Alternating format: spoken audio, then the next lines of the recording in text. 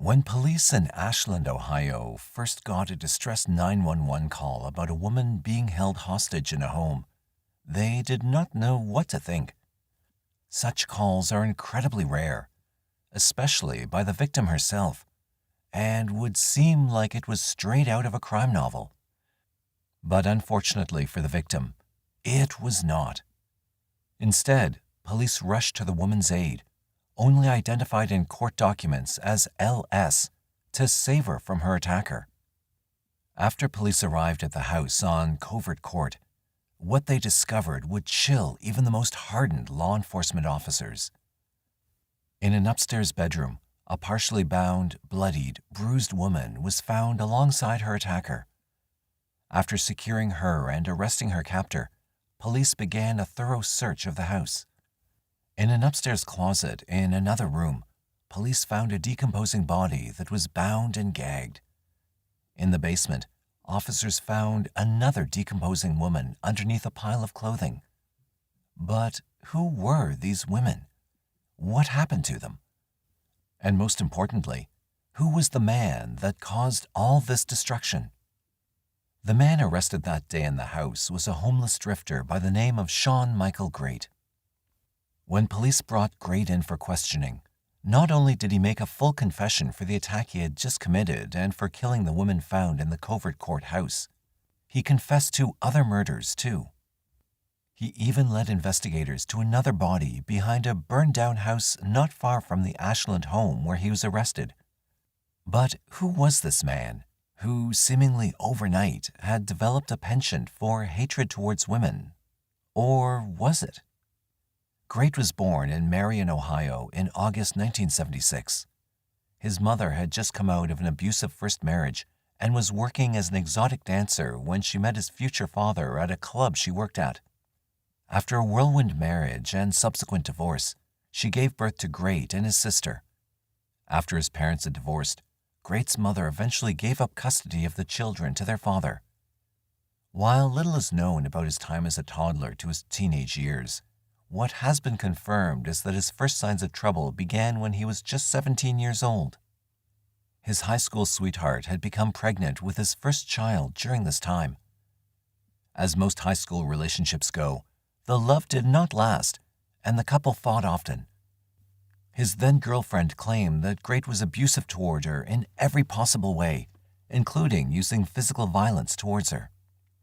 One day she was fed up with it and tried breaking up with Grate, and he did not handle the rejection well. Instead of letting her walk away, Grate began violently choking the young woman. It's unclear how she got away, but it is known that this was his first arrest. Grate pled guilty to a simple domestic violence charge and would continue on to graduate high school. After leaving high school, Grate became more or less a drifter with no job, no money, and no direction in life. To support himself, Grate would usually mooch off his friends and family for whatever he could get by with. When this support was not enough, he resorted to stealing what he wanted. It was for this that he picked up his first serious charge in 1996 when he and a friend were busted during a residential burglary. After getting a 4-year sentence, Grate served just a year and a half of it before being released in October 1997. After his release, he quickly went back to his old ways. While he had nothing going for him, that did not stop a harem of women from being attracted to him.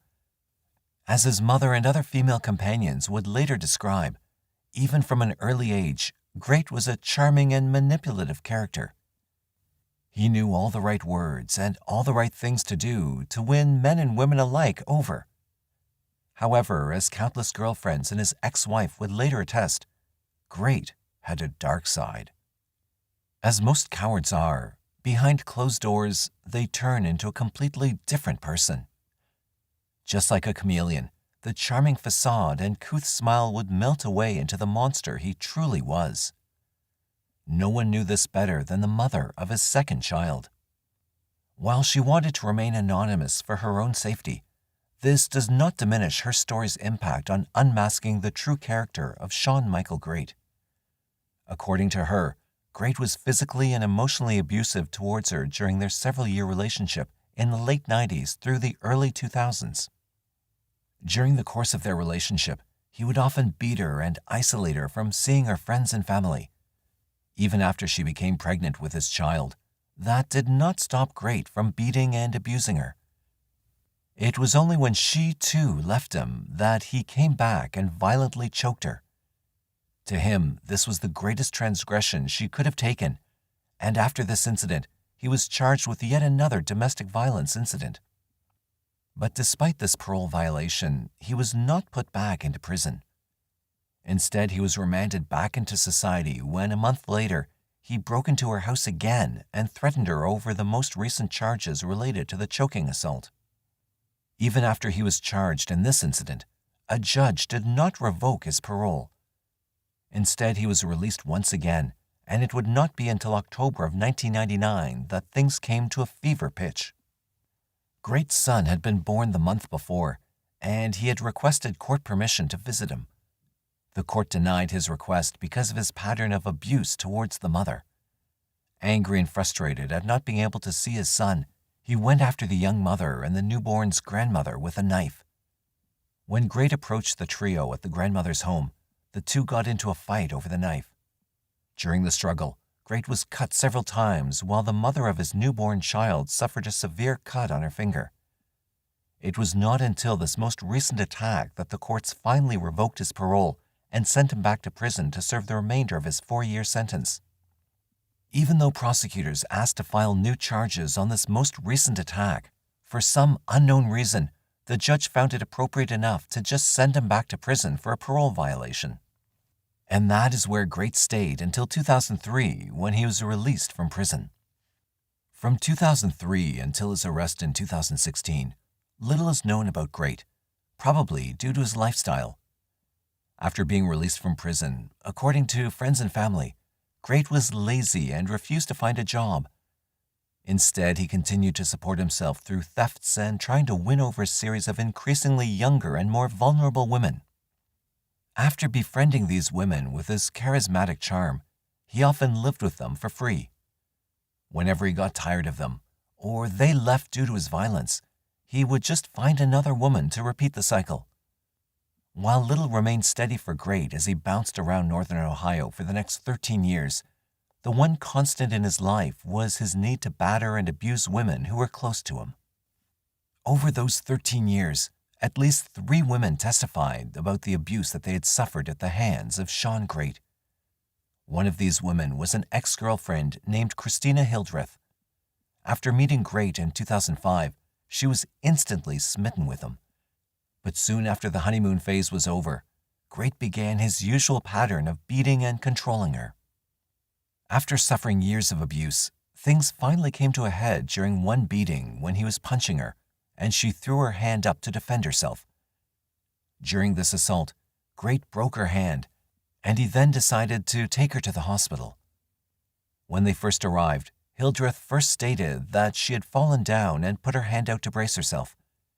It was not until Grate had left the room that she confided in the nurse that he had, in fact, been beating her. When hospital staff called the police, Grate fled. Grate tried to hide for several days, but after 4 days on the run, he returned to her home where police then arrested him. After first charging him for the assault, police also charged him for some of the other attacks he had done to her she had not previously reported. From hitting her multiple times in the face to choking her, police charged him with numerous domestic violence offenses. Perhaps most interesting in this case was the harbinger of what was to come for his future murders.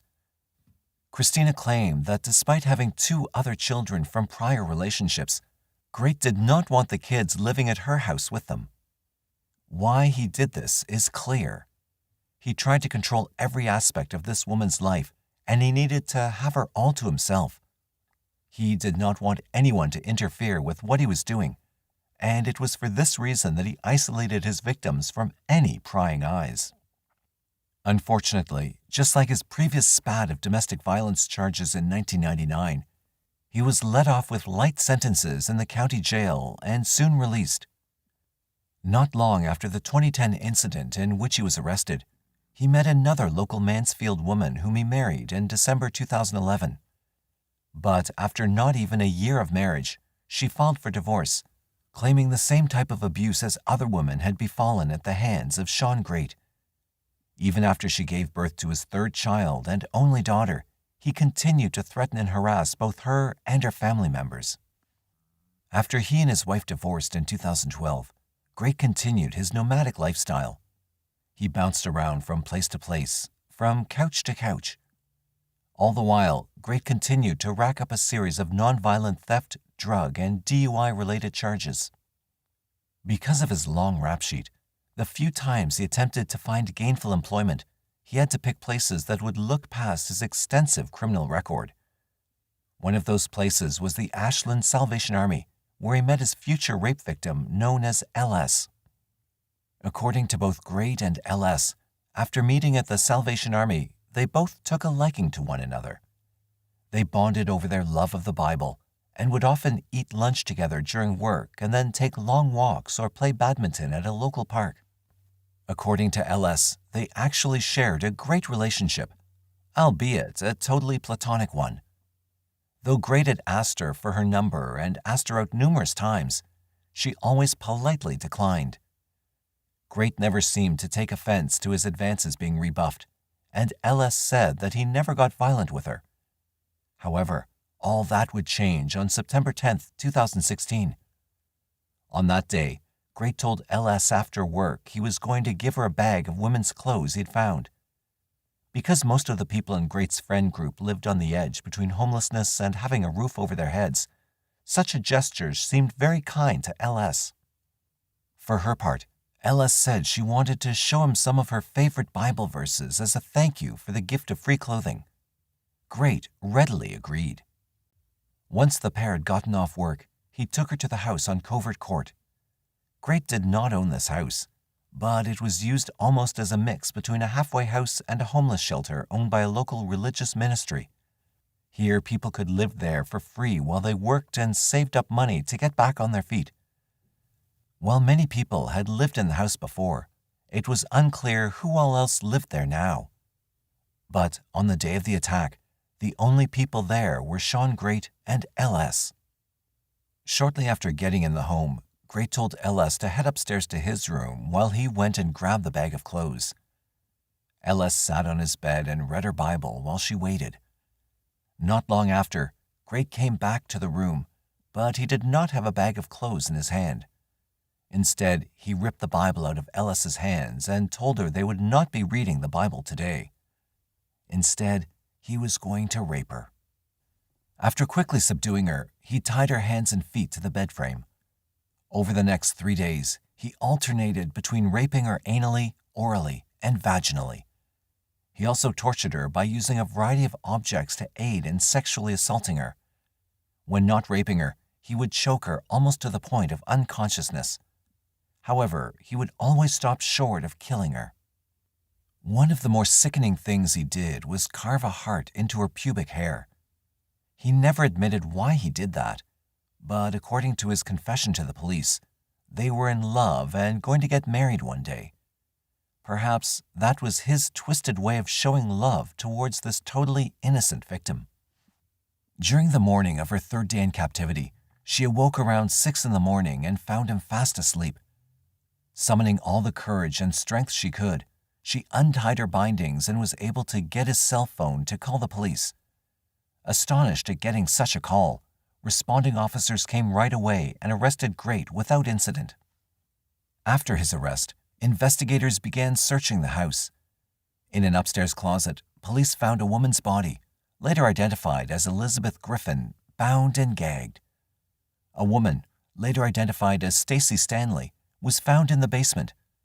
But while investigators were still trying to identify these women, police at Ashland Police Station were busy interviewing Grate about the kidnapping and rape. While he readily confessed to the crime, it was what came out of his mouth next that most shocked the officers. Not only did he admit to LS's kidnapping, imprisonment, and rape, but he also admitted to strangling the dead women found in his house. According to Grate, the woman found upstairs was named Elizabeth Griffin. He knew Elizabeth Griffin because she was a roommate of LS. According to Grate, He had been dating Griffin and had been trying to comfort her as of late regarding the plethora of mental illnesses she had suffered. While Griffin was a diagnosed paranoid schizophrenic with mania, Grate said she had been suffering from depression a lot recently.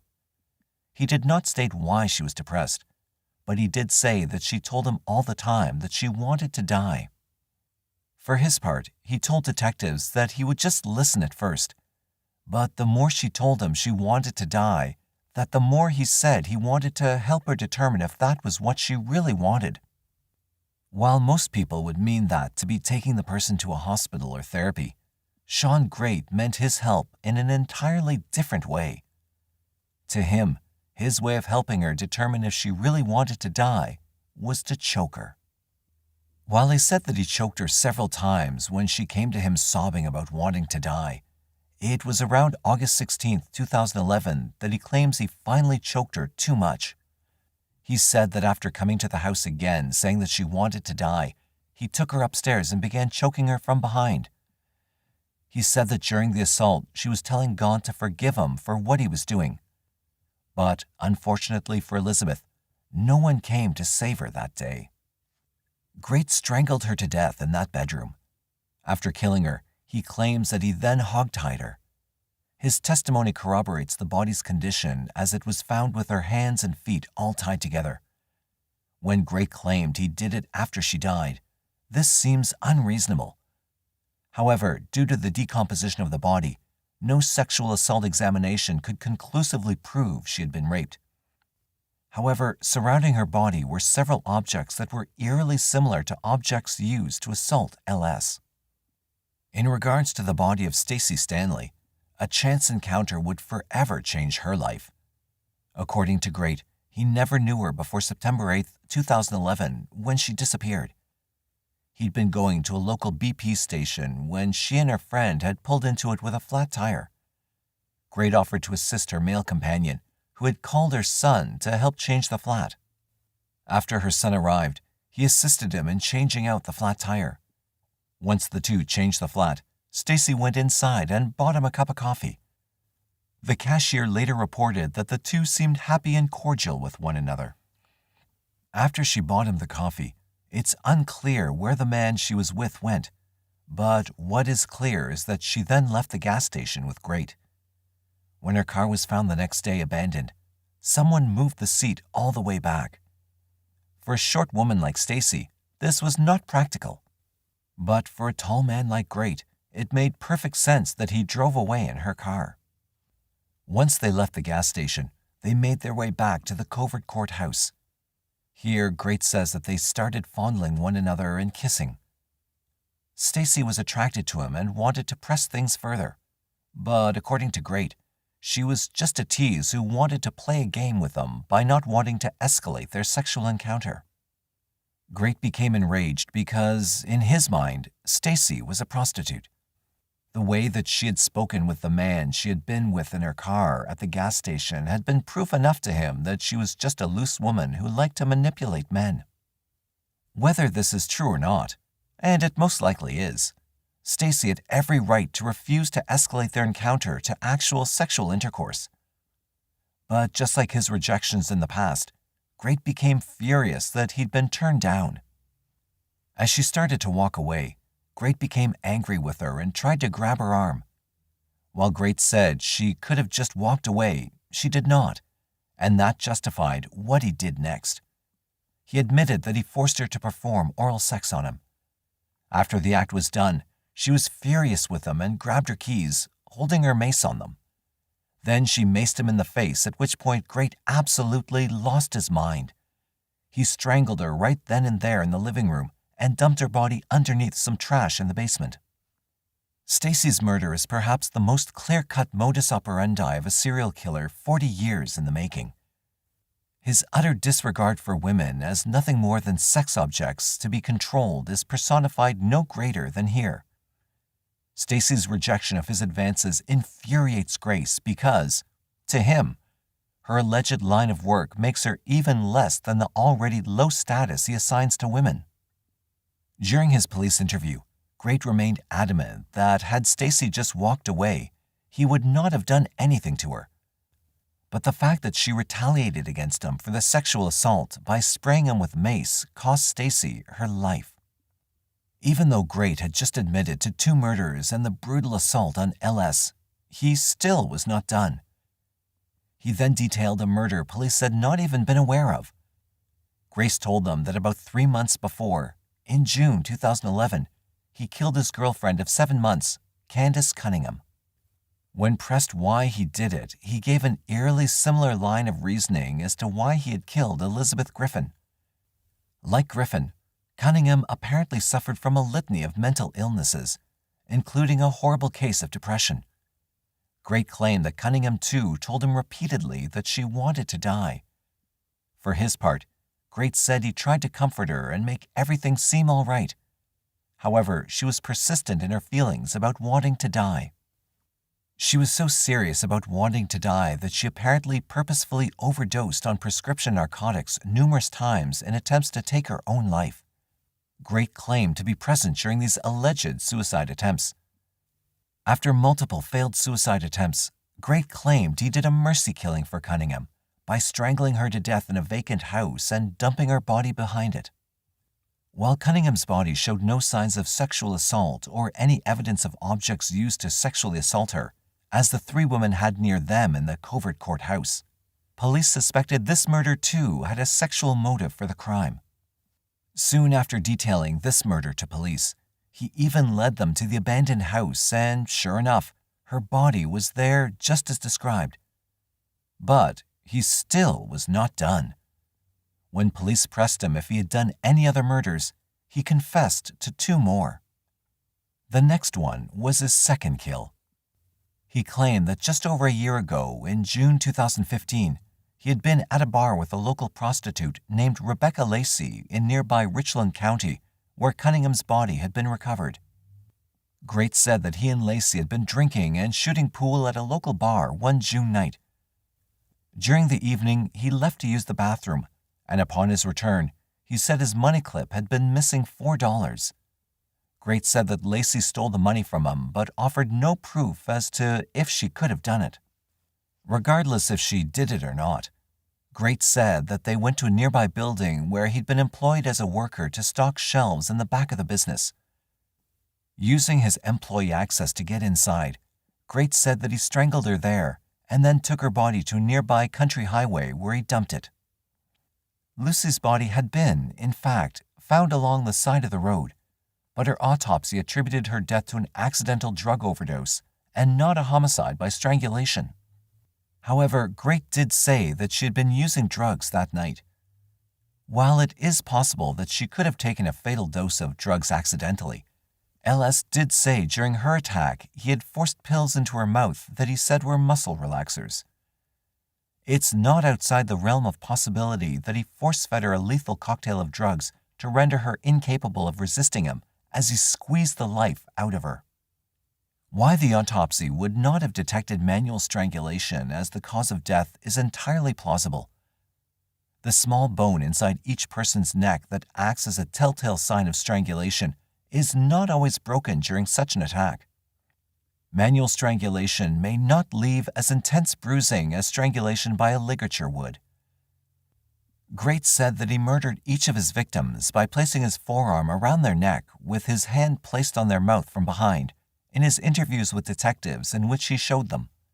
His self-described method would be even less obvious to pick up, considering that his hands and fingers would not leave distinctive marks on the victim's neck, since his forearm and bicep were the parts of his body actually putting force on the victim.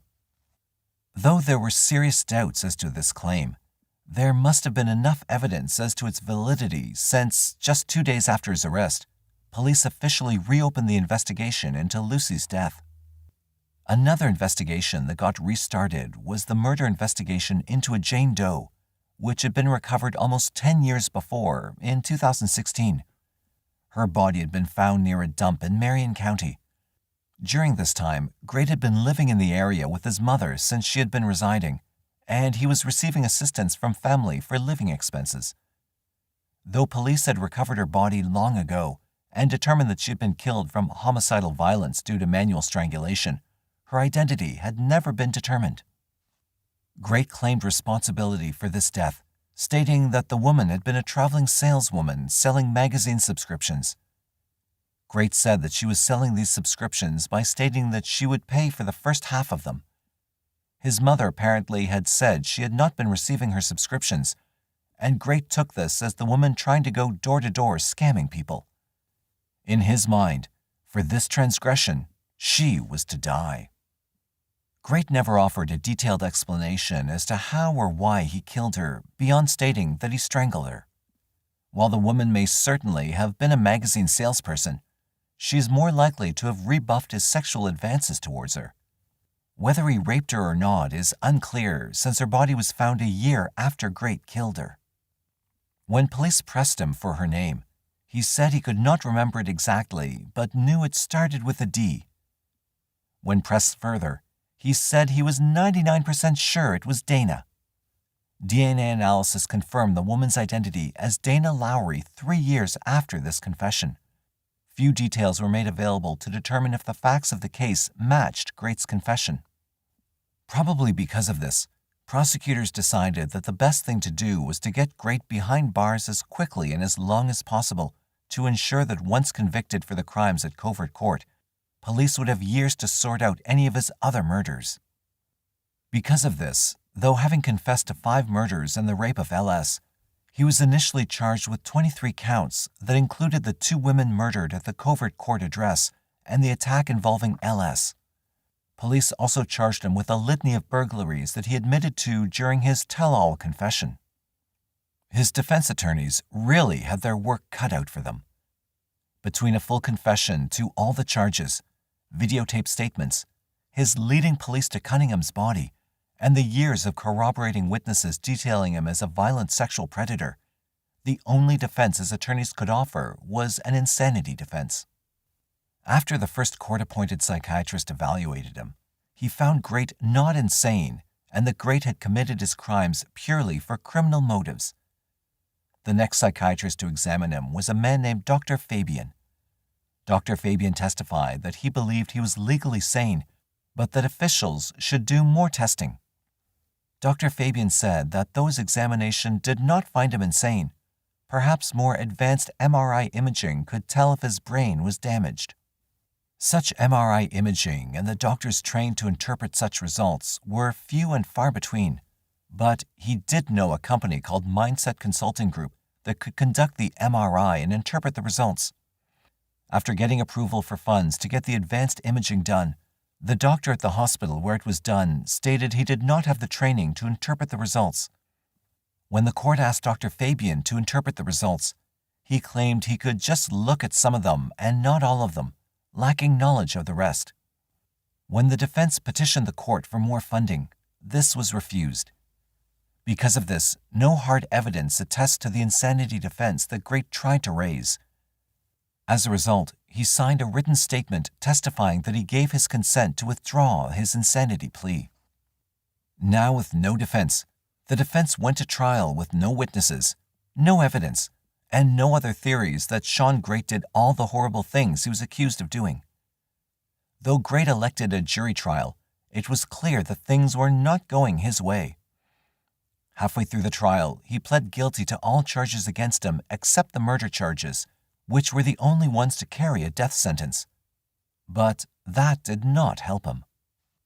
The jury found him guilty of the 2 murders, and the judge sentenced him to have all of his sentences run concurrently, meaning one after the other. With all the crimes he pled guilty to, he faced a sentence of 90 years to life on those charges alone. For the 2 murders, he was sentenced to death. But that would not be the end of Grate's legal troubles. Almost a year later, in March 2019, he pled guilty to killing Cunningham and Lacey. In September of 2019, after Jane Doe had been positively identified as Dana Lowry, he pled guilty to her murder as well. For these crimes, he received a life sentence without parole for each one. Even after withdrawing his insanity plea, Grate has been fighting his death sentence ever since. Among his claims, one of his most outlandish had to have been his kidnapping charge for LS. Grate claimed in his appeals that because she willingly walked into his bedroom, he could not be guilty of kidnapping her. The Ohio Supreme Court, of course, found this and all of his other arguments without merit. Still, the fact that he even raised such an argument shows that even after his incarceration, Grate's main purpose in life was to exert his control over women. While the Ohio Supreme Court did shoot down all his appeals, his legal team is currently working on appeals to the U.S. Supreme Court. His team's main argument to the Supreme Court has been that because his original trial lawyer withdrew his only viable defense of not guilty by reason of insanity, his counsel was ineffective since he had no defense to offer. While the rule of law allows for all those accused, like Shawn Grate, to be provided with a rigorous defense, lawyers are ethically bound not to lie. Grate's original lawyers did not want to lie by trying to raise an insanity defense that had absolutely no merit. Why Grate raises such claims shows just how much of a coward he is. He was such a hardened killer to prey on vulnerable, smaller women and snuff their lives out, thinking no one would care that they were gone. But unlike Shawn Grate, many people who cared about his victims were gone.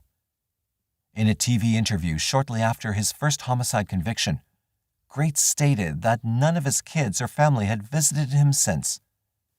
Hopefully, that will continue until he, too, dies alone and afraid like the 5 women whose lives he cut brutally short. Between June 14, 1962 and January 4, 1964, 13 single women in the Boston area were victims of either a single serial killer or possibly several killers. At least 11 of these murders were popularly known as the victims of the Boston Strangler. While the police didn't see all these murders as the work of a single individual, the public did. All of these women were murdered in their apartments, had been sexually molested, and were strangled with articles of clothing. With no signs of forced entry, the women apparently knew their assailant, or at least voluntarily led him in their homes. These were respectable women who, for the most part, led quiet, modest lives. Even though nobody's ever officially been on trial as the Boston Strangler, the public believed that Albert DeSalvo, who confessed in detail to each of the 11 official Strangler murders, as well as 2 others, was the murderer. However, at the time that DeSalvo confessed, most people who knew him personally didn't believe him capable of the vicious crimes. And today, there's a persuasive case to be made that DeSalvo wasn't the killer after all. This story presents both sides of the argument and lets you make the decision for yourself. It's not an easy decision to make, as many psychiatrists, lawyers, criminologists, authors, and friends of Albert DeSalvo have discovered. Of the 11 official Boston strangling victims, 6 were between the ages of 55 and 75. 2 possible additional victims were 85 and 69 years of age. The remaining 5 victims were considerably younger, ranging in age from 19 to 23. Not that 55 years of age is really old. Not these days, and not really in 1962. And certainly not for Anna E. Slezers, a petite divorcée who looked years younger than her age. More than a decade earlier, she'd fled Latvia with her son and daughter and settled in her small apartment in a quiet, old-fashioned neighborhood in the Back Bay area. 77 Gainsborough Street is one of many brick townhouses that's been subdivided into small apartments to meet the needs of people with limited incomes, both students and retired people. Anna Slezers, a seamstress making $60 a week, lived on the 3rd floor. On the evening of June 14, 1962, she'd finished dinner and just had enough time to take a quick bath before her son, Durousseau, was to pick her up for the Latvian memorial services that were being held in her church that night. In her robe, she went into the bathroom and turned on the water, listening to the inspiring strains of the opera Tristan und Isolde. Just before 7 o'clock, Durousseau knocked on his mother's door. No answer, and the door was locked. He was annoyed. He hadn't wanted to take his mother to the services in the first place. Durousseau pounded on the door, and then he began to get worried. Was she sick, perhaps lying helpless on the floor inside? Maybe even worse, she'd sounded so depressed on the phone when he spoke to her the night before. He threw his weight against the door twice, and it flew open. His worst fears were confirmed when he saw her lying in the bathroom with the cord from her robe around her neck. He telephoned the police and his sister in Maryland to tell her about the tragic suicide. Gerald Frank in the Boston Strangler describes how homicide detectives James Mellon and John Driscoll followed it. Mellon was always to remember his first sight of Anna Slessor's body, its sheer, startling nudity, and the shockingly exposed position in which it had been left. She lay outstretched, a fragile-appearing woman with brown bobbed hair and a thin mouth, lying on her back on a gray runner. She wore a blue taffeta housecoat with a red lining, but it had been spread completely apart in front so that from shoulders down she was nude. She lay grotesquely, her head a few feet from the open bathroom door, her left leg stretched straight toward him, the other flung wide, almost at right angles, and bent at the knees so she was grossly exposed. The blue cloth cord of her housecoat had been knotted tightly around her neck, its ends turned up so that it might have been a bow tied little girl fashion under her chin. The apartment was made to look as though it had been ransacked. Anna's purse was lying open, with its contents partially strewn on the floor. A wastebasket in the kitchen had been rummaged through with some of the trash on the floor around it. Drawers had been left open in the bedroom dresser, their contents moved about. A case of color slides had been carefully placed, not dropped, on the bedroom floor. The record player was on, but the amplifier had been turned off. But despite this attempt to make the scene look like a robbery, a gold watch and other pieces of jewelry were left untouched. Anna had been strangled with the cord of her robe, which had been tied around her neck tightly into a bow.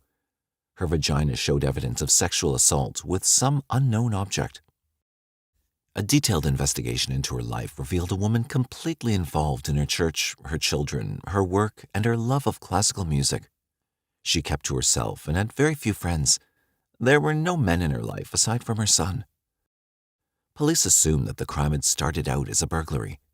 When the burglar saw the woman in her robe, he was overcome by an uncontrollable urge to molest her, killing her afterward to avoid being recognized.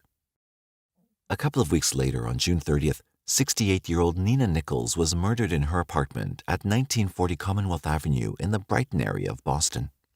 The apartment looked like it had been burglarized. Every drawer had been pulled open, and possessions lay scattered around wildly on the floor as though a tornado had ripped through it.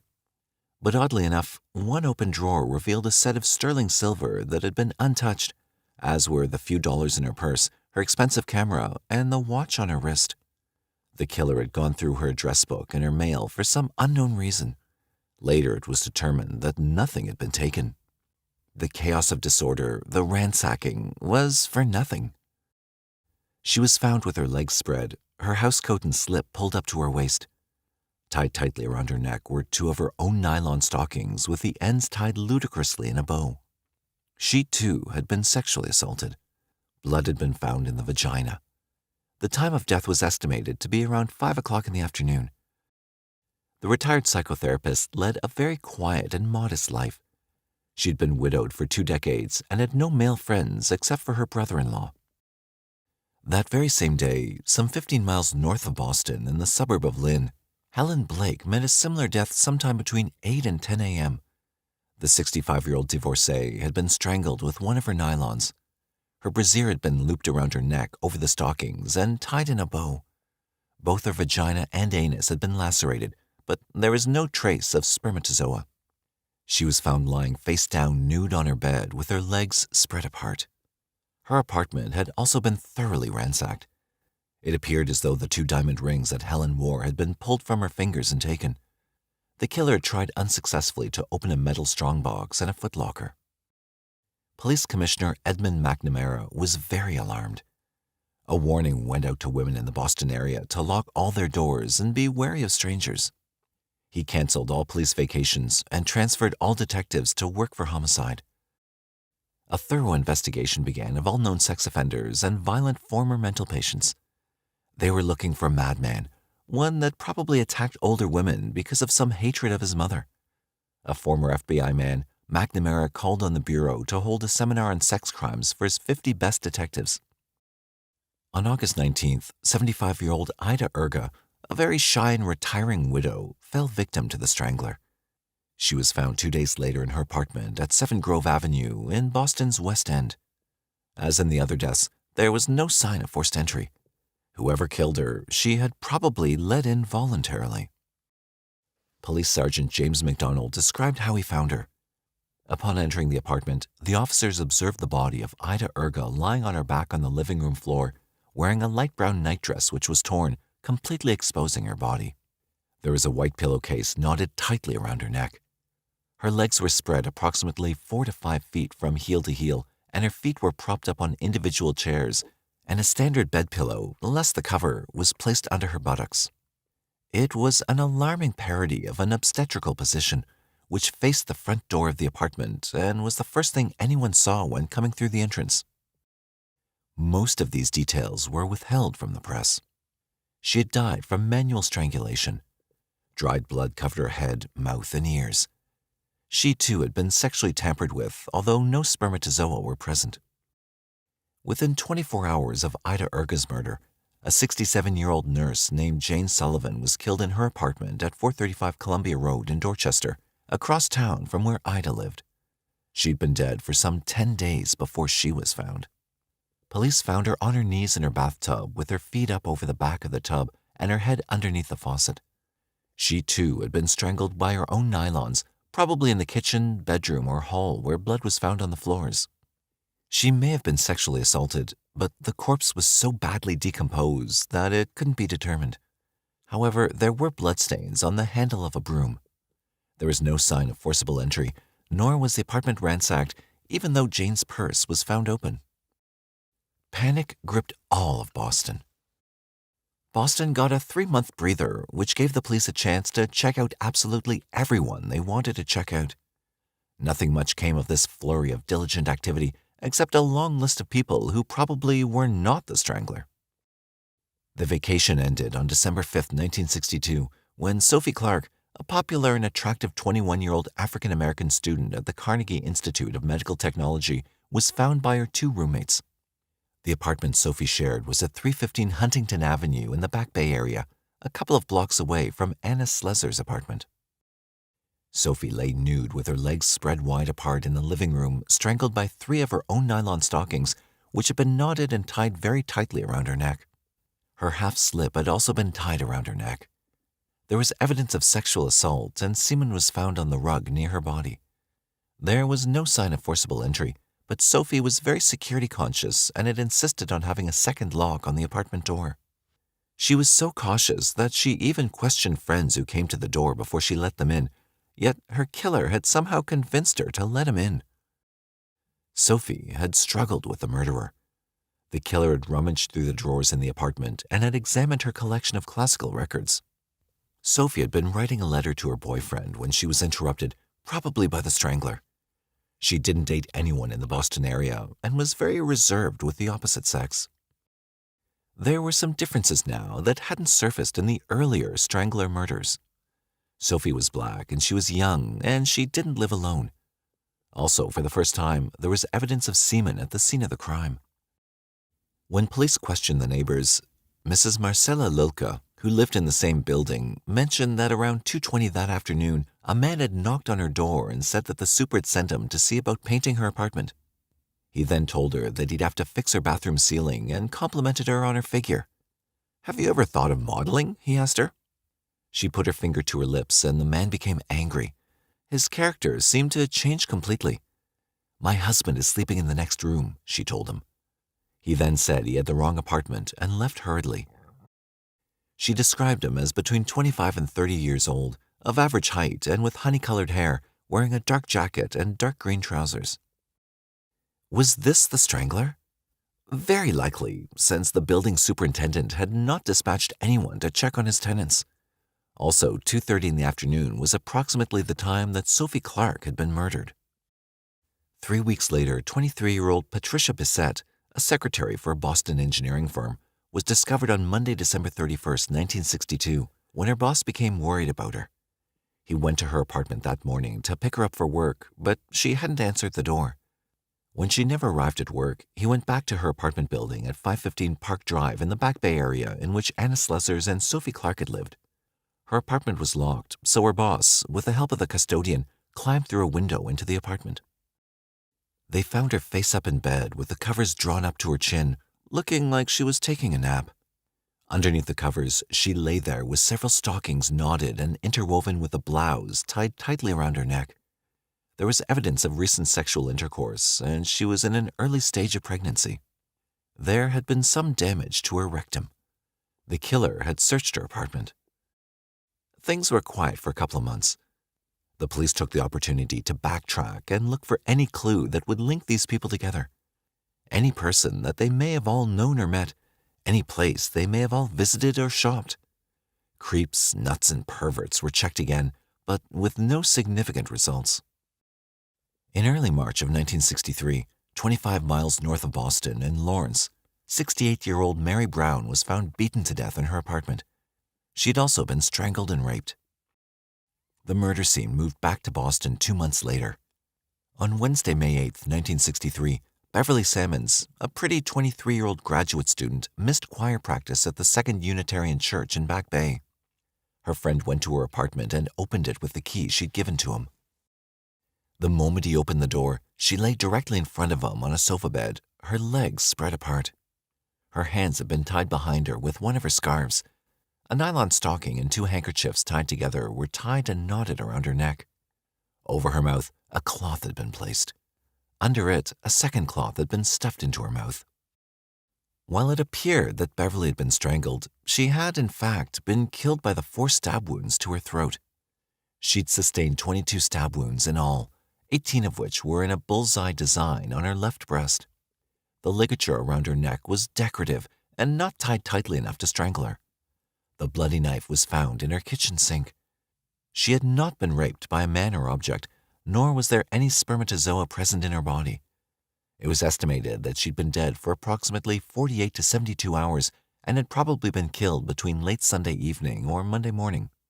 She was studying to be an opera singer and had planned to try out for the Met in New York that year. Police speculated that because of her singing, she'd developed very strong throat muscles that may have made strangulation more difficult and resulted in her stabbing. The police were getting desperate. Someone had put them in touch with an ad copywriter named Paul Gordon, who supposedly had special ESP qualities, who claimed that he knew who the Strangler was and what he looked like. The police were more than normally receptive to this untraditional approach. Paul began his description of the man who killed Anna Slezers. I picture him as fairly tall, bony hands, pale white skin, red bony knuckles, his eyes hollow-set. I was particularly struck by his eyes. His hair disturbed me a little because he has a habit of pushing back a little curl of hair that falls on his forehead. He's got a tooth missing in the upper right front of his mouth. He's in a hospital or some kind of home. He's not confined. I know that because I see him walking across a wide expanse of lawn.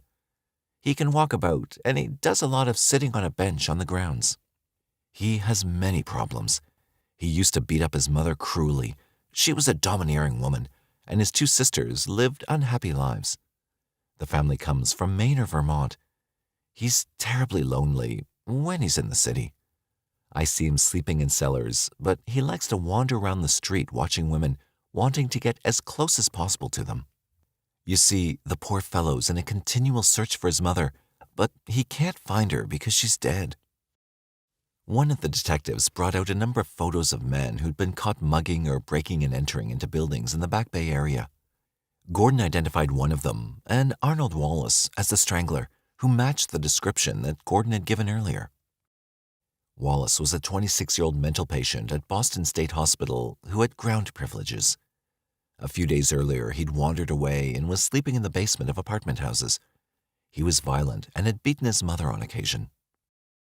Then Gordon switched to the murder of Sophie Clark, correctly describing her apartment in minute detail as though he'd been there.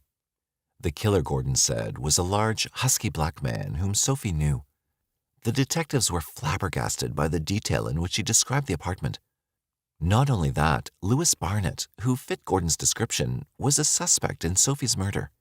He dated her once, and it was possible that she would have let him into her apartment. Gordon said that the Strangler would identify himself soon and confess. And when this fellow confesses, it's going to be like a big carpet rolled out in front of you, and all the answers will be so simple, you'll kick yourself for months at a time that you couldn't see it. When the police went to check on Arnold Wallace, they found out that he'd escaped the hospital 5 or 6 times, which happened to coincide with the strangling deaths. Gordon also went to the hospital so that he could see Arnold Wallace in the flesh. "He's the man," Gordon told them positively. The police decided to look into Gordon's activities before they went any further with Arnold Wallace. Gordon had been to the hospital before he talked to the police, so he could have seen Arnold on the grounds. Maybe the whole thing was a hoax. Maybe Gordon was the strangler.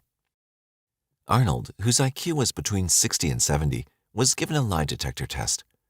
His low intelligence and his inability to distinguish between fantasy and reality made communication difficult. The test was inconclusive. He was taken back to the hospital while police tried to check out all of the circumstantial evidence. There was another quiet period during the summer of 1963. June, July, and August passed without another strangling. Then, on September 8, 1963, in Salem, Evelyn Corbin, a pretty 58-year-old divorcee who passed herself off as more than a decade younger, was found murdered. She'd been strangled with 2 of her nylon stockings. She lay across the bed face up and nude. Her underpants had been stuffed into her mouth as a gag. Around the bed were lipstick-marked tissues that had traces of semen as well. Spermatozoa were found in her mouth, but not in her vagina. Her locked apartment had been searched, but apparently nothing was stolen. A tray of jewelry had been put on the floor, and her purse had been emptied onto the sofa. One strange clue couldn't be explained. Outside her window on the fire escape was a fresh donut, which was not deposited or thrown there by anyone in the building. On November 25th, the Boston area was still grieving the loss of their beloved President John F. Kennedy, who'd been assassinated 3 days earlier. While most Americans stayed numbly glued to their television sets, Joanne Graff was raped and murdered in her ransacked Lawrence apartment. The very conservative and religious 23-year-old industrial designer had died shortly before the president. 2 nylon stockings had been tied in an elaborate bow around her neck. There were teeth marks on her breast. The outside of her vagina was bloody and lacerated. At 3:25 p.m., the student that lived above her heard footsteps in the hall. His wife had been concerned that someone had been sneaking around in the hallways, so he went to the door and listened. When he heard a knock on the door of the apartment opposite his, the student opened his door to find a man of about 27 with pomaded hair, dressed in dark green slacks and a dark shirt and jacket. "Does Joan Graff live here?" he asked, mispronouncing Joanne's name. The student told him that Joanne lived on the floor below the apartment at which he was knocking. Moments later, he heard the door open and shut on the floor beneath them and assumed that Joanne had let the man into her apartment. 10 minutes later, a friend telephoned Joanne, but there was no answer. The morning before Joanne's death, in the apartment down the hall from Joanne's, a woman heard someone outside her door. Then she saw a piece of paper being slipped under her door. She watched, mesmerized, as it was being moved from side to side soundlessly. Then, suddenly, the paper vanished and she heard footsteps.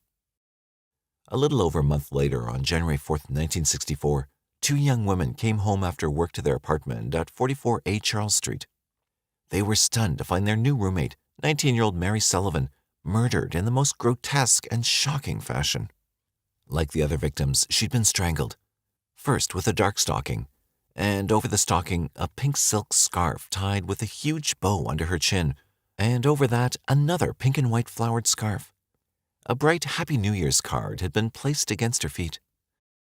It got worse. She was in a sitting position on the bed with her back against the headboard. Thick liquid was dripping from her mouth onto her exposed breasts. A broomstick handle had been rammed 3.5 inches into her vagina. Enough was enough.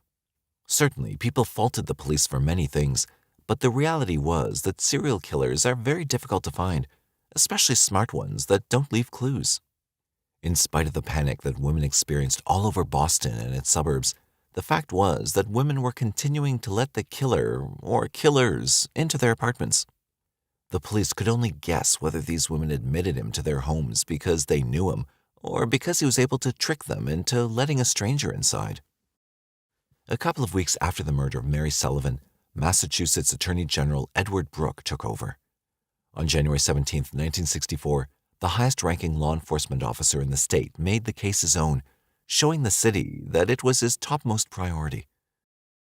Brooke was no ordinary law enforcement type, nor was he an ordinary politician. He was a very handsome, intelligent, and polished professional. He was also the only African-American attorney general in the country.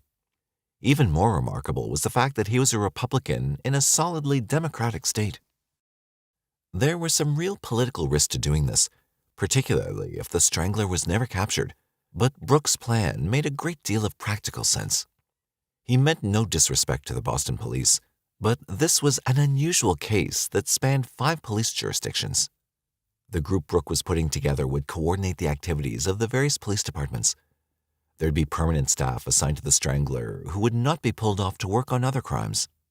There'd be no withholding of information between the area's police departments because of petty jealousies or feuds. Furthermore, Brooks's task force would mollify the newspapers. 2 women reporters, Jean Cole and Loretta McLaughlin, for the Record American, had made a crusade out of exposing the Boston Police Department's mistakes, charging them with extreme inefficiency. To head up this task force, formerly called the Special Division of Crime Research and Detection, he selected a close friend, Assistant Attorney General John S. Bottomley. Bottomley was a controversial choice because of his lack of experience in criminal law. However, as Bottomley's supporters pointed out, he was exceptionally honest and bubbled over with enthusiasm. It was a non-traditional case, and Bottomley was a man of non-traditional methods. Not everyone shared the enthusiasm about Bottomley's qualifications.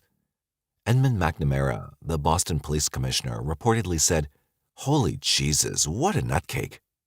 Novelist George V. Higgins, who worked for the Associated Press at the time, said that he never heard a reference to Bottomley without the word asshole attached as either a suffix or a prefix. I started to think maybe it was part of the guy's name. Bottomley's top team consisted of Boston Police Department's Detective Philip DiNatale and Special Officer James Mellon, Metropolitan Police Officer Stephen Delaney, and State Police Detective Lieutenant Andrew Tooney. Dr. Donald Kenneth headed up a medical psychiatric advisory committee with several well-known experts in forensic medicine. 2 months later, Governor Peabody offered a $10,000 reward to any person furnishing information leading to the arrest and conviction of the person who had committed the murders of the 11 official victims of the Strangler. The Strangler Bureau, as the task force became known, had several major pieces of business before it could hit the ground running. It had to collect, organize, and assimilate over 37,000 pages of material from the various police departments that had been involved in the case. For the medical committee, they had the task of developing the profile of the kind of person who would commit the murders.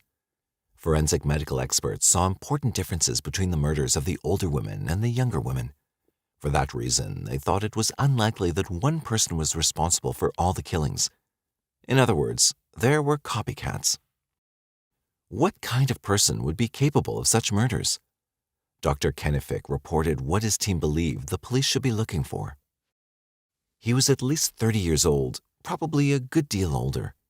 He's neat, orderly, and punctual. He either works with his hands or has a hobby involving handiwork. He's most probably single, separated, or divorced. He would not impress the average observer as crazy.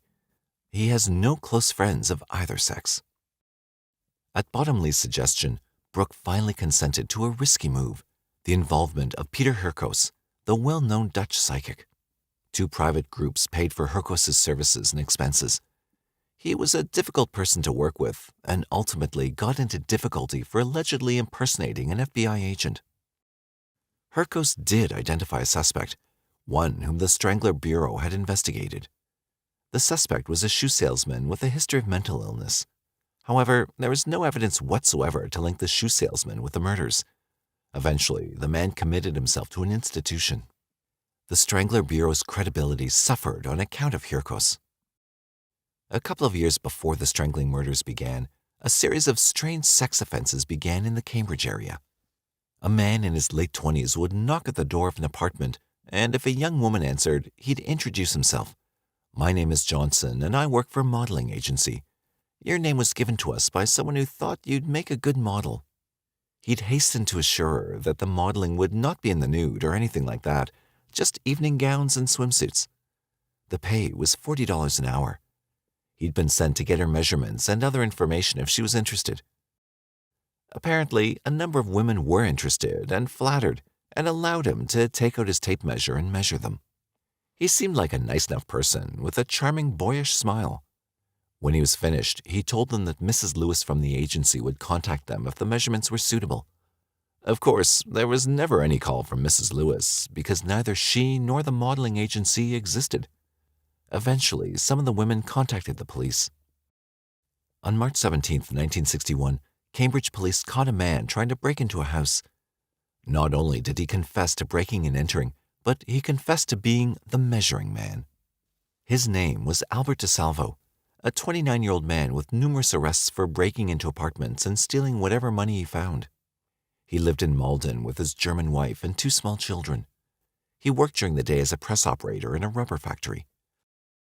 When asked why he perpetrated this pathetic charade, he responded, "I'm not good looking, I'm not educated, but I was able to put something over on high-class people. They were all college kids, and I never had anything in my life, and I outsmarted them." The judge, ultimately sympathetic to DeSalvo's role as a bread earner, reduced the sentence he received to 18 months. With good behavior, DeSalvo was released in April of 1962, 2 months before the first victim of the Strangler, Anna Slesers, was found. Albert DeSalvo was born in Chelsea, Massachusetts on September 3, 1931. His parents, Frank and Charlotte, had 5 other children. His father was a violently abusive man who regularly beat his wife and children. As a boy, he was delinquent and arrested more than once on assault and battery charges. Throughout his adolescence, he went through periods of very good behavior and then lapsed into petty criminality. His mother, Charlotte, remarried and did her best to keep her son out of trouble. Their relationship, aside from the disappointments she suffered when he got into trouble, was a reasonably good one. He was in the Army from 1948 through 1956 and was stationed for a while in Germany. There he met his wife, Irmgard Beck, an attractive woman from a respectable family. At one time he was promoted to Specialist E5, but later was demoted to private for failing to obey an order. He received an honorable discharge. In 1955, he was arrested for fondling a young girl, but the charge was dropped. That year, his first child was born. Judy had a physical handicap in the form of congenital pelvic disease. This problem had a large impact on DeSalvo's home life. His wife was terrified that she'd have another child with a physical handicap and did everything she could do to avoid sex. DeSalvo, on the other hand, had an abnormally voracious sexual appetite, requiring sex many times a day. Between 1956 and 1960, he had several arrests for breaking and entering. Each time he received a suspended sentence. In 1960, his son Michael was born without any physical handicaps. In spite of his brushes with the law, Albert seemed to stay employed. After he worked as a press operator at American Built-Right Rubber, he worked in a shipyard and subsequently as a construction maintenance worker. Most people who knew Albert DeSalvo liked him. His boss characterized him as a good, decent family man and a good worker. He was a very devoted family man and treated his wife with love and tenderness. Aside from being a thief, he had another serious character weakness. He was a confirmed braggart. He always had to top the other guy, no matter what the situation was. Police Commissioner Edward McNamara summarized the problem. DeSalvo's a blowhard. Early in November of 1964, almost 3 years after he'd been released from jail, DeSalvo was arrested again. This time the charges were more serious than breaking and entering and measuring prospective models.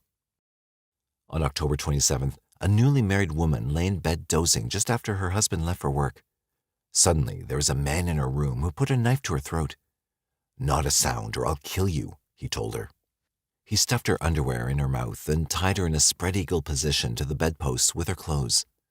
He kissed her and fondled her, and then he asked her how to get out of the apartment. "You be quiet for 10 minutes. Finally, he apologized and fled. She got a very good look at his face. The police sketch reminded the detectives of the measuring man. They brought DeSalvo to the station, where she was able to observe him through a one-way mirror. There was no doubt about it. He was the man. DeSalvo was released on bail. Routinely, his photo went over the police teletype network, and soon calls came in from Connecticut where they were seeking a sexual assailant they called the Green Man because he wore green work pants. Police arrested him at home and arranged for the victims to identify him. He was mortified that his wife would see him in handcuffs. His wife wasn't surprised. Albert was obsessed with sex. No one woman would ever be enough for him. In fact, the Green Man had assaulted 4 women in one day in different towns in Connecticut. His wife told him to be completely truthful and not to hold anything back. He admitted to breaking into 400 apartments and a couple of rapes. He had assaulted some 300 women in a 4-state area. Given DeSalvo's tendency to aggrandize, it was difficult to tell if the number was really that high. Many of the instances had gone unreported, and in those that were, the women were reticent to describe what all he did to them. "If you knew the whole story, you wouldn't believe it," he told one of the cops. "It'll all come out. You'll find out." DeSalvo was sent to Bridgewater State Hospital for observation. While the police didn't believe that DeSalvo could be the Strangler, they wanted the psychiatrist there to examine him. Shortly after DeSalvo arrived at Bridgewater, a dangerous man named George Nassar also became an inmate. He'd been charged with a vicious execution-style murder of a gas station attendant. Nassar was no ordinary thug. His IQ approached genius level, and his ability to manipulate people was highly developed. While in prison for an earlier murder, he'd been studying Russian and other subjects. He was put in the same ward with DeSalvo and became his confidant. In early March of 1965, DeSalvo's wife Irmgard got a call at her sister's house in Denver from a man named F. Lee Bailey, who said he was Albert's attorney. He told her to assume a different name, leave the area with her children, and go into hiding at once to avoid the deluge of publicity that was going to descend on her if she didn't do what he said. "Something big is going to blow up about Albert. It'll be on the front pages of every newspaper in 24 hours. I'm flying out to see you tomorrow so I can help you myself." The next day, she was told that Albert had confessed to being the Strangler. She hung up on the man in disbelief. She couldn't understand why he'd confessed to such a lie. There was no way that she could believe that he was capable of such brutality. It had to be another of Albert's attempts to make himself seem important. Some newspapers must be offering him money. That had to be the reason. What had brought all of this about? Well, Albert was starting to think about money. Money specifically to support his family while he was in jail. He had a pretty good idea that with the charges against him, he could end up spending the rest of his life in jail. Somehow, he had to take care of Irmgard and his 2 children. The idea of selling a story and collecting reward money began to take shape in his mind. Some months earlier, before Albert was sent to Bridgewater, his lawyer, John S. Gearson, went to see Albert, who asked him, "What would you do if someone gave you the biggest story of the century?" "Do you mean the Boston Strangler?" Albert said yes. "Are you mixed up in all of them, Albert? Did you do some of them?" "All of them," Albert admitted. He thought the story might bring some money for his family. As Gearson wasn't quite sure what to do with this information and seriously considered the possibility that Albert was insane, he began a quiet inquiry. In the meantime, Albert went to Bridgewater and struck up his friendship with George Nassar. Regardless of whose idea it was, the two discussed the reward money for information leading to the conviction of the Strangler. Nassar and DeSalvo mistakenly assumed that $10,000 would be paid for each victim of the Strangler, or a total of $110,000 for the 11 official victims. If Nassar turned him in and DeSalvo confessed, they could work out a deal to split the money. DeSalvo, who expected to spend the rest of his life in an institution, did not intend to get himself executed. But then, no one had been executed in the state for 17 years. There was a good chance that he could convince the shrinks that he was insane and could spend the rest of his life in a mental hospital instead of a prison. Not too bad, considering the alternatives, especially when he didn't have to worry about money for his family. F. Lee Bailey, who had already distinguished himself in the Dr. Sam Shepard case, was George Nassar's lawyer. Bailey heard about DeSalvo from Nassar and went to visit Albert with a dictaphone on March 6th. Not only did Albert confess to the murders of the 11 official victims, but he also admitted to killing 2 other women, Mary Brown in Lawrence, and another elderly woman who died of a heart attack before he could strangle her. F. Lee Bailey, in The Defense Never Rests, says he felt very comfortable being around DeSalvo. That was one of the pieces that fell into place in the puzzle of the Boston Strangler. It helped explain why he'd been able to evade detection despite more than 2.5 years of investigation. DeSalvo was Dr. Jekyll. The police had been looking for Mr. Hyde. One of the things that struck me about DeSalvo at our first meeting was his courteous, even gentle manner. I stared at him, seriously considering the possibility that he might be the Strangler, and I felt something that verged on awe. As for DeSalvo, his gaze dropped from time to time in what appeared to be embarrassment. DeSalvo was 33 at the time, about 5'9" with broad shoulders and an extremely muscular build. His brown hair was combed back in an exaggerated pompadour. His nose was very large, and his easy smile was emphasized by even white teeth. When Bailey questioned him about what DeSalvo wanted of him, DeSalvo was quite forthright. "I know I'm going to have to spend the rest of my life locked up somewhere. I just hope it's a hospital, and not a hole like this," meaning Bridgewater. "But if I could tell my story to someone who could write it, maybe I could make some money for my family." Bailey thought that there must be some way to allow him to confess without setting him up for execution. But foremost in Bailey's mind was determining if DeSalvo was really guilty without putting his client in jeopardy. Bailey called Lieutenant Donovan and suggested that he might have a suspect for him, but first he wanted Donovan to provide him with some questions to ask the suspect that would help determine if he was for real. Armed with his dictaphone, Bailey went to visit DeSalvo a second time on March 6, 1965. Albert mentioned that Detective DiNatale from the Attorney General's Strangler Bureau had taken a sudden interest in him and had come to take his palm print the day before. Bailey had to work fast if he was going to be able to protect his client. Bailey says of that interview, "I became certain that the man sitting in that dimly lit room with me was the Boston Strangler." Anyone experienced in interrogation learns to recognize the difference between a man speaking from life and a man telling a story that he's either made up or has gotten from another person. DeSalvo gave me every indication that he was speaking from life. He wasn't trying to recall words. He was recalling scenes he had actually experienced. He could bring back the most inconsequential details, the color of a rug, the content of a photograph, the condition of a piece of furniture. Then, as if he were watching a videotape replay, he would describe what had happened, usually as unemotionally as if he were describing a trip to the supermarket. DeSalvo described his attack on 75-year-old Ida Erga in August of 1962. "I said I wanted to do some work in the apartment, and she didn't trust me because of the things that were going on, and she had a suspicion of allowing anybody into the apartment without knowing who they were. And I talked to her very briefly and told her not to worry.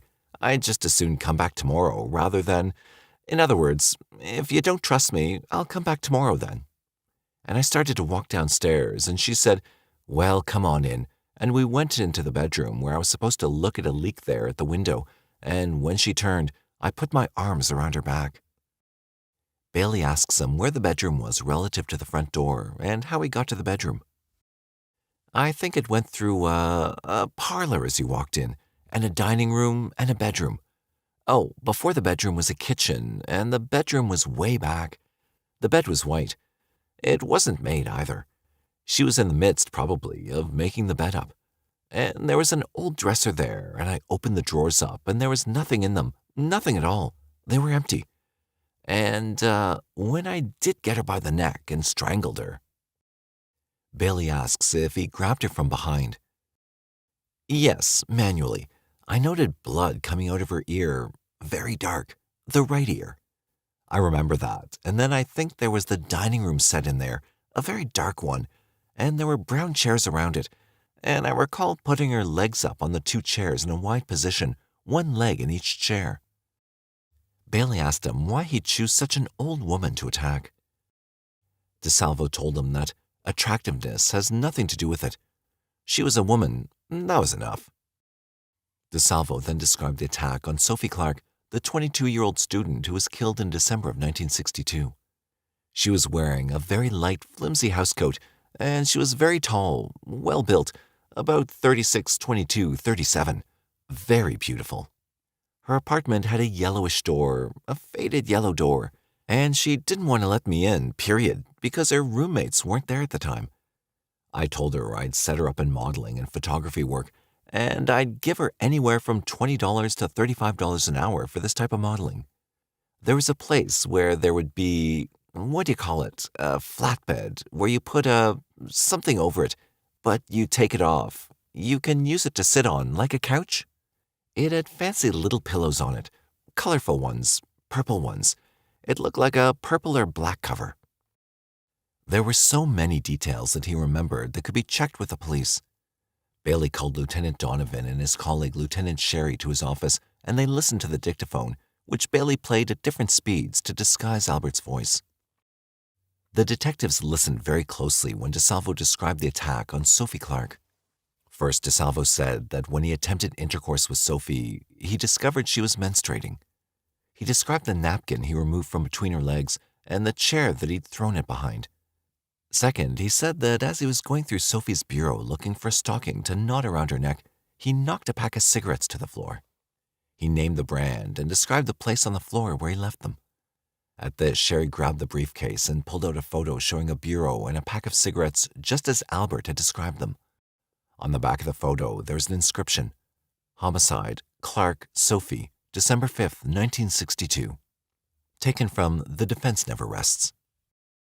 Commissioner McNamara and Dr. Ames Roby, the psychiatrist at Bridgewater, were called into the consultation. After talking with DeSalvo, Bailey got him to agree to cooperate with the police and take a lie detector test. They really couldn't go too far without getting John Bottomley, the head of Edward Brooks's Strangler Bureau, involved. Subsequently, there was a lot of unpleasant legal wrangling while Bailey tried to protect his client from execution, and Attorney General Brooke wanted to keep control of the investigation.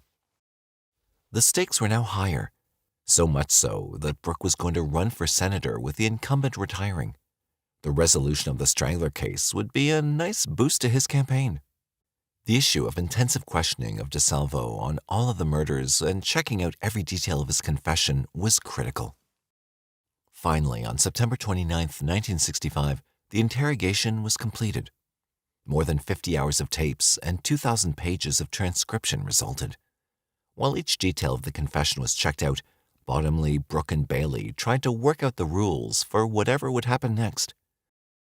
The original doubts about whether DeSalvo really was the Strangler were quickly dissipating. Details piled upon details as DeSalvo recalled the career of the Strangler, murder by murder. He knew there was a notebook under the bed of victim number 8, Beverly Salmons. He knew the Christmas bells were attached to Patricia Bizet's door. He drew accurate floor plans of the victims' apartments. He said he'd taken a raincoat from Anna Slezer's apartment to wear over his t-shirt because he'd taken off his blood-stained shirt and jacket. Detectives found that Mrs. Slezer's had bought 2 identical coats and had given one to a relative.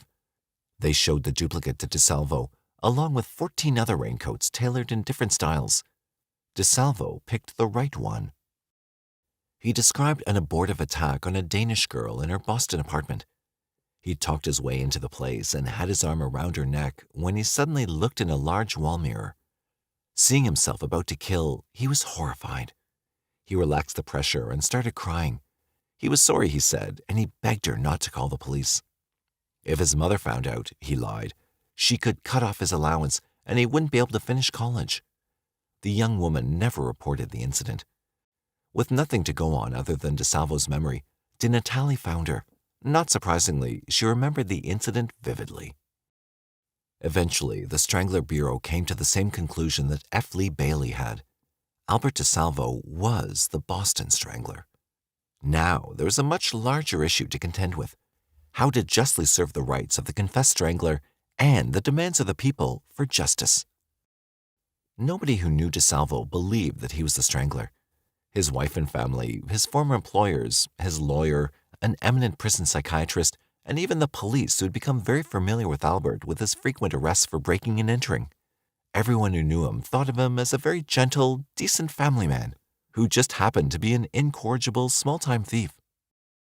Susan Kelly and The Boston Stranglers, the public conviction of Albert DeSalvo and the true story of 11 shocking murders, makes a persuasive argument for DeSalvo being innocent of the strangling murders.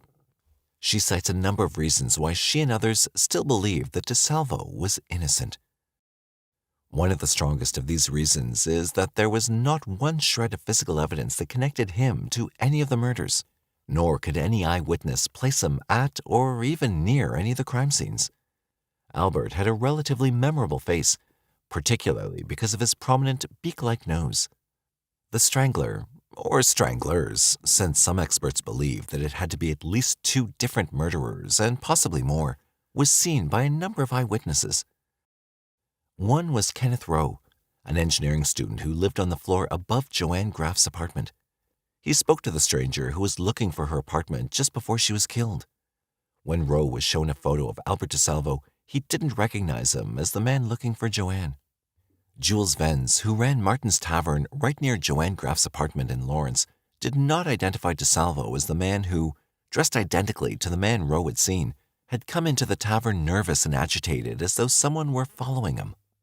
Eileen O'Neill could not identify DeSalvo as the man whom she saw in Mary Sullivan's bathroom window around the time of her death. Plus, Kelly points out, 3 fresh Salem cigarette butts were found in an ashtray near Mary Sullivan's bed. Neither Mary nor her roommate smoked this brand. A Salem cigarette butt was found floating in the toilet of apartment 4C at 315 Huntington Avenue in Boston the day Sophie Clark died there. Albert DeSalvo did not smoke. Even more remarkable were the reactions that 2 very important eyewitnesses had to seeing Albert and his killer friend, George Nasser. Marcella Luca, who lived in the same apartment building as Sophie Clark, had an encounter with a man named Mr. Thompson, who said he'd come to paint her apartment. This man was about 5'9", with pale honey-colored hair, combed straight back over an oval face. She said he could have been a light-skinned black or a white man. She estimated his age at about 25 years old. She got rid of him by telling him that her husband was asleep inside her apartment. This encounter was just before Sophie Clark was murdered. Mrs. Luca later sketched for police a portrait of Thompson. It showed a delicately featured young man with a long, narrow face, a very thin nose, a pointy chin, and large almond-shaped eyes. It looks nothing like Albert DeSalvo. When Albert began confessing to the stranglings, Bottomley rounded up Mrs. Lulka and Gertrude Gruen so that they could secretly view Albert in prison. Gertrude Gruen was considered at that time the only woman who survived an encounter with the Strangler. She'd given her attacker a good fight and he fled. Both women thought that they were coming to view one man, Albert DeSalvo. Neither realized that they would see another man also, George Nasser. The women posed as visitors in the prison's visiting room. Nasser was the first one to enter the room to meet with a prison social worker. Gerald Frank describes this unexpected reaction. George Nasser darted a sharp glance at her, Gruen, and then a second. She thought there's something upsetting, something frightening familiar about that man. Could he know her? At that moment, DeSalvo entered and took his place across the table from Dr. Allen. Miss Gruen looked at him. No, he was not the man who talked with her, attempted to strangle her, the man with whom she fought, the man who fled when her screams brought workers on the roof peering into her windows. But the man now talking to the social worker, the man who had turned his dark eyes on her so sharply. Moments later, in Dr. Roby's office, surrounded by police, she said agitatedly, "I don't know what to say. I'm so upset." She appeared on the verge of a breakdown. Finally, she was able to talk. It was not Albert DeSalvo, she said. When she'd been shown his photographs a week earlier, she'd thought she saw certain similarities. Now I know he's not the man, she said. But the first man who entered, George Nasser, I realize how shocked I was when I saw him. To see this man, his eyes, his hair, his hands, the whole expression of him. He looked like the man who attacked her, walked, carried himself like him, his posture. My deep feelings are that he had very great similarities to the man who was in my apartment. But she was not sure. She wept with frustration. She wanted so badly to identify this man. And Marcella Lulka, who had also been brought to identify DeSalvo? She hadn't been sure when shown his photographs a few days before. Now, she said, seeing him in person, she must definitely eliminate him. But the prisoner who preceded him, Nasser, when she saw him enter, her heart jumped. In every way but one, his eyes, his walk, his furrowed face, his dark, speculative gaze. He was her mysterious caller of that dreadful afternoon. Only his hair was different. Mr. Thompson had honey-colored hair, as she had told detectives. This man's hair was black. Might it not have been dyed the day she saw him? The motive for DeSalvo confessing to the crimes remains the same whether he actually committed them or not. He believed that he'd be spending the rest of his life in jail for the Green Man attacks and wanted to use the confession to raise money to support his wife and children. Plus, to a braggart like DeSalvo, being the notorious Boston Strangler would make him world famous. Dr. Roby testified that Albert so badly wanted to be the Strangler. One of the key issues that Kelly addresses, with mixed success, is the accuracy of the voluminous confession and its myriad of details, some of which were correct and some of which weren't. How did Albert DeSalvo, a man of average or less than average intelligence, convincingly absorb so many details about the victims in their apartments if he wasn't the Strangler? Kelly points out that Albert had an exceptional memory. Dr. Roby testified that he had absolute, complete, 100% total photographic recall. One of his lawyers, John S. Gearson, noted that Albert had a phenomenal memory. Another of his lawyers, Tom Troy, agreed. It was remarkable. Roby cites an example of how he tested Albert's ability to make instantaneous mental carbon copies of people, places, and things. We had a staff meeting at Bridgewater with about 8 people. Albert walked in and walked out. The next day, we had him brought back in. Everyone had on different clothes, was sitting in different positions. I said, "Albert, you remember coming in yesterday? Describe it." Albert did, perfectly. She also cites a number of sources of information available to Albert to learn what he did about the crimes. The newspaper accounts were extraordinarily detailed. The Record American printed up a chart along with the victims' photos called The Facts on Reporter's Strangle Worksheet. This chart was a summary of all the important details of each crime, what victims were wearing, their hobbies, affiliations, etc. Kelly says that DeSalvo had memorized this chart is apparent because in his confession to John Bottomley, he regurgitated not only the correct data on it, but the few pieces of misinformation it contained as well.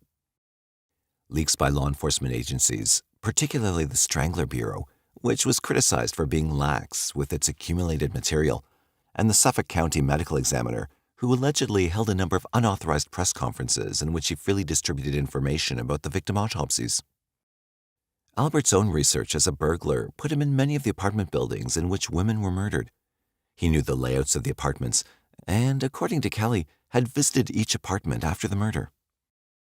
Information deliberately and inadvertently fed to him by people anxious to wrap up the investigation, such as John Bottomley, who, according to Kelly, did knowingly and quite intentionally provide Albert with information about the murders while he was taking the latter's confession to them, which explains why the only version of the confession ever made public was abbreviated and heavily doctored.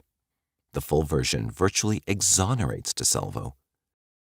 Possible information provided by another suspect who could have coached DeSalvo on the details. Police speculated that George Nasser could have been one such source of information. Finally, experts never saw the stranglings as the work of one individual. The modus operandi were not identical, and the victims as a group were quite dissimilar. Kelly summarizes some of the more obvious differences. No similarity whatsoever exists between the relatively delicate killing of Patricia Bissett, whose murderer tucked her into bed, and the ghastly homicidal violation inflicted on Mary Sullivan, whose killer's intent was not just to degrade his victim by shoving a broom handle into her vagina, but to taunt the discoverer of her corpse by placing a greeting card against her foot. Beverly Sammons was stabbed but not sexually assaulted. Joanne Graff was raped vaginally and strangled. Evelyn Corbin had performed, probably under duress, oral sex on her killer. Jane Sullivan was dumped face down to rot in a bathtub. Ida Ergo was left in the living room with her legs spread out and propped up on a chair. Serial killers tend to select and stick with a particular kind of victim. For example, Jack the Ripper picked prostitutes. Ted Bundy picked pretty, long-haired young girls. Jeff Dahmer, young boys, etc. The strangling victims represent a wide disparity in age and attractiveness and race, which flies in the face of serial killer profiling expertise. A very likely explanation is that some of the crimes were committed by one individual, especially the murders of Ida Erga, Jane Sullivan, and Helen Blake. And what about Mary Mullen, the elderly woman who died of a heart attack? Kelly says that this may be the only killing of which DeSalvo is guilty. He probably burglarized her apartment and she died of fright. Did the same Albert DeSalvo who carried his unintended victim over to her couch and fled without stealing anything savage the bodies of Ida Erga and Jane Sullivan? The Mary Brown affair raised some interesting questions. She'd been raped, strangled, and beaten to death in Lawrence in early March of 1963. Albert's confession to this crime was very sketchy, and many of the details were incorrect. Perhaps Albert had been told about this crime from the Bridgewater inmate who was really responsible. Kelly says Mary Brown lived on the same street as the man that George Nassar shot to death in 1948. Once the Commonwealth was satisfied that DeSalvo was the strangler, very sticky legal issues had to be resolved before any trial could be held. Basically, DeSalvo's confession was inadmissible as evidence. Bailey put it this way to Brooke and Bottomley. When I met Albert, there was enough indictments pending against him to pretty much ensure that he'd never be walking the streets again. Now that I've helped him disclose that he's committed multiple murder, it's a certainty he'll never be released. Show me some way to avoid the risk of execution. I'll run the risk of conviction, but not execution, and you can have anything you want. I know damn well that neither of you really wants to see him killed. Tell me, is that asking too much? Brooke didn't think Bailey was asking for too much, but he wanted to think about it some more. At this point, he was a solid candidate for the Senate, and they agreed that it would be a mistake to have the DeSalvo trial in the midst of the campaign. At least Bailey could get a ruling on whether DeSalvo was mentally competent to stand trial, and despite the objections of Dr. Roby, DeSalvo was found competent to stand trial. Finally, on January 10, 1967, Albert DeSalvo was tried on the Green Man charges. Bailey explained that the basic strategy by which I hoped to convince a jury to find Albert not guilty by reason of insanity was simple. I'd attempt to use the 13 murders he'd committed as the Boston Strangler to show the extent of his insanity. To do this, I'd try to get both his confession and his corroboration by police into evidence. Certainly, the problem was unusual. I wanted the right to defend a man for robbery and assault by proving that he'd committed 13 murders. Donald L. Kahn led the prosecution team, F. Lee Bailey the defense, in Judge Cornelius Moynihan's court. Kahn called 4 Green Man victims with very similar stories. DeSalvo would either jimmy the door or con his way into the apartment verbally. He'd tie the woman, strip her, and fondle her breasts, demand fellatio or cunnilingus, but stopped short of rape. He used a knife or a toy gun to ensure cooperation. After he was done, he took money and jewelry from the victims. Bailey didn't cross-examine the witnesses because he felt he had nothing to gain by doing so. Bailey said in his opening statement that he had no doubts that DeSalvo committed the crimes as charged, and the only issue was whether the Commonwealth could prove that he was not insane at the time. Bailey brought forth his expert witnesses to testify to Albert's paranoid schizophrenia. They said that while Albert knew what he was doing was wrong, his Green Man crimes were the result of an irresistible impulse. Kahn pointed out that the non-sexual aspects of his crimes, jimmying the locks, lying to gain entrance, and the theft of valuables, were not a result of irresistible impulse. The psychiatrist agreed that only the sexual assaults were. The jury thought about it for 4 hours, found DeSalvo guilty on all counts, and sentenced him to life in prison. The psychiatric help he wanted was denied. Bailey was very angry. My goal was to see the Strangler wind up in a hospital where doctors could try to find out what made him kill. Society is deprived of a study that might help deter other mass killers who lived among us, waiting for the trigger to go off inside them. Albert DeSalvo was serving out his life sentence at Walpole State Prison, now called MCI Cedar Junction, when he was stabbed to death in the infirmary in November of 1973. The night before he was murdered, he telephoned Dr. Ames Roby and asked him to meet with him urgently. DeSalvo was very frightened. Roby promised to meet with them the next morning, but Albert was murdered that night. Albert had asked one other person to meet with him and Roby, a reporter. Roby explained he was going to tell us who the Boston Strangler really was and what the whole thing was about. He'd asked to be placed in the infirmary under special lockup about a week before. Something was going on within the prison, and I think he felt he had to talk quickly. There were people in the prison, including guards, that weren't happy with him. Somebody had to leave an awful lot of doors open, which meant, because there were several guards one would have to go by, there had to be a fair number of people paid or asked to turn their backs on something. But somebody put a knife into Albert DeSalvo's heart sometime between evening check and the morning. Officials believe that Albert's death was related to his involvement in a prison drug operation. 3 men were tried, but twice the trials ended in hung juries. Albert wrote this poem a few years before his death. Here is the story of the Strangler yet untold. The man who claims he murdered 13 women, young and old. The elusive Strangler, there he goes.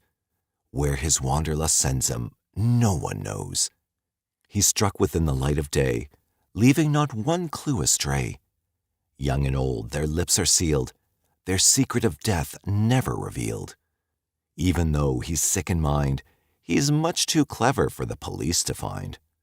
To reveal his secret will bring him fame, but burden his family with unwanted shame. Today he sits in a prison cell. Deep inside, only a secret he can tell. People everywhere are still in doubt. Is the Strangler in prison or roaming about? Although Albert DeSalvo was never charged with the strangulation murders of 11 women due to a lack of evidence, many thought that he was the Boston Strangler, especially after he confessed. 2 people very close to the case believe he didn't do it. One's Albert's brother, Richard DeSalvo.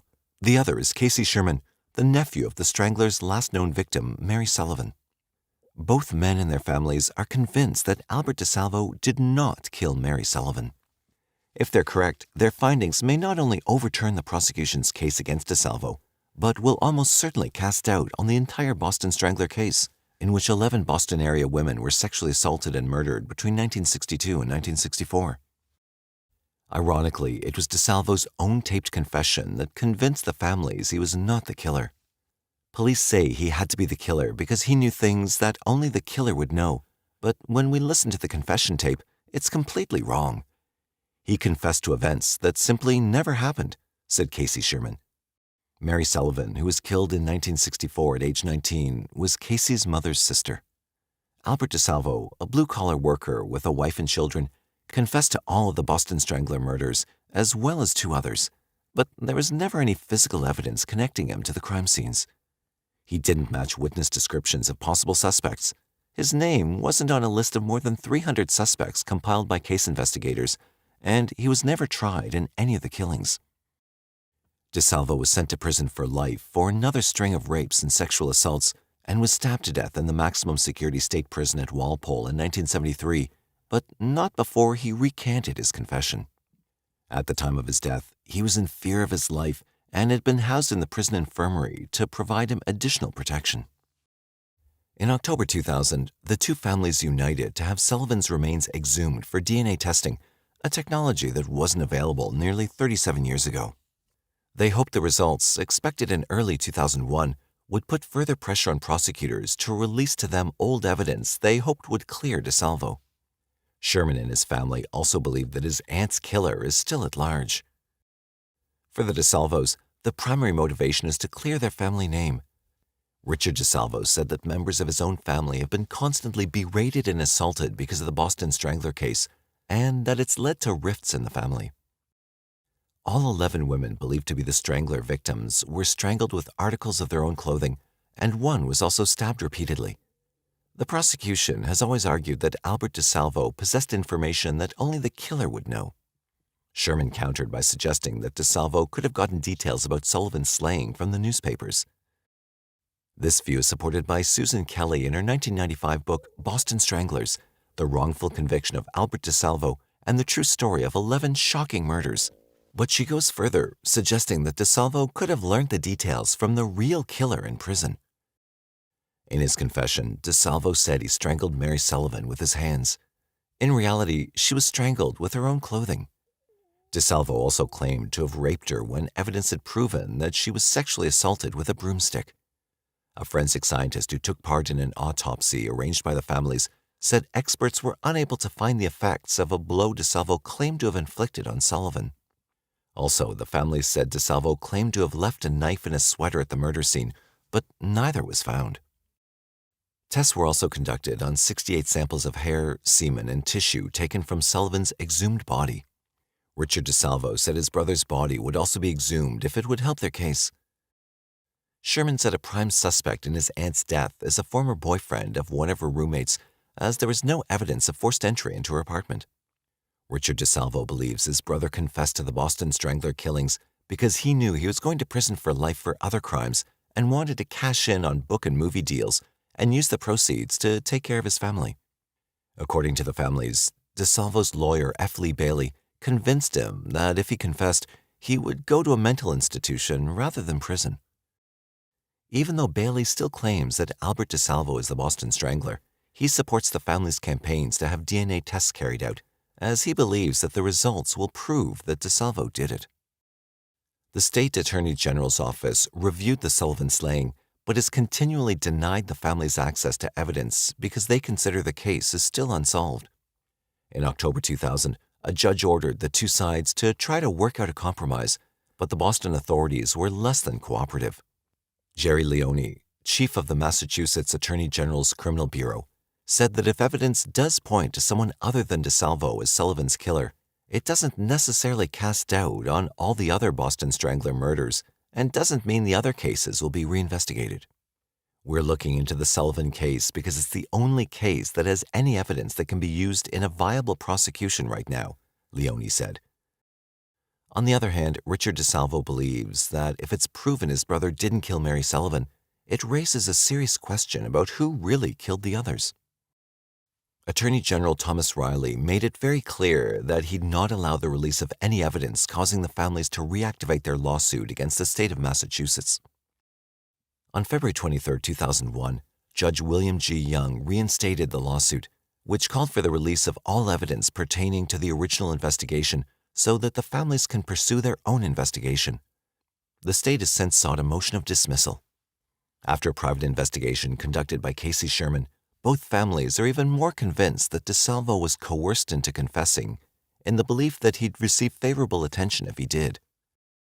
To support their case, the family offered the results of the forensic tests carried out on Mary Sullivan's remains, which have shown no indication of head trauma and damage to the fragile neck bones normally associated with strangulation. The matter rested with Judge Young. Should the lawsuit be successful, the authorities would be ordered to hand over to the families all evidence pertaining to the Boston Strangler investigation for the purposes of private analysis. If the lawsuit failed, the family was expected to launch an appeal. More importantly, if the DNA results proved conclusively that DeSalvo was not the killer, the entire case may be reopened and a new hunt instigated for the real Boston Strangler. On October 20, 2001, new DNA tests would be performed on evidence taken from the remains of Mary Sullivan, one of 11 victims attributed to the alleged Boston Strangler, Albert DeSalvo. Thomas Riley, the Massachusetts Attorney General, had ordered the test to be performed. The family has raised legitimate questions in terms of the way it was investigated. They've asked us to look into things, and we are. The family of Mary Sullivan has long argued that she wasn't a victim of the Boston Strangler and believes that her real killer was still alive. This latest development was a direct result of individual investigations that were mounted by relatives of both Sullivan and DeSalvo, which brought additional pressure on authorities to reconsider their findings. A week later, on Friday, October 26, 2001, a report by Associated Press described how Albert DeSalvo's body had been exhumed from a gravesite in Massachusetts and taken to a forensic laboratory in York College, Pennsylvania, for examination. The following Saturday, an autopsy was conducted on the remains in the hopes of attempting to prove DeSalvo's innocence of the murders and possibly to identify his killer. James E. Stars, a professor of forensic sciences at George Washington University, led the team of scientists who performed the autopsy. Stars is best known for his identification work on other high-profile cases, including the Lizzie Borden Hatchet murders, the Lindbergh baby kidnapping, and the outlaw Jesse James. He told AP, "The family has been unsatisfied all these many years concerning the death of Albert DeSalvo and failure to find anyone guilty of the death." On Thursday, December 13, 2001, DNA evidence taken from Mary Sullivan's remains did not provide a match to Albert DeSalvo. During a news conference, James Starrs told reporters, "We found evidence, and the evidence does not and cannot be associated with Albert DeSalvo." Starrs made it very clear that the evidence only clears DeSalvo of sexual assault. While he didn't give details of the analysis, he told reporters, "If I was a juror, I'd acquit him with no questions asked." Mary Sullivan's nephew, Casey Sherman, who has always doubted that DeSalvo killed his aunt or any of the other victims attributed to him, said he feels vindicated by Starr's finding. If he didn't kill Mary Sullivan, yet he confessed to it in glaring detail, he didn't kill any of these women. Sherman also told reporters that, prior to DeSalvo's confession, police had what they considered as a prime suspect in Sullivan's murder, but dropped the case after DeSalvo confessed. Sherman urged police to go after the real killer, who, according to him, was still alive and living in New England. Americans like their larger-than-life stories, and among those that seem fixed in the American consciousness is that Albert DeSalvo was the Boston Strangler. Few people realize that he was never tried for these crimes, and even fewer that his so-called confessions contain significant errors. Despite direct proof via DNA that he most likely did not kill Mary Sullivan, the final victim attributed to the Strangler, criminologists continue to include him in the pantheon of notorious American serial killers. DeSalvo himself supposedly told a few people that he was not the guy. People who read Susan Kelly's book will believe him. Between June 14, 1962 and January 4, 1964, 13 single women in the Boston area were victims of either a single serial killer or several killers.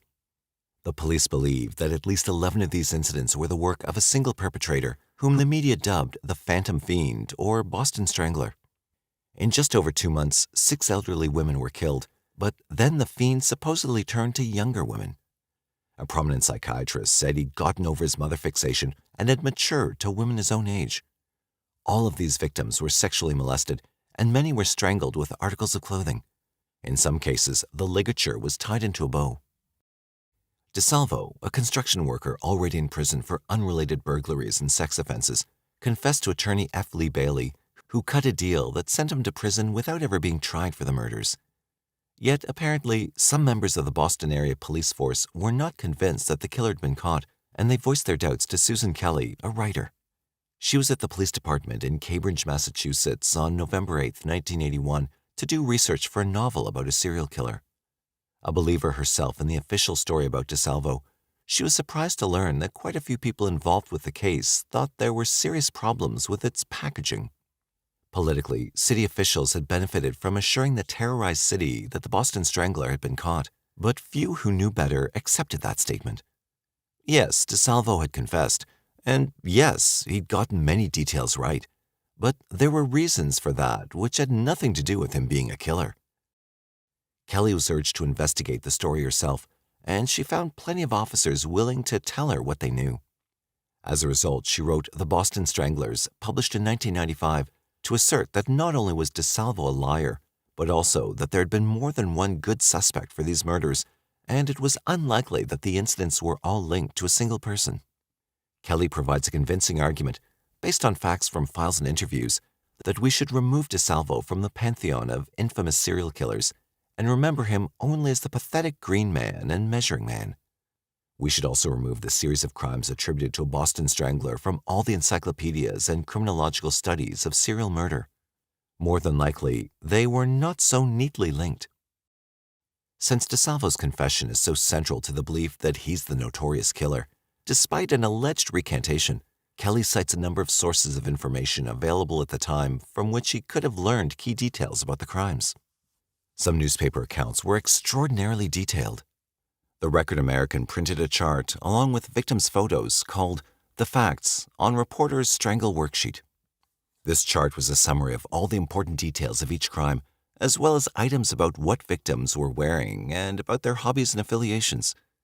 Kelly says that DeSalvo had memorized this chart as a parent because in his confession to John Bottomley, he regurgitated not only the correct data on it, but the few pieces of misinformation it contained as well.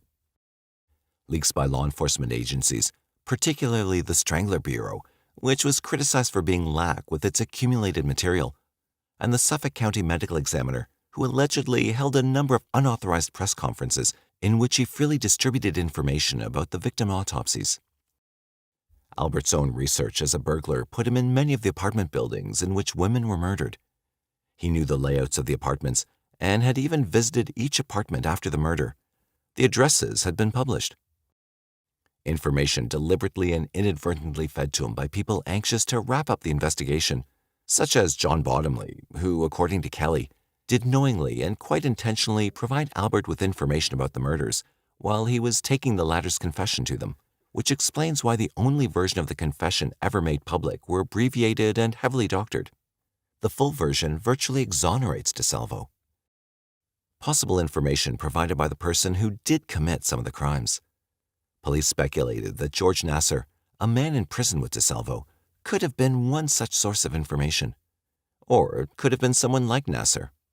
Since DeSalvo appeared to be willing to confess in order to have the reward paid to his family and to also become famous, he had nothing to lose. Another inmate could easily have exploited this. It's been done in other cases. The real problem with the notion of the Boston Stranglers, says Kelly, is that the MOs from one murder to another were less similar than the official police statements admitted. Kelly summarizes some of the more obvious differences. No similarity whatsoever exists between the somewhat delicate killing of Patricia Bissett, whose murderer tucked her into bed, and the ghastly homicidal violation inflicted on Mary Sullivan, whose killer's intent was not just to degrade his victim by shoving a broom handle into her vagina, but to taunt whomever discovered her corpse by placing a greeting card against her foot. One woman was stabbed but not sexually assaulted, another raped vaginally and strangled. One was left on a floor, posed provocatively, another leaned over a bathtub. There were cigarette butts at 2 crime scenes, but not at others. That doesn't necessarily prove anything, but with other concerns Kelly raises, it tends to undermine the official story. DeSalvo was stabbed to death at Walpole Prison in 1973. Supposedly, the evening before, he'd phoned a psychiatrist he knew, inviting him to the prison the next day. He said he had something important to reveal and suggested that a reporter come as well. But the meeting never took place, as DeSalvo died that night from a brutal attack by other inmates.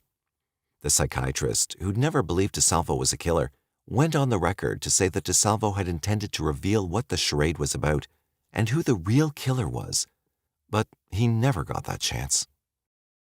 Kelly believes that there were at least 6 killers operating in the area during the time of the stranglings, and possibly even 8 or 9.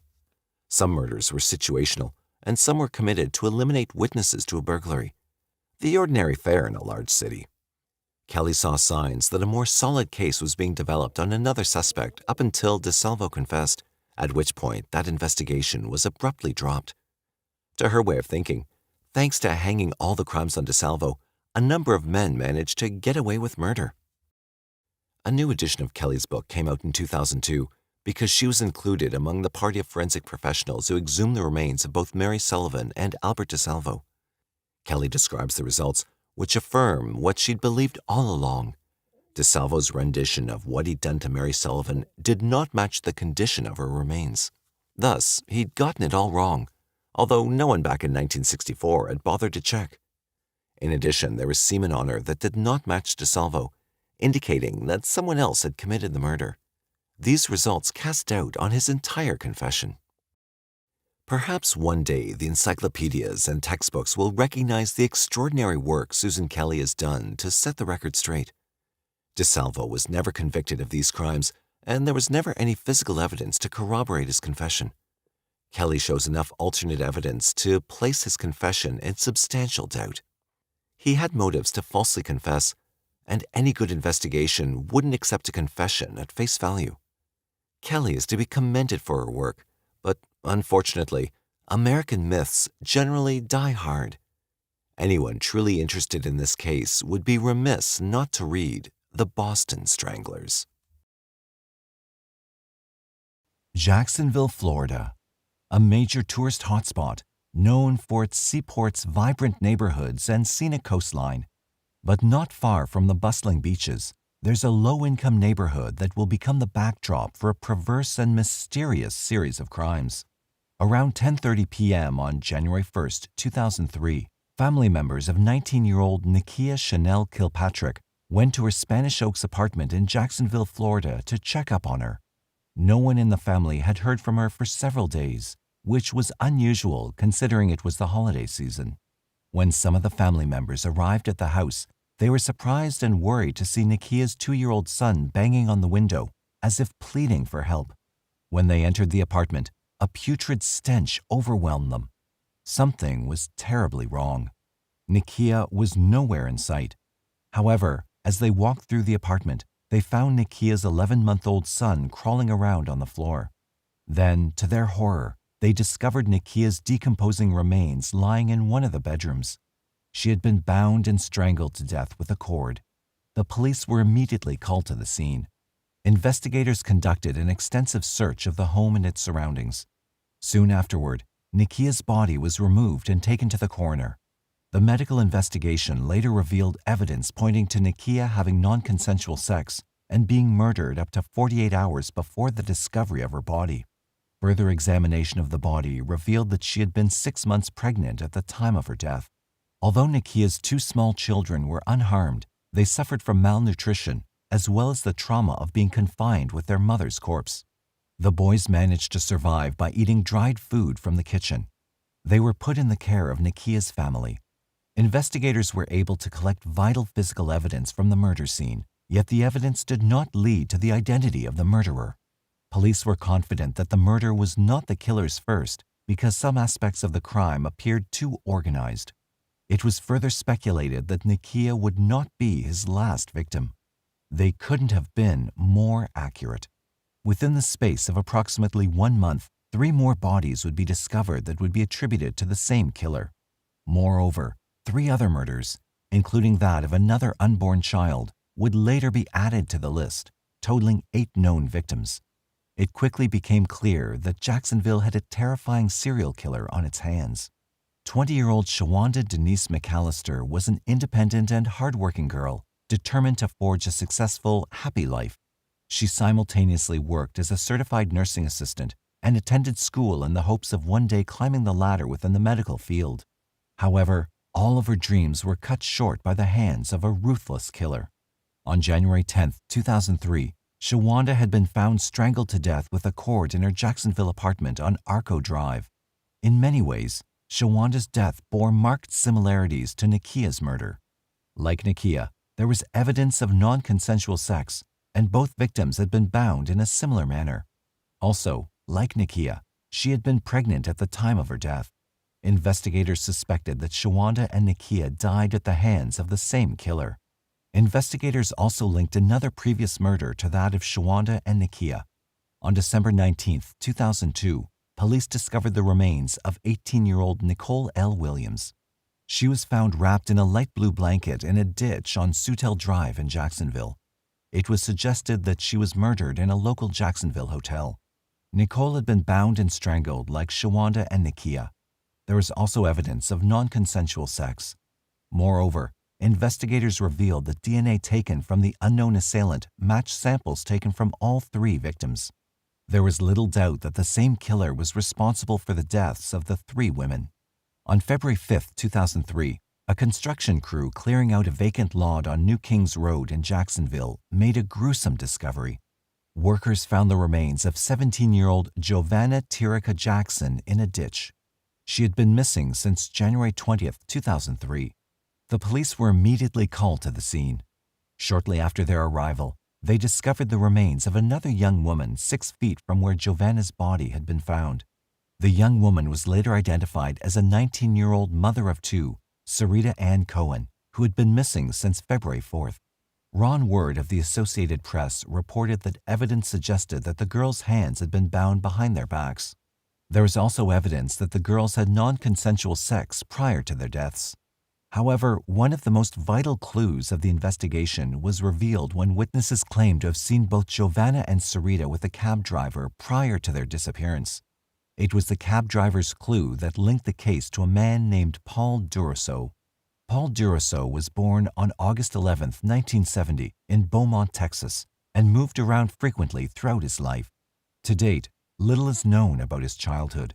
What is known is that Paul had a checkered history, including an extensive police record dating back to 1991.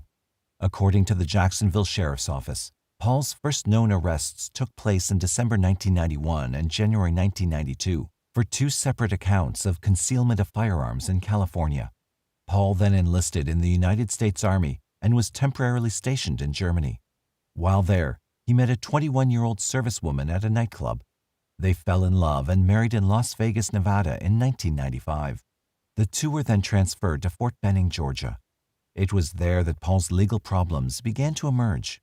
He was arrested and later acquitted on charges of the 1997 kidnapping and having non-consensual sex with a young woman. 1 month following his acquittal, a young woman, Tracy Habersham, was found dead. But for some reason, Paul was not a suspect in the crime. Paul was found in possession of stolen goods, which led to a court-martial hearing and his being discharged early from the Army. Paul's legal issues put a tremendous strain on his marriage. Following his dishonorable discharge, he found it increasingly difficult to find a job. He worked in a series of temporary positions, yet it remained difficult for the couple to make ends meet. 1997 was an eventful year for the struggling couple. They relocated to his wife's hometown of Jacksonville, where they moved into an apartment on Moncrief Road. Soon after, they welcomed the birth of a new baby girl into their family, which was quickly followed by the birth of another little girl approximately 1 year later. Interviews with friends and neighbors of the couple suggested that they continued to experience tremendous marital strain during the late 1990s. Paul was described by acquaintances as a lewd womanizer who often fought with his wife over financial problems, his inability to maintain a job, and his adulterous behavior. Paul frequently made sexually suggestive comments to area women and attempted to seduce young girls in the neighborhood. On occasion, the couple's marital spats would escalate to the point of physical violence. The Times-Union wrote, "In August 1999, police told Durousseau's wife how to seek a domestic violence restraining order after she told him she was slapped and that her husband tried to grab her around the neck in a fight over finances." The first time she petitioned for protection came a year later when Durousseau became violently angry when I told him that I was planning to file for divorce, she wrote. "The violence was ongoing," she wrote in a 2000 petition, "and I'm afraid it will escalate," she said. The injunction was never granted because Paul and his wife came to an agreement to drop the petition. In fact, the problems had already begun to escalate. A month earlier, Paul had been arrested for trespassing on private property. Then, in March 2001, Paul physically assaulted his wife once again. He put his hands around her neck and threatened to kill her. Another injunction was sought. Friends felt sorry for his wife, who was a very nice person who both worked and went to school. According to the Paul Durousseau timeline provided by the Jacksonville Sheriff's Office and the State Attorney's Office, Paul was then arrested and sentenced to 1 month in jail and 2 years probation for the June 2001 non-consensual sex charge against a Jacksonville woman. He was then arrested again for physically abusing his wife in August 2001, for which he spent another month and a half behind bars. Paul's criminal files expanded even more following his arrest in April 2002 for burglary, although he was later acquitted of the charge. By many accounts, Paul had a lengthy police record. However, despite the fact that he was a convicted felon, Paul had no difficulty finding temporary work. In August 2001, he worked for several weeks as a school bus driver, as well as in other temporary positions, such as an animal control worker. In January 2003, he also worked for Gator City Taxi, a local Jacksonville cab company. During his job as a cab driver, it was believed that Paul became acquainted with many women, including murder victims Cohen and Jefferson. At the time of their murders, Paul was already a leading suspect in the investigation due to his outstanding police record and clues linking him to some of the victims. One important clue came from Giovanna's mother. Giovanna was last seen getting into a cab driven by a man referred to as D. When Giovanna failed to return home, her aunt called her cell phone, which was answered by the cab driver. The man told the aunt that he would return Giovanna soon, yet she never made it back home. Worried for her daughter, Giovanna's mother went to the cab company to inquire about the man named D who had driven her daughter prior to her disappearance. They quickly learned that the driver was Paul Durousseau. The clue was an important lead. However, there was not enough evidence yet available to charge him. At around the same time, the strains of an unhappy relationship had already taken their toll on the couple. After approximately 8.5 years of marriage, Paul and his wife separated in January 2003. She and the couple's 2 girls moved to another house in Jacksonville. Paul continued to live at what was once the house's family on Patterson Avenue. However, he spent the majority of his available time at his wife's new house.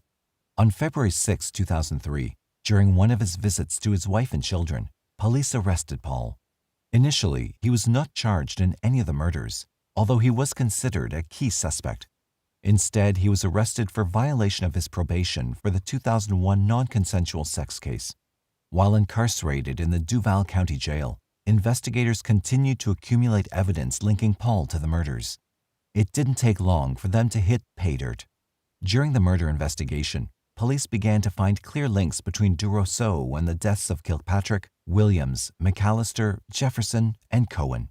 Evidence, including DNA sample matches, fiber analysis, cab and cell phone records, could all be traced from the victims and crime scenes to Paul Durousseau. Some of the evidence included the fibers from a blanket in which Nicole Williams was found, which were later matched to those found in Durousseau's home. Furthermore, DNA samples taken from some of the crime scenes and victims matched with samples obtained from Durousseau. Jewelry belonging to Sarita and Giovanna was also found during a search of his car, and cell phone records from the 2 girls showed that they called him prior to their disappearance.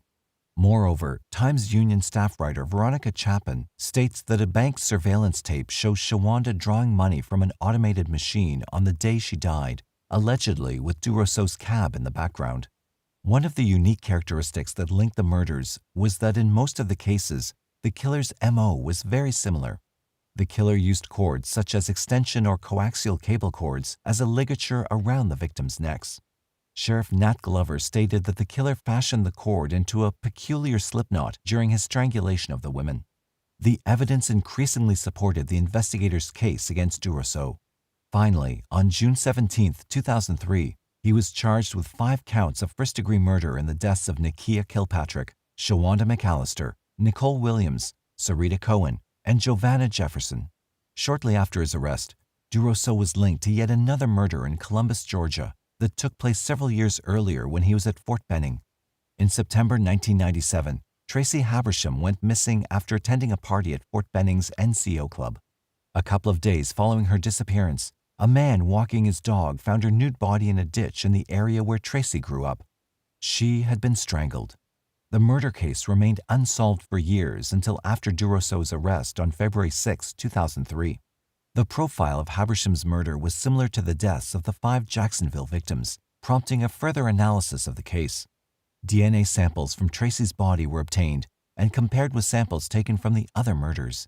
Investigators quickly learned that the same person who was responsible for the deaths of the 5 Jacksonville women and the 2 unborn children was also responsible for Tracy's murder. The authorities stated that most of the women had non-consensual sex.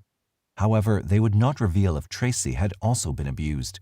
Ron Word of the Associated Press wrote that warrants for Durousseau's arrest in connection with Tracy's murder were pending in Georgia.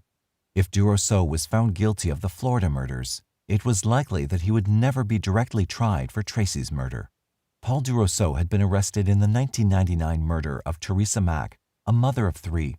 The DNA at the scene of the crime matched with samples of Durousseau's. Prosecutors felt that they had a very strong case against Durousseau to take to court. On August 11th, prosecutors confirmed they would seek the death penalty in the trial of Durousseau. The court set his pretrial hearing for mid-September 2003. Several days following his arrest, a grand jury indicted Durousseau on 5 counts of first-degree murder. The indictment was essential if the state were to seek the death penalty. State Attorney Harry Shorstein, prosecuting the case against Durousseau, was said to have welcomed the indictment, which would facilitate the granting of his request for the death penalty at Durousseau's upcoming trial. Although Shorstein planned to seek the death penalty, he stated that he would not pursue the matter of fetal rights. It's believed that charging Durousseau with the deaths of the unborn children would likely cause more complications in the case. Pursuing the matter would have a tendency to interject an ancillary issue that could have a negative impact on the legal process down the road. The Business Journal in Jacksonville reported that the parents of 3 of the victims have filed suit against Gator City Taxi. The suit contends that their daughters were murdered because the cab company failed to perform an adequate background check when hiring accused serial killer Paul Durousseau as a cab driver. Durousseau was convicted of the murder of Teresa Mack and in December 2007 was sentenced to death by lethal injection. In January 2017, Durousseau's death sentence was overturned by the Florida Supreme Court. The jury that sentenced Durousseau was split 10-2, and the High Court declared a split decision unconstitutional in capital sentencing. He was resentenced to life in prison without parole on December 10, 2021, after a jury split 10-2 in favor of another death sentence. He's now 51 years old, and he's incarcerated in Walton Correctional Institution. It takes more than a few homicides to get the attention of the people in a city the size of Los Angeles. Murders are a daily occurrence, particularly when one involves a person living a high-risk lifestyle like a prostitute. So when 3 women were found strangled and dumped naked on hillsides northeast of the city between October and early November of 1977, very few people lost sleep over it. Only a couple of sharp homicide detectives became nervous that this was just the beginning. Everything changed Thanksgiving week when 5 young women and girls were found on hillsides in the Glendale Highland Park area. These 5 young women, one of which was 12, another only 14, were not prostitutes but nice girls who had been abducted from their middle-class neighborhoods. Newspapers and television stations talked about rape, torture, abduction, and murder. The collective consciousness of a populace numbed by violence was suddenly and unpleasantly engaged. The city went into a panic. The term Hillside Strangler was coined by the media, even though police were convinced that there was more than one person involved. People did what they always do in a panic. They warned their children to be careful, buy large dogs, install new locks on their doors, take self-defense classes, carry guns and knives to protect themselves. None of this seemed to work, however, since the Strangler still did not have any problems getting new victims. On Sunday, November 20th, 1977, LAPD Homicide Detective Sergeant Bob Grogan was hoping to be able to enjoy his day off when he was called to an obscure area in the hills between Glendale and Eagle Rock. As he tried with difficulty to locate the site, he thought to himself that whoever was using this area to dump bodies must be very familiar with the neighborhood to even know this place existed. The dead girl was found naked in a modest, middle-class neighborhood. Grogan immediately noticed the ligature marks on her wrists, ankles, and neck. When he turned her over, blood oozed from her rectum.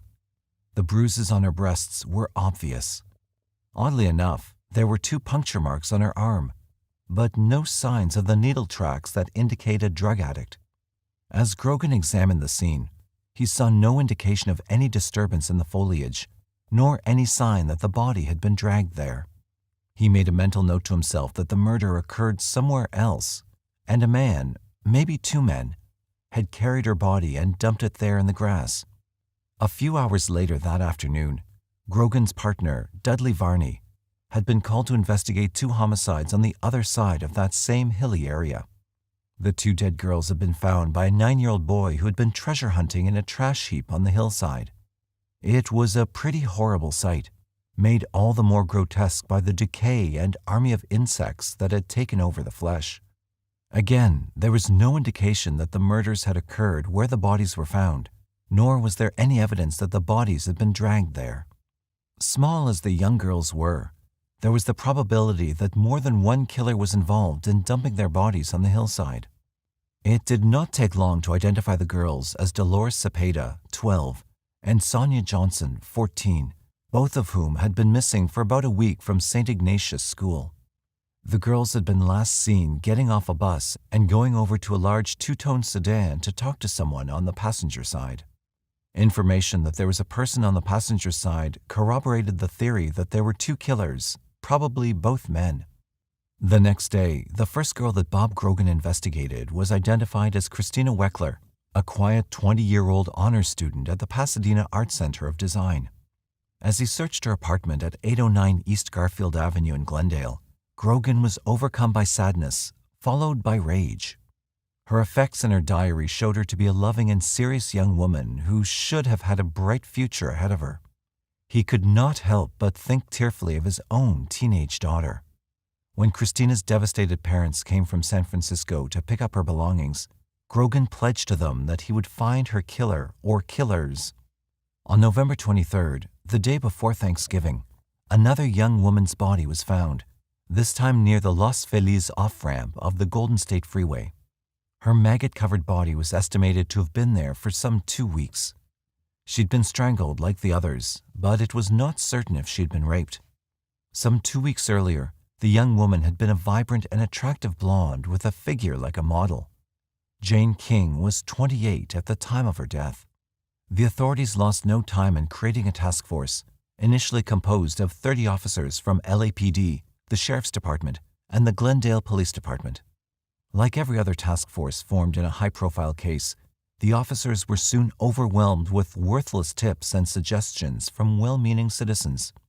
The killers took the holiday weekend off, but that was all. On Tuesday, November 29th, Grogan was called to the hills around Glendale's Mount Washington area. The naked body of a young woman was found lying partially in the street. The ligature marks on her ankles, wrists, and neck were the Hillside Stranglers' calling card. But something was different. It looked as though she had burns on her palms. Like the strange puncture marks on Christina Weckler's arms, it looked as though the killers were experimenting, possibly with methods of torture. There was also something else that was different, a shiny track of some sticky liquid which had attracted a convoy of ants. If this substance was semen or saliva, there was the possibility that the killer's blood type could be determined. Tests on semen found in the earlier victims had revealed nothing. That same day, the young woman was identified as Lauren Wagner, an 18-year-old student who lived with her parents in the San Fernando Valley. Her parents had gone to bed the previous night, expecting her to come home before midnight. The next morning, they found her car parked across the street with the door ajar. When Lauren's father questioned the neighbors, he found that the woman who lived in the house where Lauren's car had been parked saw her abduction. Beulah Stauffer, the neighbor, said that she had seen Lauren pull over to the curb around 9 o'clock in the evening. 2 men had pulled their car beside hers. There was some kind of disagreement, and Lauren ended up in the car with 2 men. Grogan went to talk to Beulah immediately. Her Doberman barked furiously at him when he went to her door. Beulah was a bespectacled asthmatic in her late 50s and almost at the point of nervous collapse. She had just had a phone call from a man with a New York accent. "You the lady with the dog?" he asked her. When she said that she had a dog, he told her to keep her mouth shut about what she had witnessed, or he would kill her. Beulah did not realize that Lauren had been abducted. She thought she had just witnessed a quarrel, and she wasn't even sure it had been Lauren. Beulah described the killer's car as a large and dark vehicle with a white top. One of the men had dragged Lauren from her car into his. She heard Lauren cry out, "You won't get away with this." Beulah was so terrified by the incident that she did not even tell her husband, who had been at home the whole time. The horror of the whole thing had thrown her into a violent asthma attack. She was sure that there were 2 men. One was tall and young with acne scars. The other was Latin-looking, older and shorter with bushy hair. She was certain that she could identify them again. Even though Beulah claimed that she was standing at her window when Lauren was attacked, her description of the men were too vivid to have been seen at such a distance. The window was a good 30 feet from the street. Grogan was sure that Beulah had really been out in her front yard and hid in the bushes when the commotion began. Otherwise, with her dog barking the whole time, she could not have heard Lauren tell her captors that they would never get away with it. Perhaps Beulah would tell the whole truth when and if it became necessary. Now, with the abduction of Lauren Wagner, the killers saw the whole city as their cruising ground. Nowhere was safe. At least when the crimes were confined to Hollywood and Glendale, police could intensify their efforts in those areas. Now it was a crapshoot. Nobody knew where the Stranglers would strike the next time. The rampage of Thanksgiving week threw into the spotlight 3 earlier murders of prostitutes or suspected prostitutes, beginning in October. On October 17, 1977, a tall, leggy prostitute called Yolanda Washington was raped and strangled. Her nude body was dumped near the Forest Lawn Cemetery. Almost 2 weeks later, Sergeant Frank Salerno, a detective with the Los Angeles County Sheriff's Department, was called to the town of La Crescenta north of the Glendale area to investigate the homicide of a woman. It was a pretty grim sight for that Halloween morning of 1977. The naked body of the woman lay close to the curb in a middle-class residential area, covered with a tarp by the property owners so as to shield the body from the children in the neighborhood. The bruises on her neck showed that she had been strangled. She had ligature marks on both wrists and ankles, as well as her neck. Insects feasted on her pale skin. On her eyelid was a small piece of light-covered fluff that Salerno saved for the forensic experts. It did not appear that she'd been murdered there in La Crescenta. The body was placed deliberately where it would be found quickly, a nasty wake-up call to that respectable middle-class neighborhood. There was no indication that the victim had been dragged to the spot where she lay, so Salerno theorized that she'd been carried from a car, possibly by more than one person. She was small and thin, weighing about 90 pounds, and appeared to be about 16 years old. Her hair was reddish-brown and medium length. The coroner determined that she'd been strangled around midnight, some 6 hours or so before she was found Halloween morning. It was also clear that she had been raped and sodomized. After a couple of days, she still didn't match any missing persons report. Salerno persuaded the newspapers to run a small story on her, along with a sketch and a request to contact the police if anyone recognized her. Still, no one came forward to identify her. Salerno took to the streets around Hollywood Boulevard, which was a mecca for runaways, addicts, prostitutes, and the homeless. With her sketch in hand, he showed it to hundreds of street people. The name Judy Miller kept surfacing as a young, destitute whore. A man named Marcus Camden, who described himself as a bounty hunter, said he saw Judy Miller leave the Fish and Chips restaurant at 9 p.m. on the evening before she was found dead.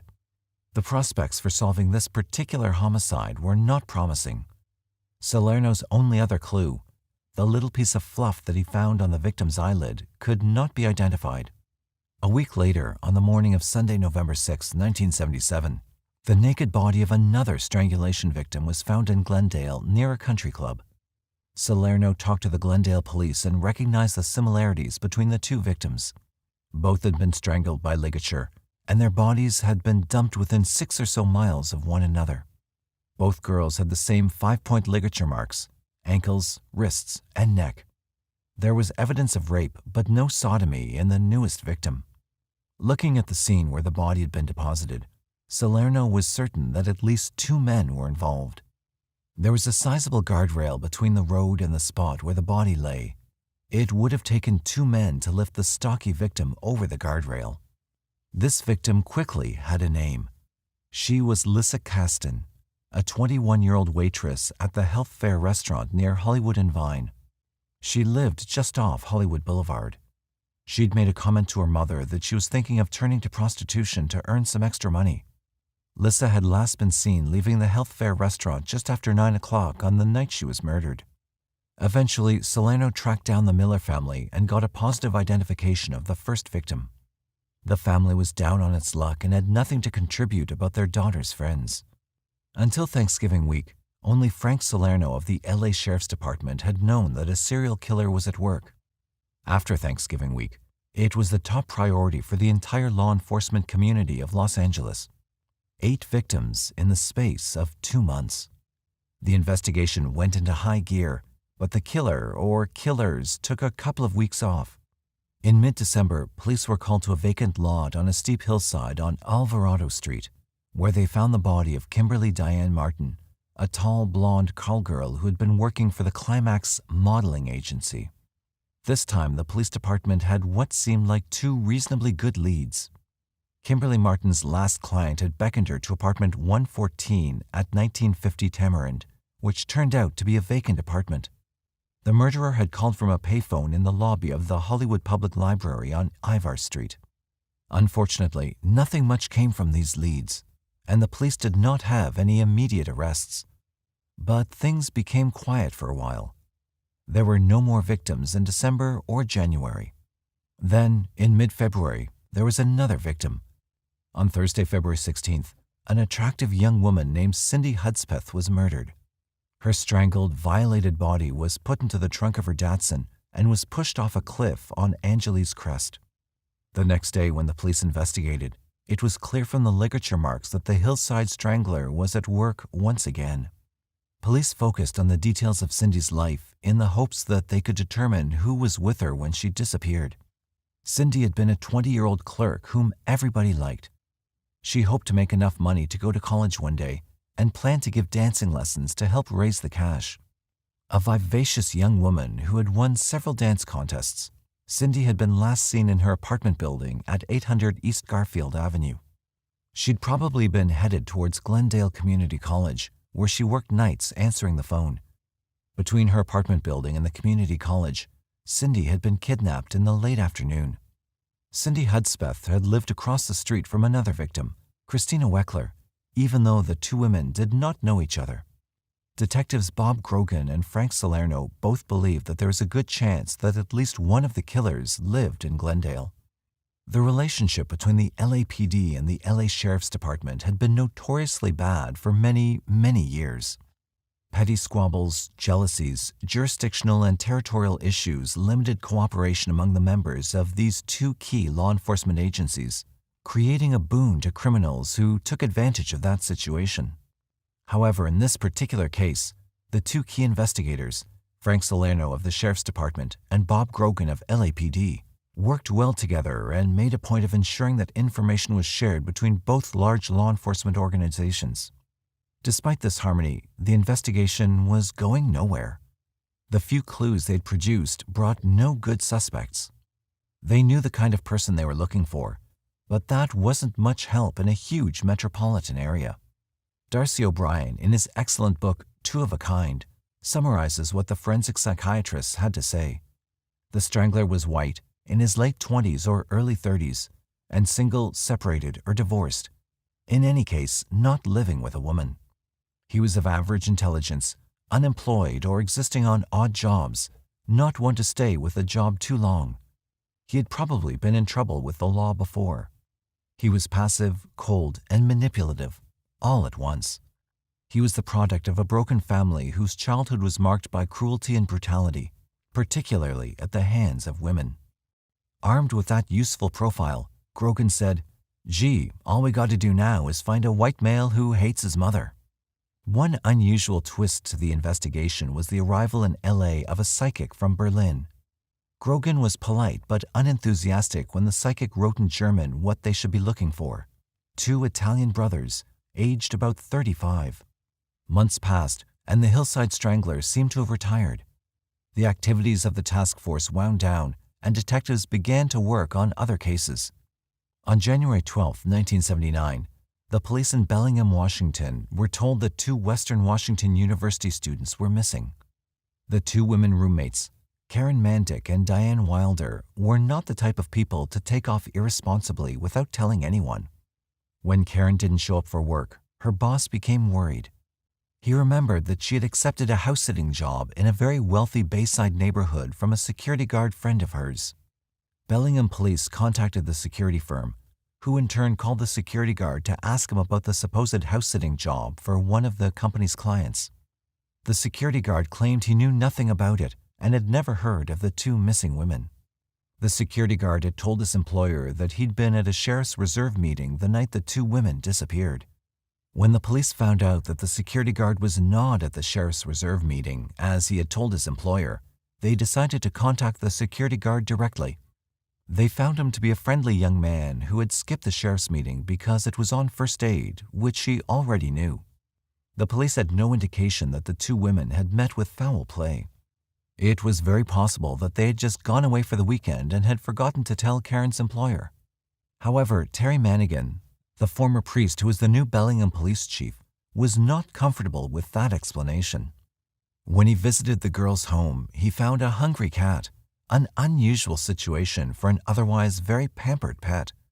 In their home, he found the address of the Bayside house where the two of them were to house-sit. A look at the records of the security firm brought up the name of that same security guard in conjunction with the address in which the girls were to house-sit. Also, police learned that the security guard had used a company truck the night the women disappeared, supposedly to take it into a shop for repair. However, the guard never took the truck in for servicing. Chief Mangan was becoming increasingly concerned about the safety of the two missing women. He asked the highway patrol to check on sites that might be used to dump bodies or abandoned cars. I think we have to consider this a kidnapping and maybe a homicide." The next step was for the police to search the Bayside address where the girls were supposed to house sit. They found a wet footprint in the kitchen that had been left a few hours earlier, but there was no sign of the girls or Karen Mandick's car. Police found a neighbor who had been contacted by a security guard and had been asked to check on the house each day, except for the night that the girls disappeared. That night, the guard told the neighbor that there was special work being done to the alarm system, and he didn't want her to be taken as an intruder. Next, Chief Mangan enlisted the help of the news media, requesting that they describe the missing women and the car to their audiences. Shortly thereafter, a woman called about a car that had been abandoned near her home in a heavily wooded area. Inside the car were the bodies of Karen Mandick and Diane Wilder. Both had been strangled. Other bruises suggested that they had been subjected to other injuries as well. While the missing women were sent to the morgue, Chief Mangan ordered that the security guard be picked up for questioning. They needed to proceed cautiously since this suspect was a trained security officer. As it turned out, the security guard gave them no trouble whatsoever when they picked him up. He was a handsome, friendly, intelligent, and articulate husband and father by the name of Kenneth Bianchi. Kenneth Bianchi was almost 6 feet tall and was a trim, muscular man. His dark hair was well groomed and he wore a mustache. He lived with his longtime girlfriend, Kelly Boyd, and their infant son. Kelly could not believe that someone as kind and gentle as Kenny could be a suspect in a murder case. Nor could Kenny's employer, who considered him a valuable and responsible member of his staff. The Bellingham police mounted the first-class investigation of all the forensic evidence. They were exceptionally thorough in the handling of every hair and fiber. Pubic hairs fell from Diane Wilder's body as they lifted it from Karen's car, but the Bellingham police had a white sheet ready to catch any stray, unattached fibers or hairs that could have easily slipped away. More pubic hairs were found on the steps at the Bayside home. Fibers from the carpets of that house matched the fibers found on the dead girl's shoes and clothes. Would these hairs and fibers conclusively link Kenny to the murdered girls? The answer would take several days to determine. Meanwhile, the police wanted to keep Kenny under lock and key. This was made easier when they found stolen goods in his home, items stolen from job sites he had been managing. Chief Mangan remembered the Hillside Strangler case in Los Angeles. Since Kenny had lived in L.A. before he had come to Bellingham, Mangan had placed calls to the police in L.A. and Glendale and to the L.A. Sheriff's Office. Detective Frank Salerno responded to the Bellingham police call. Suddenly, everything made sense to Salerno. The addresses of Cindy Hudspeth and Christina Weckler on East Garfield and the client Kimberly Martin visited on Tamarind matched Kenny's places of residence during the times of the murders. He lost no time in getting to Bellingham to assist the police there in the investigation. He left his partner, Peter Finnegan, to work with Grogan and others on uncovering Bianchi's activities when he lived in L.A. Piece by piece, the evidence mounted that Kenny Bianchi was at least one of the Hillside Stranglers. The jewelry that was found in Bianchi's home matched the description of jewelry that was worn by two of the victims, Kimberly Martin's ram's horn necklace and Yolanda Washington's turquoise ring, and the hair and fiber evidence further substantiated his guilt. Kenneth Alessio Bianchi was born May 22, 1951, in Rochester, New York. His biological mother was an alcoholic prostitute who gave him up at birth. 3 months later, Frances Bianchi and her husband, a worker in the American brake shoe factory, adopted him. Darcy O'Brien describes him as a born loser. Kenny appears to have arisen from the cradle dissembling. By the time he could talk, Frances knew she was coping with a compulsive liar, and his childhood unfolded as one of idleness and gold-bricking. When he was 5.5, Frances became worried by his frequent lapses into trance-like states of daydreaming. She consulted a physician. The doctor, hearing that little Kenny's eyeballs would roll back into his head during these trances, reached a diagnosis of petit mal seizures. But they were nothing to worry about. He would grow out of them. Despite his IQ of 116 and artistic and verbal gifts, he was a chronic underachiever, and his grades were erratic. He was prone to temper tantrums and was quick to anger. Frances took him to a psychologist who decided that Kenny was overly dependent upon his mother.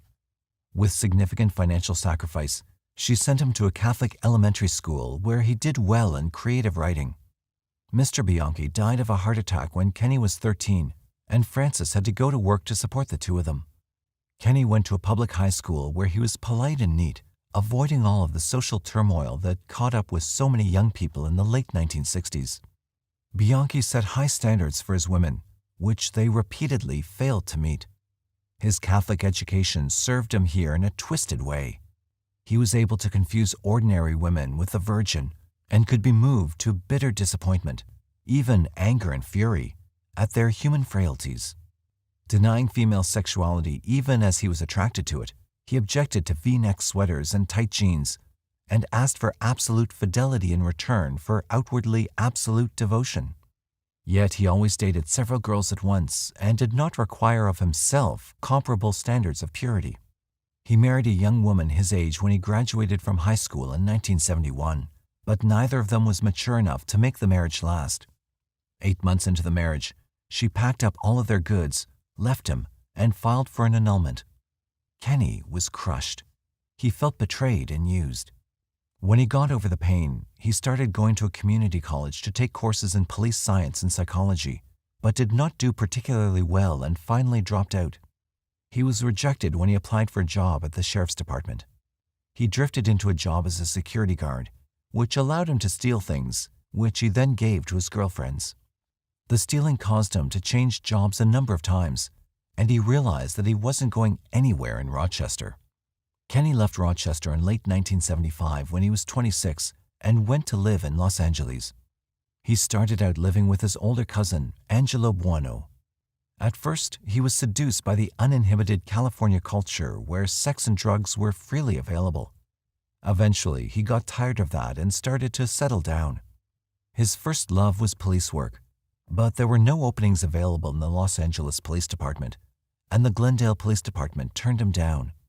Eventually, he got a job working for a title company and used his first paycheck to get an apartment at 809 East Garfield Avenue in Glendale and a 1972 Cadillac sedan, overextending himself financially in the process. Kenny was never strong on financial responsibility. There were a number of young women who lived in his apartment building. One of them, Christina Weckler, tried to ignore his advances, but others were more receptive. He moved in with Kelly Boyd, a woman he had met at work. In May of 1977, she told him she was expecting his child. He wanted to marry Kelly, but she was not sure that she wanted to accept the offer. While Kenny was very kind to her, he had some serious faults. He was very jealous and immature, and he lied. Kenny lost his job over some pot that was found in his desk, but he was able to get another similar job in downtown LA. He and Kelly moved to an apartment at 1950 Tamarind Avenue in Hollywood. As a sideline, Kelly had set himself up as a psychologist with a phony degree and a set of credentials that he had fraudulently obtained. He rented some office space from an unsuspecting legitimate psychologist. Fortunately, very few people came to see him for help. When Kelly found out about the counseling service, she was angry. During October and December of 1977, the city of Los Angeles was panicked by news of the Hillside Strangler, but this had little effect on the relationship between Kelly and Kenny. When Kenny started coughing and having difficulty breathing, Kelly insisted that he go to a doctor. He told her that he had lung cancer and was going to have to take radiation and chemotherapy to save his life. It was a lie. Kelly was traumatized by the news, but did her best to keep her spirits up. Kenny started to miss work because he claimed that the therapy was making him ill. One day when he was homesick from work, detectives came to question him about one of the Strangler murders that may have taken place in his apartment building. The detectives were favorably impressed with Bianchi and did not consider him a suspect. Ken asked to participate in the LAPD's ride-along program, which lets civilians go along in patrol cars as a kind of community education program. Ken did nothing but talk about the Strangler murders. The relationship between Kenny and Kelly became tense. She would often go to stay with her brother, but would always go back to Kenny. In February, their son Shawn was born. For a while, things were better between them, but the old problems surfaced once again. Ted Schwartz in The Hillside Strangler summarizes how Kelly viewed the difficulties. Ken was irresponsible about work and about money. He would goof off, going over to play cards with Angelo after calling in sick.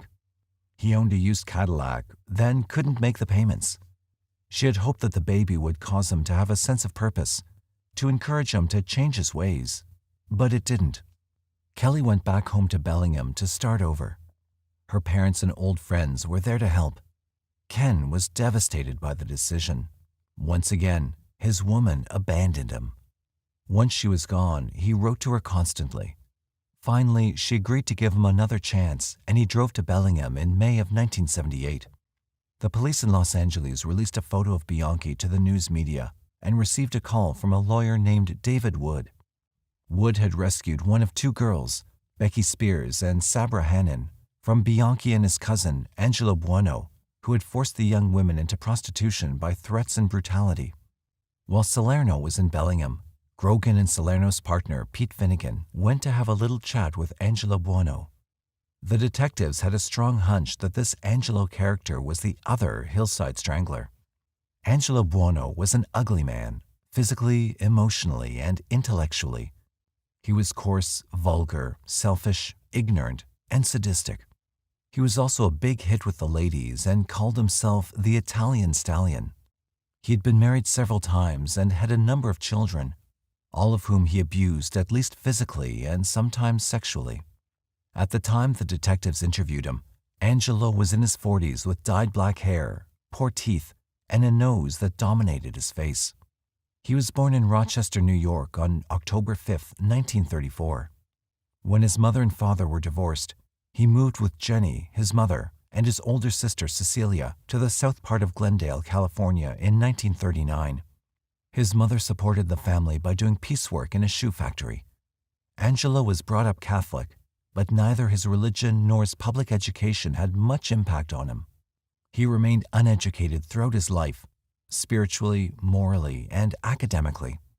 Despite his need for sex and the practicality of occasionally being decent to a woman in order to get as much sex as he needed, he has a deep loathing for women and a desire to humiliate and injure them.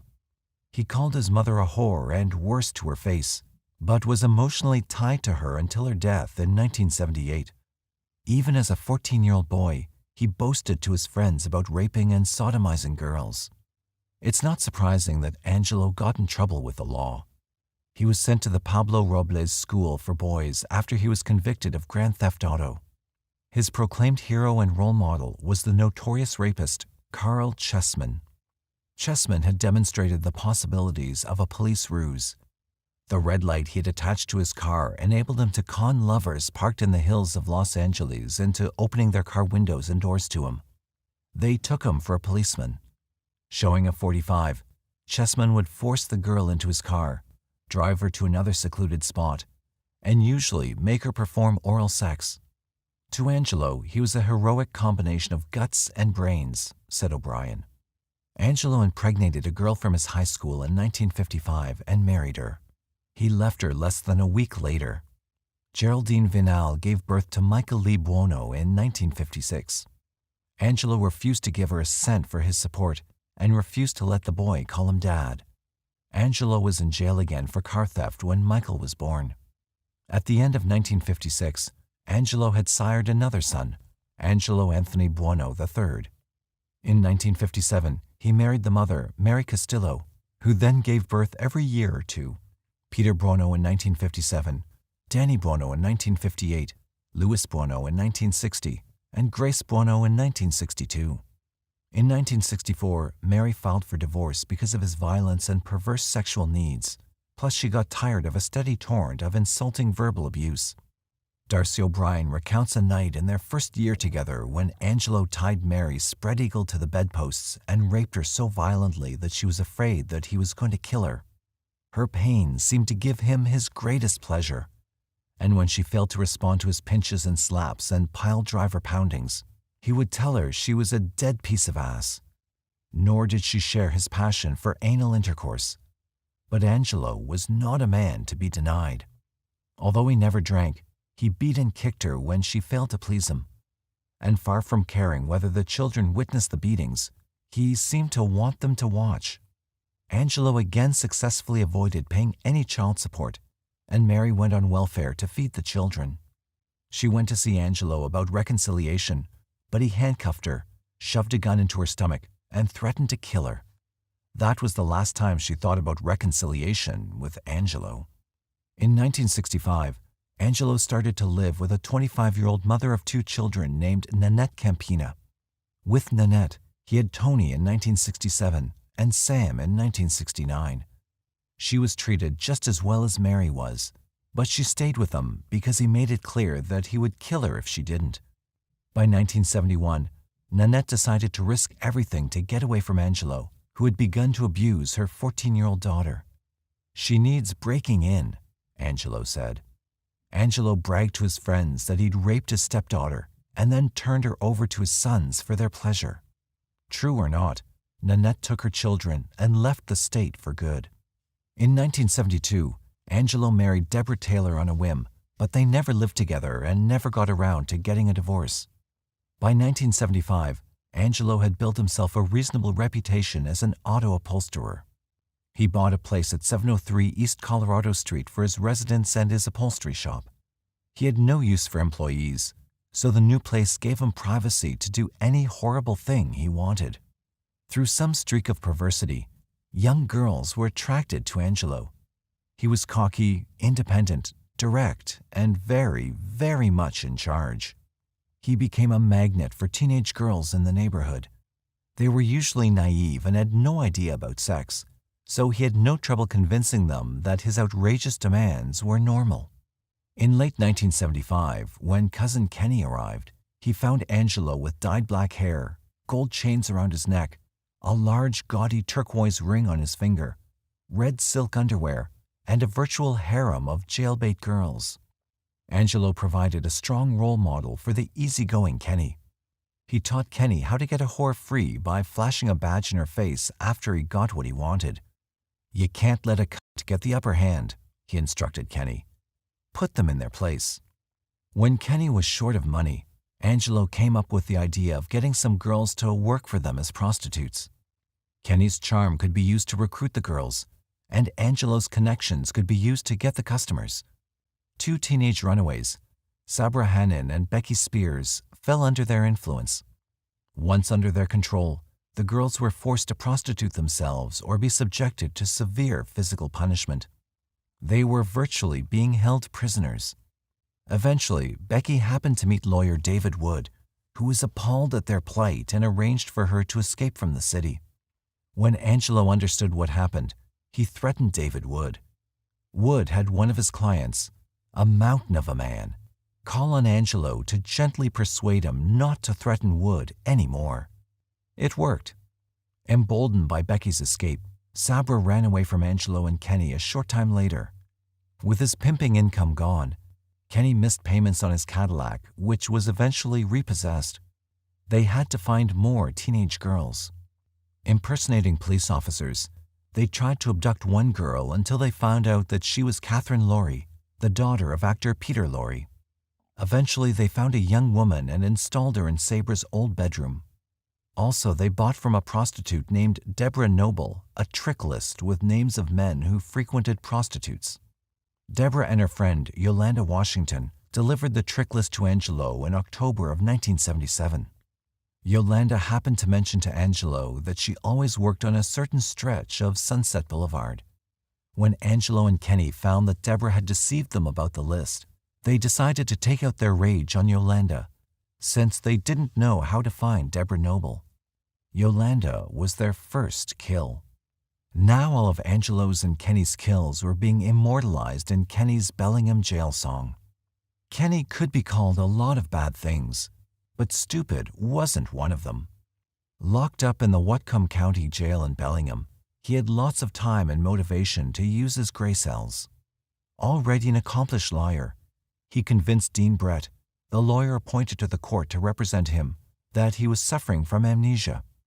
Brett was so concerned about Kenny trying to commit suicide that he had a psychiatric social worker called in to talk to Kenny. The psychiatric social worker could not comprehend how such a mild-mannered, considerate person could have strangled 2 women unless he was suffering from a multiple personality disorder. Kenny got the message and created a wonderful scam. Using his sprinkling of psychology from college and whatever he gleaned from seeing the movie classic The 3 Faces of Eve, years before. Then Kenny got lucky.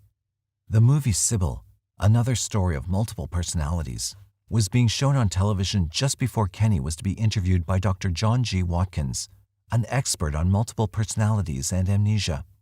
This was the first step in an insanity defense. So Salerno and Finnegan caught a plane to Washington State. Kenny was very well prepared for his performance. Shortly after Dr. Watkins believed that he had hypnotized Kenny, Kenny went into his evil persona routine.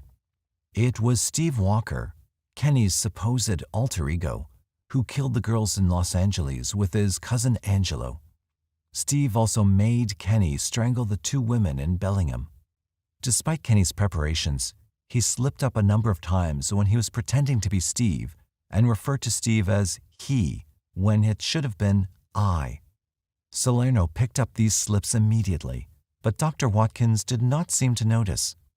Dismayed that Dr. Watkins was completely falling for Kenny's act, Salerno called Grogan to tell him what was going on. Grogan answered, "Okay, I got a great idea." The judge says to Bianchi, "Mr. Bianchi, I tell you what I'm going to do. I'm going to let Ken off." Ken is acquitted, but Steve gets the chair. Distressing as it was for the detectives to watch Kenny create his insanity defense, it did have the advantage of implicating Angelo. Later, Salerno presented a photo lineup to Marcus Camden, the man who had seen Judy Miller get into a car the night she died. He picked out Angelo from the photo lineup immediately, but did not recognize Kenny. The only downside to this positive identification was that Marcus had checked himself into a mental hospital for depression, something that a defense lawyer would try to use to discredit Marcus's testimony.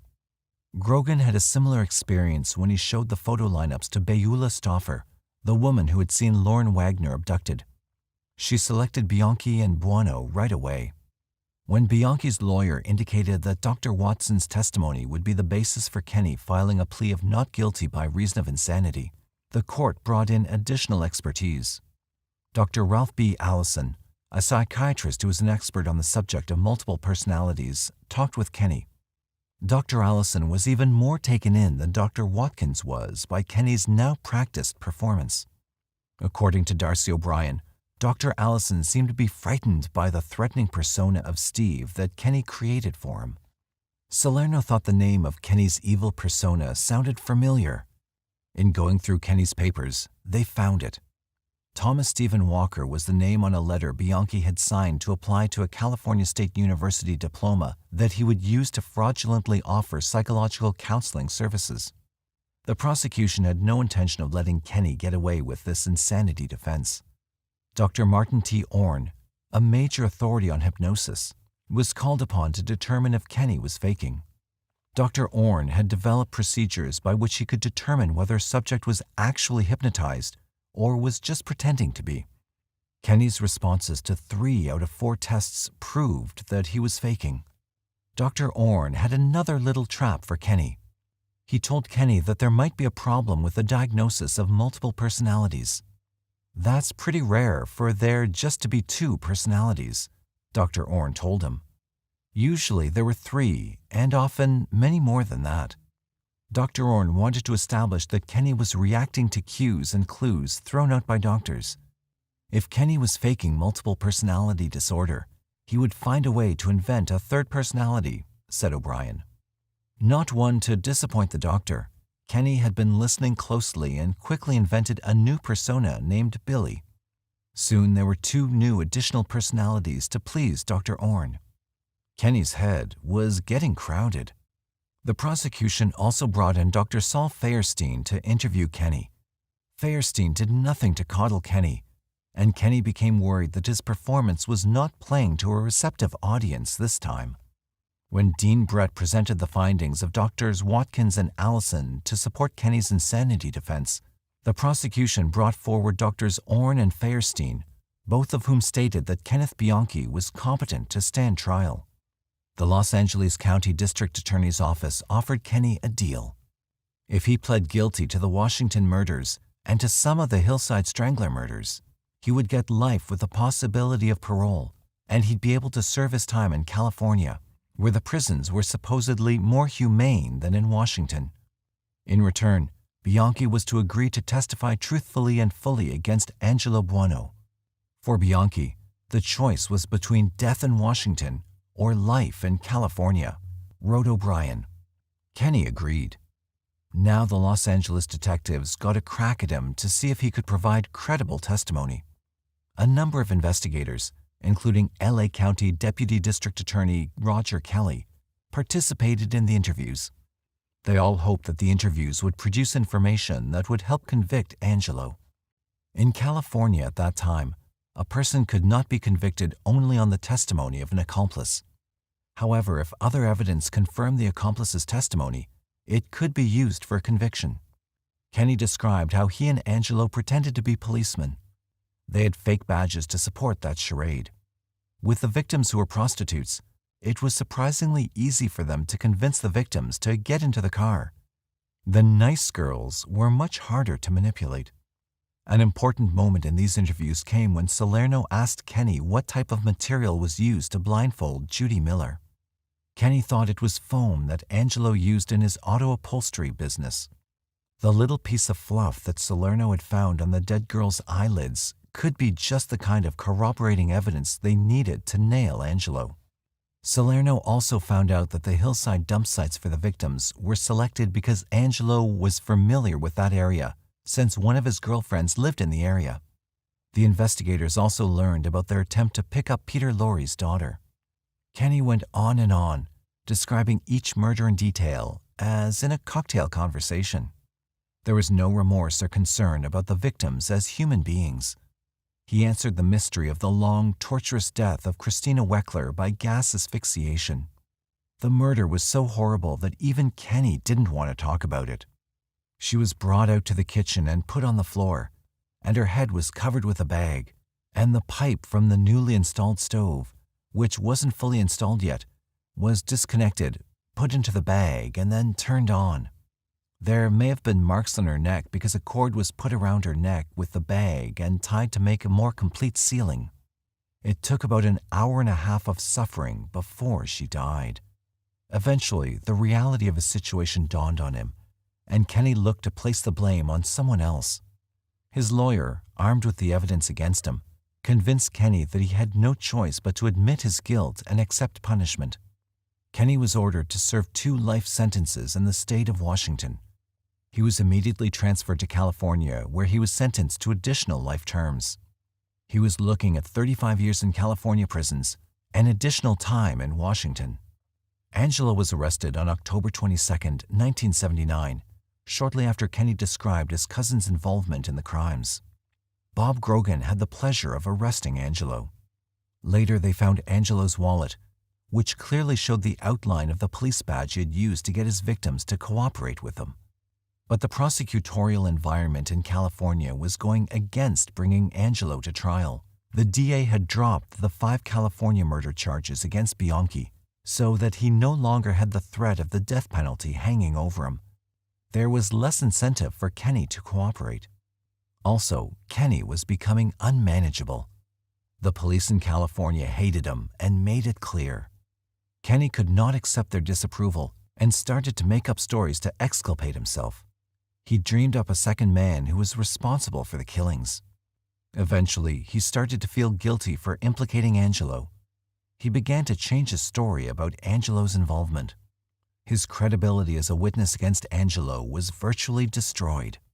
Very much in the back of Kenny's self-serving performances was the prisoner code: death to informers.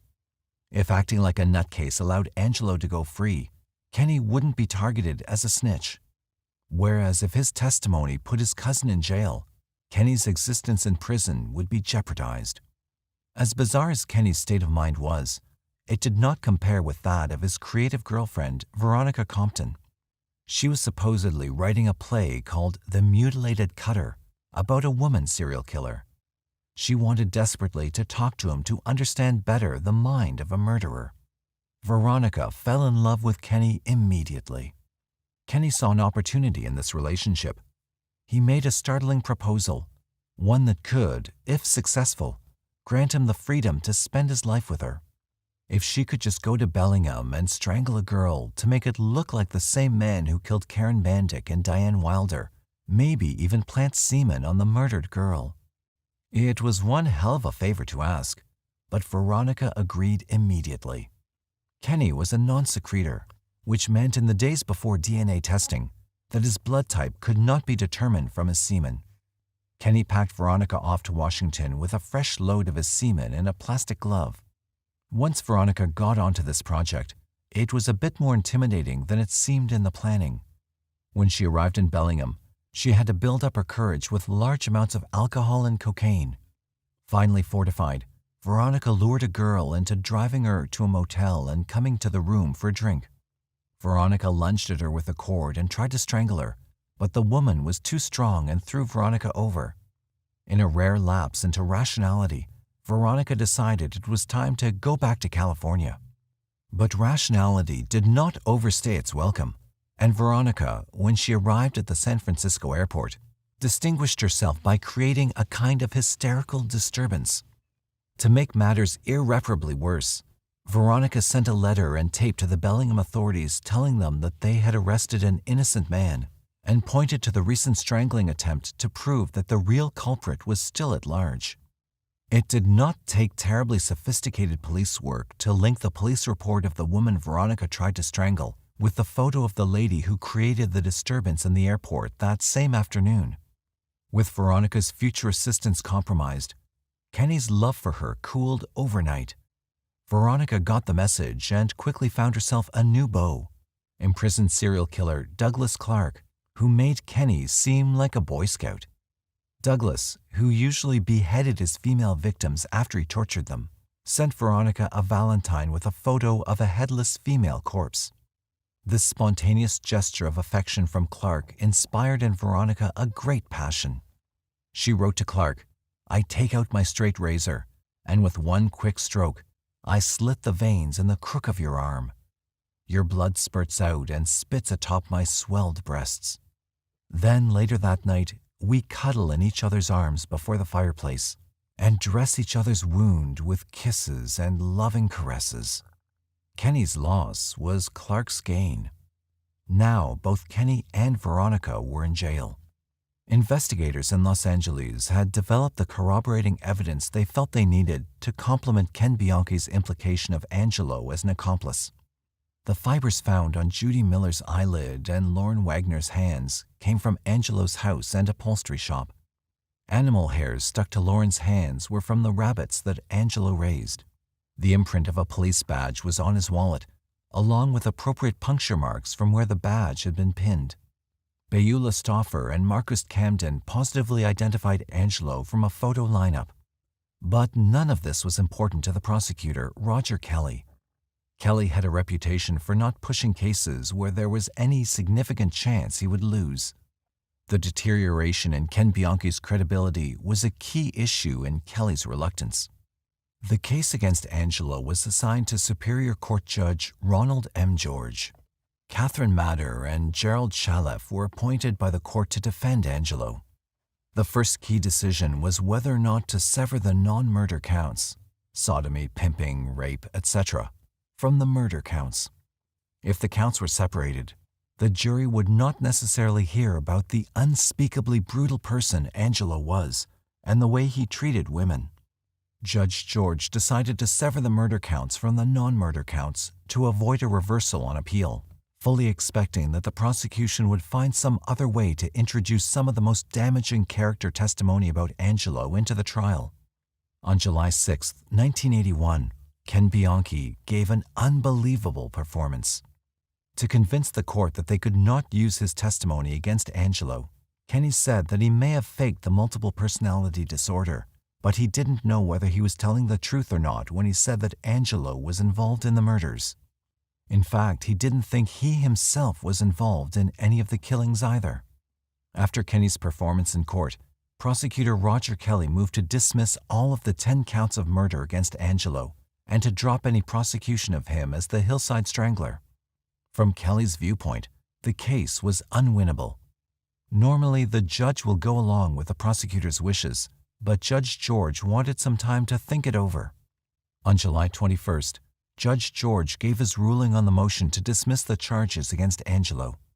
We believe that there is more than sufficient evidence to show the presumption of guilt of Mr. Buono, and I think the evidence the people put on at the preliminary is sufficient to withstand any conviction, the jury believing Mr. Bianchi, and could convict Mr. Buono. The judge then listed the various elements of the evidence that Kelly had failed to note when he tried to have the case dismissed, which the judge felt was more than enough to meet the requirement for corroborating evidence of an accomplice. Particularly critical were the Lorne Wagner fibers, which came from the very chair in Angelo's house where Bianchi had said that she had been assaulted. The judge then concluded, dismissal would not be in the furtherance of justice, nor is it the function of the court automatically to rubber stamp the prosecutor's decision to abandon the people's case. Applicable standards indicate that a prosecutor must under ordinary circumstances pursue the prosecution of serious charges where there is sufficient evidence for a jury to convict without concern for the consequences of his reputation should he be unsuccessful in obtaining a conviction. Kelly's motion to dismiss the charges was denied. Not only that, but the judge expected that if the district attorney's office could not get its act together to effectively prosecute Angelo Buono, a special prosecutor would be appointed. After a huge public airing of the controversial decision by Judge George, the DA's office withdrew from the case. Attorney General George Deukmejian brought in two prosecutors, Michael Nash and Roger Boren, to evaluate the evidence. A special investigator, Paul Tuliners, was to assist in this activity. The new team quickly decided that the evidence was strong enough to prosecute. They presented their findings to a panel of 4 well-respected prosecutors that the Attorney General had asked to advise him on this matter. All 4 of the prosecutors agreed that Deukmejian should prosecute Angelo Buono. In November, the case went to trial, but was immediately disrupted by continuances, motions by the defense that were appealed all the way to the California Supreme Court. Then there was the matter of jury selection, which took 3.5 months. The trial began for real in the spring of 1982.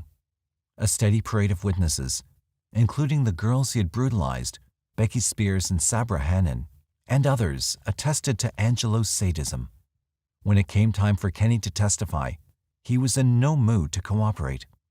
That is, until Judge George indicated that he was violating his plea bargain agreement, which meant that he would be sent back to serve his time in the strict and uncompromising environment of Walla Walla Prison in Washington. Kenny changed his tune. While prosecutor Michael Nash was able to get Kenny to cooperate, defense attorney Chalif, under cross-examination, elicited entirely contradictory statements from Bianchi. Judge George and the jury were transported to the hillsides on which the victims were found. These elaborately planned jury views included a presentation by the key detective at each victim site. It was particularly dramatic in the darkness overlooking the hillsides of the Elysian Valley, where helicopters illuminated where the youngsters Dolores Cepeda and Sonia Johnson were found. It was pointed out to the jurors that Angelo's mother's house and the house where he lived with his former wife were close to these remote spots. After more than 1,000 exhibits and 250 witnesses, the prosecutors got an excellent break. The woman whom Angelo terrorized in the Hollywood Library while he was waiting for Kenny to make his calls to the Climax Model Agency the night they killed Kimberly Martin came forward to testify that Angelo was the man that had menaced her. This testimony tied Angelo to the payphone, which had been used to summon Kimberly to her death. Finally, the prosecution was finished, and the defense team began its efforts. Angelo was not cooperating with his attorneys. Their presentation was considerably shorter. They tried to impugn the testimony of Marcus Camden based on mental instability, but were not very successful. Then the defense put on a ridiculous attempt to show that a sticky substance that had been found on Lorne Wagner's breast was left by someone other than Buono or Bianchi. Unfortunately for the defense, their arguments were demolished when it was proven that the substance was secretions from the mouths of the ants that were feasting on Lorne's flesh.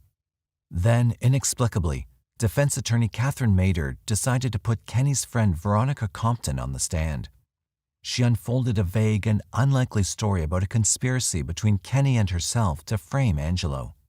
Darcy O'Brien, who experienced this testimony firsthand, said, "The logic and sequence of this conspiracy were impossible to follow, and her manner, that of a starlet courting recognition on a television talk show, coquettish, then dramatic, tearful, giggly, self-caressing, was far more arresting than her conspiracy story." Prosecutor Michael Nash cross-examined Veronica and, in doing so, inquired about her plans to open a mortuary with serial killer Douglas Clark so they could both enjoy sex with the dead. He expected her to deny it, but she didn't. In fact, she said that she was seriously considering it. Not only did Nash succeed in getting Veronica to talk about all the kinky things that she and Clark were planning to do together, but he also got her to admit that she was angry at Bianchi for talking her into the attempted strangling in Bellingham. So much for the credibility of that defense witness. Roger Bourne gave the closing arguments, which took him 11 full days.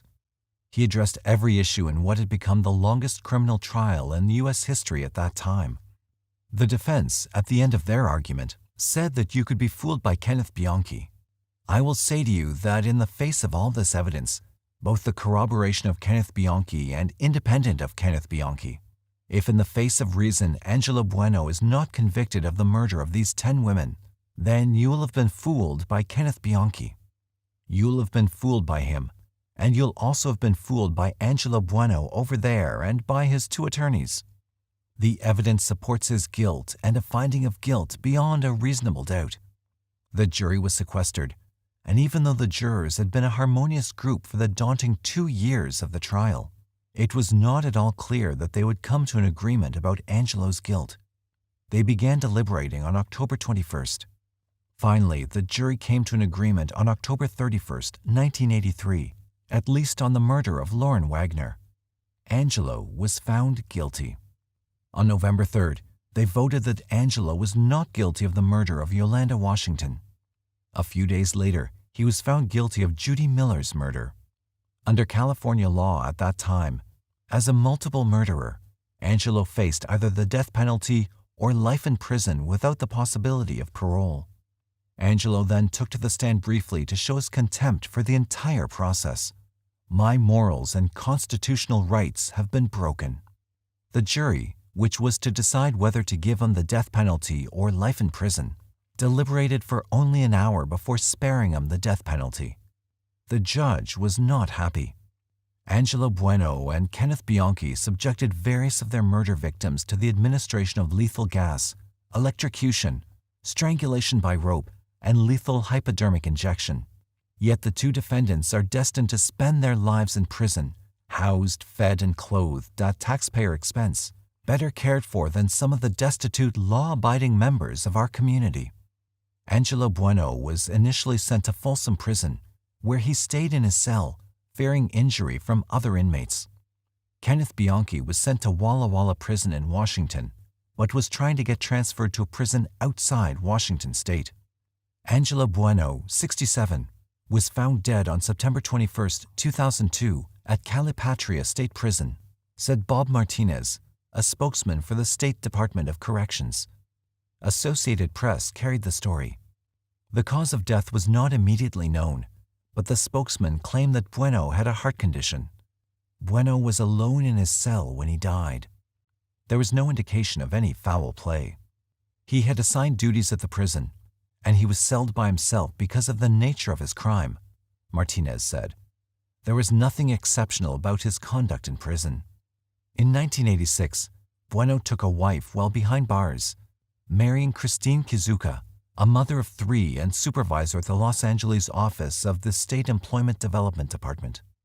According to Jessica Bryce of the Associated Press, Kizuka met Buono through her first husband, who spent 5 months in a cell next to Buono's while serving a term for assault with a deadly weapon in 1983.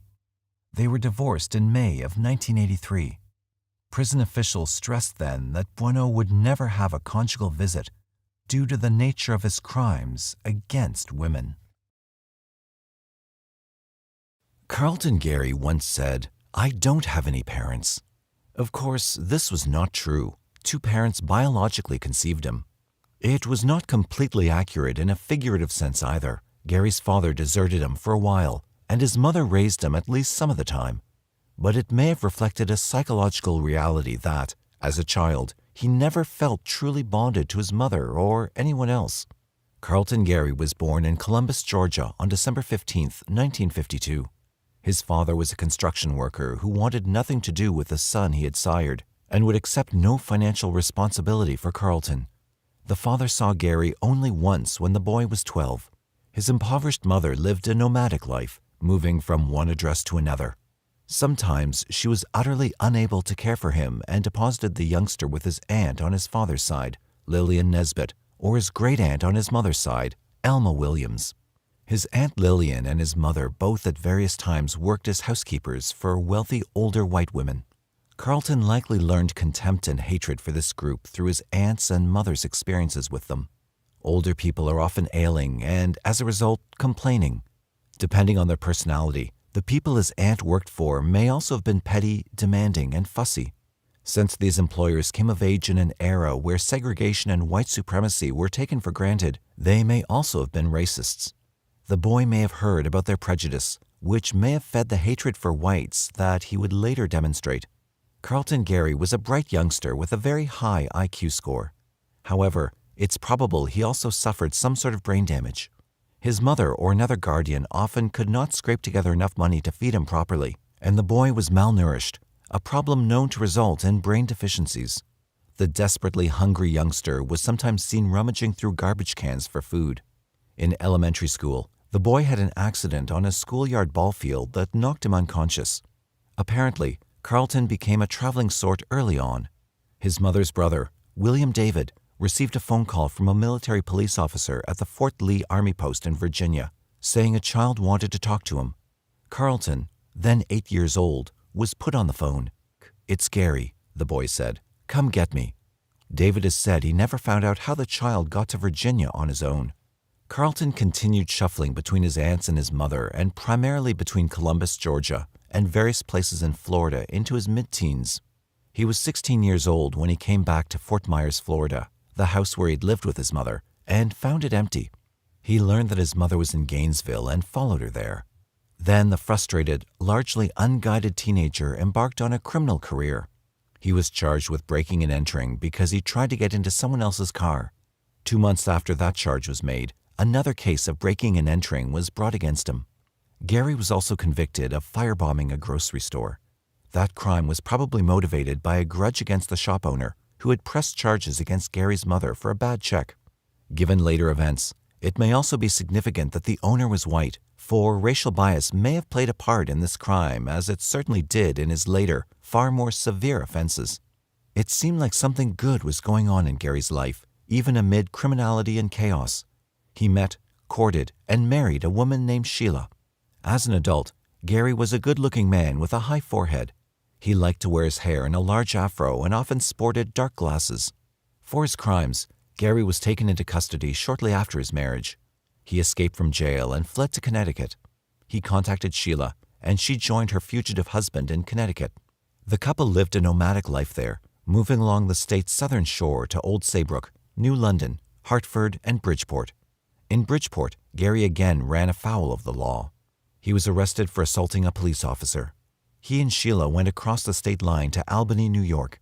In Albany, Carlton tried to embark on a music career. He showed promise since he got gigs in various nightclubs. Nellie Farmer had spent most of her life working as a school teacher. People don't go into teaching for the money, but for the satisfaction of nurturing and instructing the young. When she retired, Farmer was able to support herself but could not afford a nice residence. In 1970, she lived alone in a tiny retirement hotel. She was asleep when she was suddenly awoken to a real-life nightmare. A man had broken in. He had non-consensual sex with the older woman. One can only guess the horror that went through her mind as a stranger did this to her, causing her physical agony and psychic humiliation. Then he strangled her to death with a scarf. Police found her corpse lying face down on the floor. Bedclothes covered her. 2 months earlier, there had been a similar attack, but the victim had survived. Both victims were women, both were elderly, and both were white. Later, Josephine Dietz was attacked by a black male who broke into her home. Like the other two victims, she was elderly and white. He grabbed her by the throat and slammed her to the floor. Then he took her purse and took off. The police apprehended a man for the Dietz crime just 4 days after it occurred. That man was named Carlton Gary, although he told the officers that his name was Carl Michaels. His fingerprint had been found in Nellie Farmer's retirement hotel room. Carl Michaels acknowledged that he had been in Farmer's residence when she was killed, but claimed he had never touched her. He claimed that he had burglarized her home while an accomplice, a man whose name is reported as John Lee Mitchell, assaulted and murdered Farmer. He said the police couldn't find John Lee's fingerprints because he'd worn gloves while committing the crime. Then the seemingly helpful Michaels led them to a letter that he claimed John Lee had written. In it, John Lee talks about his involvement in the murder of Nellie Farmer. While walking down the hallway, Gary relates, John put on his rubber gloves. He told me not to worry about my fingerprints as I had no record, and they couldn't be traced. We came to this hotel room door. When John went to this door, he noticed that he had some kind of material jammed in the door lock. John went in first. I followed him. John turned on me and said, "Check out the bathroom." The bathroom was dark. I could see John holding a flashlight and going through papers in the other room. I noticed the bed was all messed up. I heard some people coming down the hall. I got scared. After the sound stopped, I saw John with his flashlight go over toward the door, and I saw John direct the flashlight to this door at the bottom of a low, big trunk. John asked me to help him move this trunk. When the flashlight that John was holding shined on the trunk, I noticed the head of a human being up against this trunk. The head of this human being was stretched out on the floor. I could tell this was a woman's body, a white woman. I saw John reach down and grab this human head by the hair and throw it to one side. I did not step over the body, but John asked me to help him put this trunk on the bed. I reached down, and with my hands I picked up the trunk, and with John helping me, we put the trunk on the messed up bed. John started to work on the lock of the trunk. There were some pots and pans and some household stuff in the trunk. We searched through the stuff in the trunk. I picked up John's snow boots and walked out of the hotel room. I walked around the hallway and down to the elevator. John was still in the room. I waited there about 25 or 30 minutes, and then John came up State Street and he joined me. Gary readily agreed to testify against his partner. Mainly based on that testimony, John Lee was convicted. Gary later recanted his story, and John Lee had his conviction overturned on appeal. Further investigation convinced authorities that John Lee had nothing to do with the Farmer killing. It seemed that Gary had successfully escaped punishment by throwing suspicion on an acquaintance since, as Jordan wrote, no one was ever successfully tried for the murder of Nellie Farmer. When Gary was freed from prison in 1975, he went to Syracuse, New York. On December 31, 1976, a man broke into a 59-year-old woman's Syracuse home, had non-consensual sex with her, and choked her with a pillowcase. The victim survived. Police would later become convinced that the attempted murderer was Gary. 4 days later, on January 3, 1977, a 55-year-old white woman named Jean Frost is believed to have had the great misfortune of meeting Carlton Gary. She'd just had a birthday and was asleep when a noise jerked her awake. Blinking into the darkness, she made out a man standing in her bedroom doorway.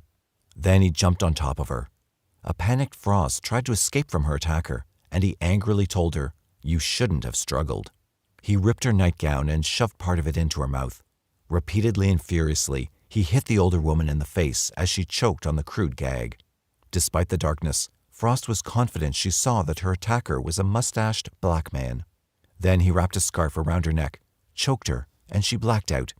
Jean Frost survived. When she came to her senses, she was aware of an extraordinary physical pain in her vagina. She was bleeding profusely from her genital area. Because of that, doctors would be unable to do the tests usually done in non-consensual sex cases for the presence of semen. The next day, January 4th, 2 men were arrested at a Syracuse bank. They were trying to turn $191 worth of coins into cash. The coins had been stolen from a man who lived in the same apartment building as Jean Frost. One of the men arrested, Carlton Gary, tried to resist being taken into custody. Marijuana was found on him, as was a gold watch that belonged to Jean Frost. He told the police that his name was Carlton Michaels. When Gary was interrogated, he admitted he had gone to Jean Frost's apartment complex, but claimed he'd been a lookout for his crime partner, the same man with whom he'd been arrested. Jean Frost could not identify Michaels as the man who tried to kill her. There was no direct physical evidence linking either man to the crime scene. No one was ever charged with the non-consensual sex and attempted murder of Frost. However, since he had been caught with stolen coins, Gary had violated parole and was sent back to prison. 8 months after his return, on August 22, 1977, Gary escaped from the Onondaga prison. He went to Columbus, Georgia, his birthplace. Columbus is the second largest city in Georgia. Atlanta is the first. The population of the metropolitan area is a little less than 300,000. It's located on the Chattahoochee River, along Georgia's southwestern boundary with Alabama. The Army base of Fort Benning adjoins Columbus. Often called the Fountain City because so many homes and churches have fountains, Columbus boasts a National Historic District in its downtown area containing many homes from the 19th century. A friendly, bustling, modern city, Columbus is known for having a high quality of life on several counts. One of them is that it has a relatively low crime rate for a city of its size. That may have made it all the more shocking when a serial strangler terrorized the city. Mary Willis Fern Jackson was an attractive older white woman with a prominent forehead who wore her dark hair up and swept back from her brow. She worked as the director of the Education Division at the Columbus Health Department. She enjoyed a reputation as a reliable employee, dedicated to helping the people of Georgia, especially the poor and racial minorities. She resided alone in a brick home in the affluent Winton section of Columbus. She kept her house clean and tidy and devoted herself to furnishing it. On the night of September 15, 1977, she awoke to find an intruder in her bedroom. He wrapped a nylon stocking around her neck and choked the life out of her. The next day, Jackson's fellow employees at the Columbus Health Department were concerned. It was not like her to fail to show up and not even call. They phoned the police, who went to her home and found her body. As well as the stocking around her neck, there was a pillow over the dead woman's face. The murderer had gotten in through a window. Jackson's home did not appear to have been burglarized. Columbus police detective Ronald Lynn was quoted in Murder in the Peach State as saying, "The only real sign that anything had been gone through was an open dresser drawer. We found it peculiar because there was a bank envelope containing money in the drawer that he would have had to have seen." Lynn also found black hairs that did not belong to the victim. Their texture led him to believe they belonged to a black person. The evidence pointing towards a black murderer was thin, so those working the case were told not to reveal too much. The police did not want to risk antagonizing the black community with a premature assertion of the Stranglers' racial background. 5 days before the murder of Fern Jackson, another white female senior citizen living in the same neighborhood had been attacked. That victim had survived, but was so severely injured that she remained hospitalized almost a week later and could not speak to the police. Jean Demenstein was a friendly 71-year-old woman who wore large harlequin glasses and had her light hair styled in a series of soft waves. Before retiring, she and her brother, Fred, had co-owned and managed Fred and Jean's department store. She often dined out with friends. She was frightened about the news reports about a murderer targeting older women and had discussed it with neighbors. On the night of September 25, 1977, someone took the hinge off of Demenstein's front door and entered her home. He punched the woman in the face, had non-consensual sex with her, and then strangled her to death with a nylon stocking. With the report of Demenstein's murder, the elderly women of Columbus plunged into panic. Many put extra locks and deadbolts on their doors. Women who had not previously owned firearms bought guns. The police department of Columbus was working hard to catch this predator and protect the city's older women. Stakeouts were arranged throughout the Winton area. Marked and unmarked patrol cars combed the neighborhood.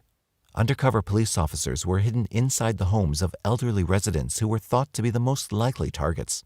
Meanwhile, the woman who'd been assaulted 5 days before Fern Jackson had recovered enough to talk to the police. She said her attacker had been a stranger and was a black male. On October 2, 1977, Jerome Livis was arrested for having non-consensual sex with 55-year-old Beatrice Breyer and beating her to death. Breyer had been Livis's girlfriend, and she had not lived in the Winton area. Nevertheless, there were enough similarities, the victim's age, the brutality of the crime, for police to suspect a connection. On October 14th, they officially announced that Livis was a suspect in the stalking stranglings.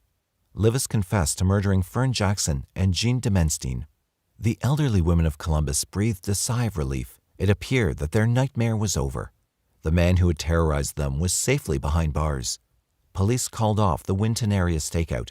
The apprehension of the stalking strangler was one reason that 89-year-old Florence Schiebel, a Winton area senior citizen, had to be happy. The other was that it was time for the World Series. The dark-haired and bespectacled woman was a great baseball fan. She followed the game avidly. Like many die-hard fans, she was familiar with all the different players and their batting averages. Each day's highlight was when she listened to the baseball games on the radio. She preferred radio to TV because she was nearly blind. She also had trouble with mobility and used a four-legged walker. It was still daylight when an intruder barged into Flora Schiebel's residence. He forced her onto the bed and punched her in the face. Then he had non-consensual sex with a woman who was only 10 days shy of what would have been her 90th birthday. Finally, he wrapped a stocking around her throat and strangled her. A few hours later, her son dropped by to visit her. He found his mother dead with a pillow over her face and a stocking tightly knotted around her neck. Just as they had previously breathed a sigh of relief, the citizens of Columbus now let out a collective gasp of horror. The stalking strangler was still out and about and doing his dirty work. The man the police had considered a suspect, Jerome Livis, had the most ironclad alibi. He was in jail. What about his confession to the Jackson and Demenstein killings? It turned out that Livis was one of those criminals who were willing to confess to just about anything.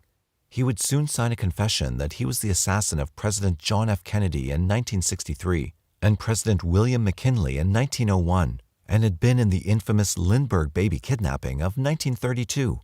Perhaps Livis figured he had nothing to lose, or maybe he just thrived on the attention he could get by claiming guilt in other crimes. At any rate, he remained in jail but as a suspect in the murder of Beatrice Breyer only. Martha Thurmond was a bespectacled 69-year-old woman with dark hair, a strong jaw, and thin lips. She had taught elementary school for nearly 20 years before her retirement. A widow, she lived alone and was deeply concerned about the rash of slayings in the city. She shared her fears with others in her demographic group of aging white females. "We just have to wait," she said, "and pray it won't be us next." She had been expected at her mother-in-law's house. When she did not show up, a niece had gone to check on her. There was no answer to her knock or the doorbell, and probably with a sinking feeling of dread, the niece phoned the police. The officers found that Martha Thurmond had been strangled in her home. Columbus had lost 4 citizens, all elderly white females, to the wrath and heartlessness of a mysterious murderer. Oddly, for a serial murderer, it's believed that Gary downshifted from non-consensual sex to murder to less serious crimes. He began robbing fast food restaurants. Tragically, he did not abandon non-consensual sex and murder. Kathleen Woodruff was an elegant and wealthy socialite with high cheekbones and a long nose. She was well known to all in the Winton area. Her late husband, George C. Woodruff, was a prominent industrialist. 3 days after Christmas, the 77-year-old woman was found dead in her home. She had non-consensual sex and was strangled. A task force was formed to work specifically on finding the stalking strangler, also called the Chattahoochee Choker. Heading the stalking strangler detail were Deputy Commander James B. Hicks and Director Ronald A. Jones. Detective Ronald Lynn was one of those on the detail. Like many other women, Ruth Schwab had become an executive through the death of her husband. Simon Schwab had founded Schwab Manufacturing Company in 1912. They made men's apparel. When Simon died in 1954, the presidency of the company passed to his wife. Although she had never been active in helping to operate it during her husband's lifetime, she learned fast and made a go of it. She was awarded the title Woman of the Year in Columbus in 1966. 10 years later, Ruth Schwab sold the company and retired. However, she led an active life, walking or jogging every day and doing volunteer work and civic activities. She lived in a lovely brick home that had a simple, homemade security system. There was a button attached to the side of her bed. That button connected with a wire that would sound in the bedroom of her next-door neighbor. On the cold night of February the 11th, 1978, Ruth Schwab was assaulted in her bed. A young black male had climbed through a window and attacked her. She woke up to see him with his hand around her throat. The desperate woman pressed the alarm button. She struggled with all the might she could muster as, without speaking a word, his muscular hands wrapped a stocking around her neck. He did not know that an alarm had gone off next door and that Dr. Burdett had called the police. The cops got to Ruth Schwab's house 2 minutes after they were called. Detective Lynn and his partner, Police Officer Robert Matthews, were the first on the scene. As they approached the house, they heard sounds through the open window. They were the noises of someone gasping and gurgling for breath. They were not too late. Schwab was alive, and the stalking strangler was in the room with her. Lynn told other officers to surround the house. The excited officers believed they might catch their elusive, murderous quarry that very night. However, when they made it into Schwab's bedroom, the frightened, injured woman was alone. Lynn immediately loosened the stocking, and Schwab started vomiting. A neighbor saw a black man running through his yard. Personnel in the ambulance summoned for Schwab had seen a black male running across the road just before they got to her address. The stalking Strangler detail was beset by mixed emotions. They were gratified and proud that quick action on the part of the police had prevented the murderer from taking another life. At the same time, they were frustrated that they had just barely missed nabbing him. Unfortunately, the Strangler would attack another old woman within 24 hours of the assault on Schwab. This time, he would kill her. She was 78-year-old widow Mildred Dismukes Borum. She was not strangled with a stocking, but with a Venetian blind cord cut from a window of her home. Police would find signs that a fierce struggle had occurred as Borum fought for her life. A lamp was broken and lay near her feet. When Detective Ronald Jones saw Borum's body, he was devastated. He did something that's a natural reaction of frustration and grief, but is not acceptable in the macho world of the police force. He burst into tears. Then he went to a hospital for an examination and was suffering from exhaustion. The city of Columbus felt like it was under siege. The police appeared inefficient. They were frustrated, overworked, and overwrought. Then, amazingly, the case took an entirely new, grisly turn. In February 1978, the Columbus police chief received a mysterious, frightening letter supposedly from a white racist group of vigilantes called the Forces of Evil. The Forces of Evil wrote that if the police did not apprehend the stalking Strangler by the 1st of June, they would murder a black woman in retaliation for what were believed to be murders of white women by a black man. That black woman, the letter went on to assert, would be Gail Jackson. She had already been kidnapped and was being held by the group. She would die unless the police caught, in the letter's terms, the S Strangler. Investigators learned that Gail Jackson was a black woman from nearby Fort Benning. And, chillingly, she was missing. While they were still puzzling over the disappearance of Gail Jackson, the police received a second letter from the supposed Forces of Evil. They demanded a $10,000 ransom for the kidnapped woman's freedom. Columbus took these baffling, frightening letters to the Behavioral Science Unit of the FBI. As Jordan wrote in Murder in the Peach State, that unit came to some startling conclusions. They felt the author or authors of the Forces of Evil letter were not 7 white men, but more likely 1 black man. The profilers believed he probably already killed Gail Jackson and that the letters were intended to divert attention away from the real killer. The profile predicted him to be an artilleryman or military policeman. An excerpt in the letter which stated, "The victims will double," led profilers to believe that he may already have also killed 2 other women. They also believed that he might be the stalking Strangler. Investigators eventually arrested William Hance for the murder of Gail Jackson. He was a black artilleryman at Fort Benning. He confessed to having authored the Forces of Evil letter and to having killed 2 other women in addition to Gail Jackson. However, there were no links between Hance and the stalking Stranglings.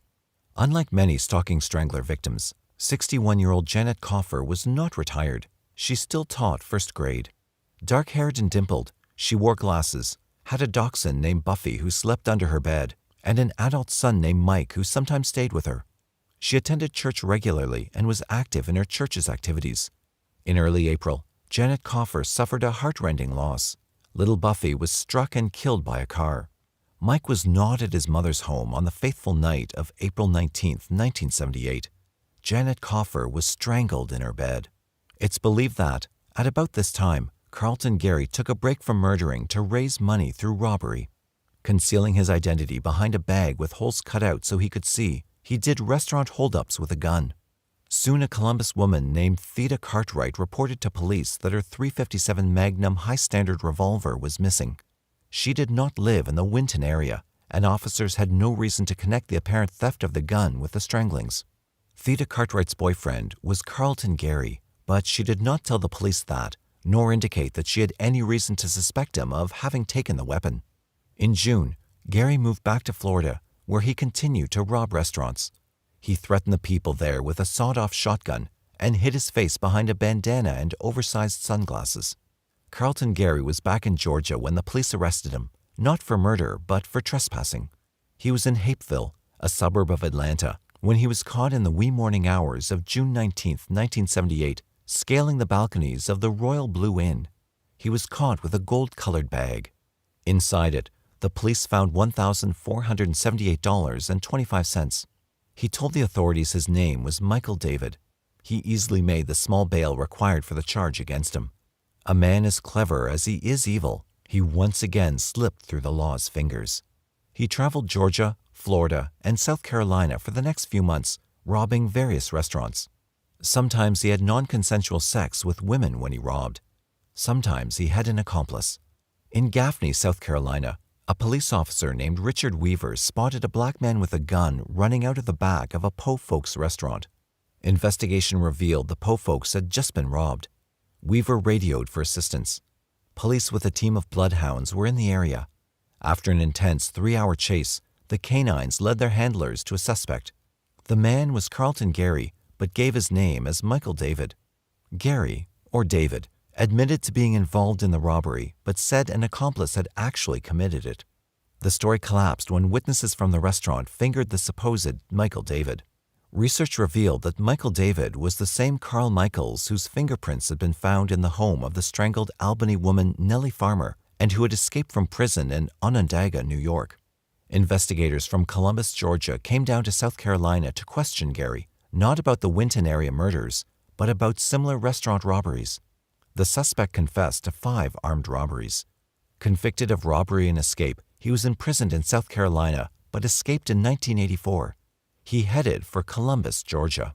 On April 18, 1984, an undercover officer saw him sitting in a Ford in a parking lot smoking marijuana. The officer tried to arrest him, but Gary pushed him away and ran into the woods behind the parking lot. The officer gave chase and took him into custody. Gary gave his name as Michael David when arrested on charges of possession of marijuana and obstruction of an officer. Again, he quickly posted the modest bond on these charges and was freed. The wily Gary began traveling with 3 other people, 2 men and a woman. They were driving a 1984 Lincoln. The robber of restaurants from Gainesville in Florida and Columbus in Georgia was known to use such a car. Police in Columbus hoped against hope that a lead they were developing in the long, dragged-out case of the stalking Strangler would pan out. A .22 Luger handgun had been stolen from a Winton house at the time of the murders. An anonymous caller called the gun owner and said, "The police have the gun you had stolen from you." The gun owner reported the call to the Columbus police. At first, they were baffled. They did not have that gun, but could police in another area have it? Detectives put out a nationwide teletype asking if anyone had it. No other police department did. 2 Kalamazoo, Michigan clerks went painstakingly through their records and found that the weapon had been registered at their shop in 1981. Detectives tracked the gun down to its current owner, who said he had purchased it in Phoenix City, Alabama, from Jim Gary. The police interviewed Jim Gary, who said he had gotten it from his nephew, Carlton Gary. Detectives then discovered that Gary had recently escaped from the South Carolina prison where he was serving time as Michael David. That made their job especially urgent. If Gary was the stalking strangler, elderly women were in terrible danger. Fingerprints of Carlton Gary were matched to prints found in the home of victim Kathleen Gary. Then Columbus police were contacted by investigators from Phoenix City who were looking for suspected robbers and cocaine runners, one of whom was known as Michael David. Carlton Gary may well be one of the most slippery criminals ever. On April 30th, 1984, the police almost caught him. The Lincoln was found in an apartment complex, and police moved in, but Gary had spotted their light and fled out the back door. He was naked and holding his clothes. The police raided a room within days and found 3 of his robbery and cocaine accomplices, but no Carlton Gary. The most wanted and dangerous man in Georgia was still wanted, dangerous, and free. On the early morning of May 3, 1984, acting on a tip, a SWAT team went to a Holiday Inn in Albany, Georgia. Carlton Gary was in a room with a woman.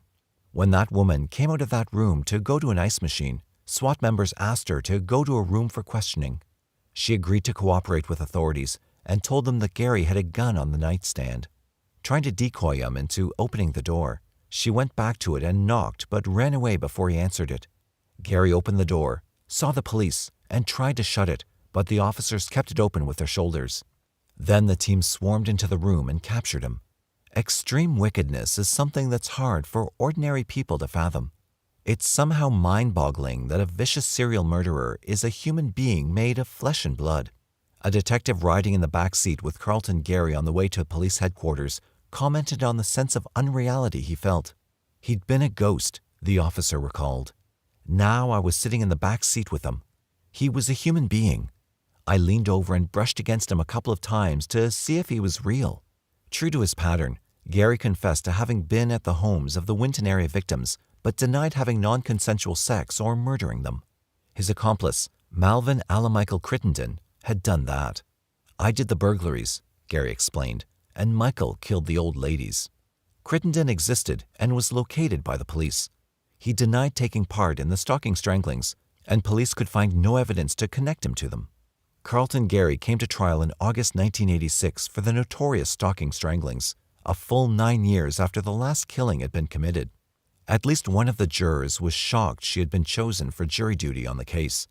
Retired schoolteacher Eleanor Childers was in the same age group as the victims.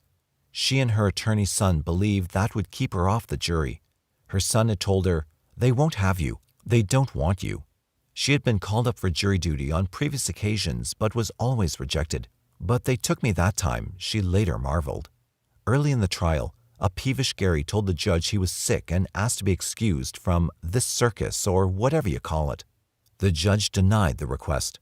He was Muskogee County's Superior Court Judge Kenneth Followill, a man with straight thin hair who wore large glasses. He was a respected jurist. Gary was defended by August Bud Seaman III, an attorney who specialized in defending capital cases. Muskogee County District Attorney William J. Smith headed the state's team. In his opening statement, Smith told the jury that while Gary was charged with 3 murders, the government would show evidence connecting him to 7. He went on to say that they would hear of how, when Gary was suspected of killing Nellie Farmer, he had successfully deflected suspicion from himself by implicating another man, and now Gary repeated the subterfuge. Seaman's opening tried to downplay the significance of the fingerprint evidence. "Fingerprints prove nothing except that a person was at a location," Seaman told the jury. "They don't prove that he was the murderer."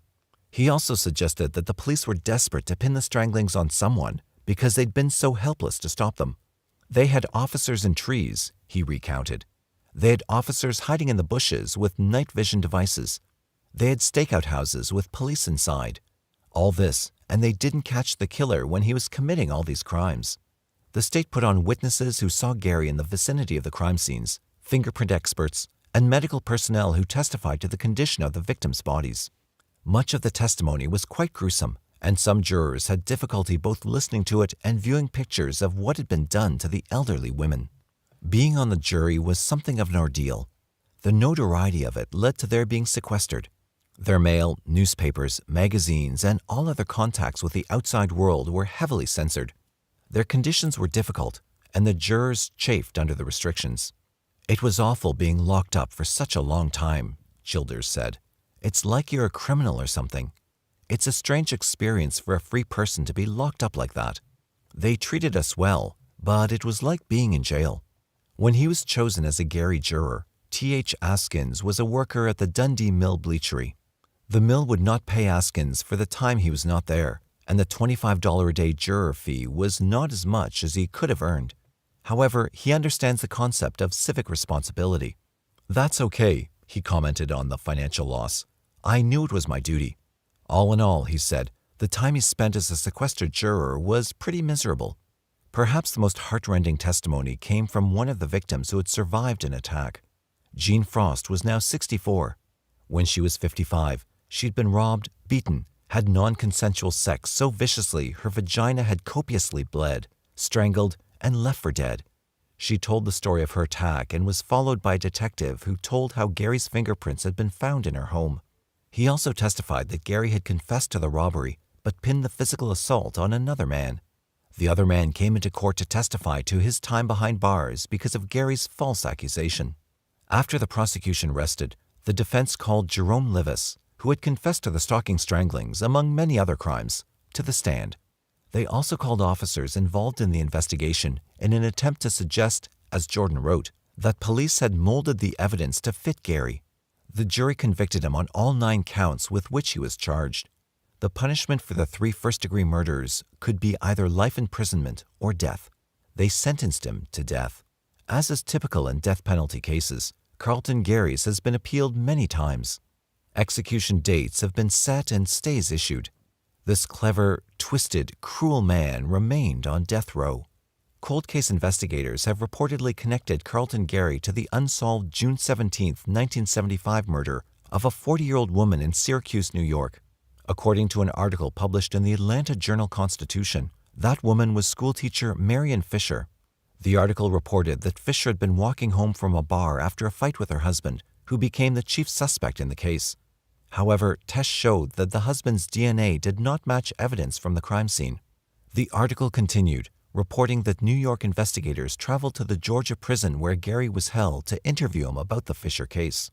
They questioned him for about 2 hours, but would not disclose what Gary said in the interview. Syracuse Police Lieutenant Ron Rockwood said that no charges have been filed against Gary in the Fisher case, and that the Onondaga County District Attorney's Office has not yet decided whether or not there will be. However, he added that the new evidence had brought a sense of closure to Fisher's relatives. "We are pleased to be able to bring an end to it for the Fisher family," he said. "They've waited for it for 32 years." Carlton Gary's attorneys appealed his convictions in the Columbus stalking stranglings, for which he sat on death row. "We've got several grounds," said Gary's lawyer John R. Martin, "but the primary ones right now are the failure of the state to provide us with expert assistance regarding semen evidence found at one of the crime scenes, the Martha Thurmond crime scene. Our experts indicate that Mr. Gary couldn't have left the semen at that crime scene. We're also currently investigating a bite mark left at the Janet Coffer crime scene, and our expert is looking at that. The defense didn't disclose that there was such a bite mark impression."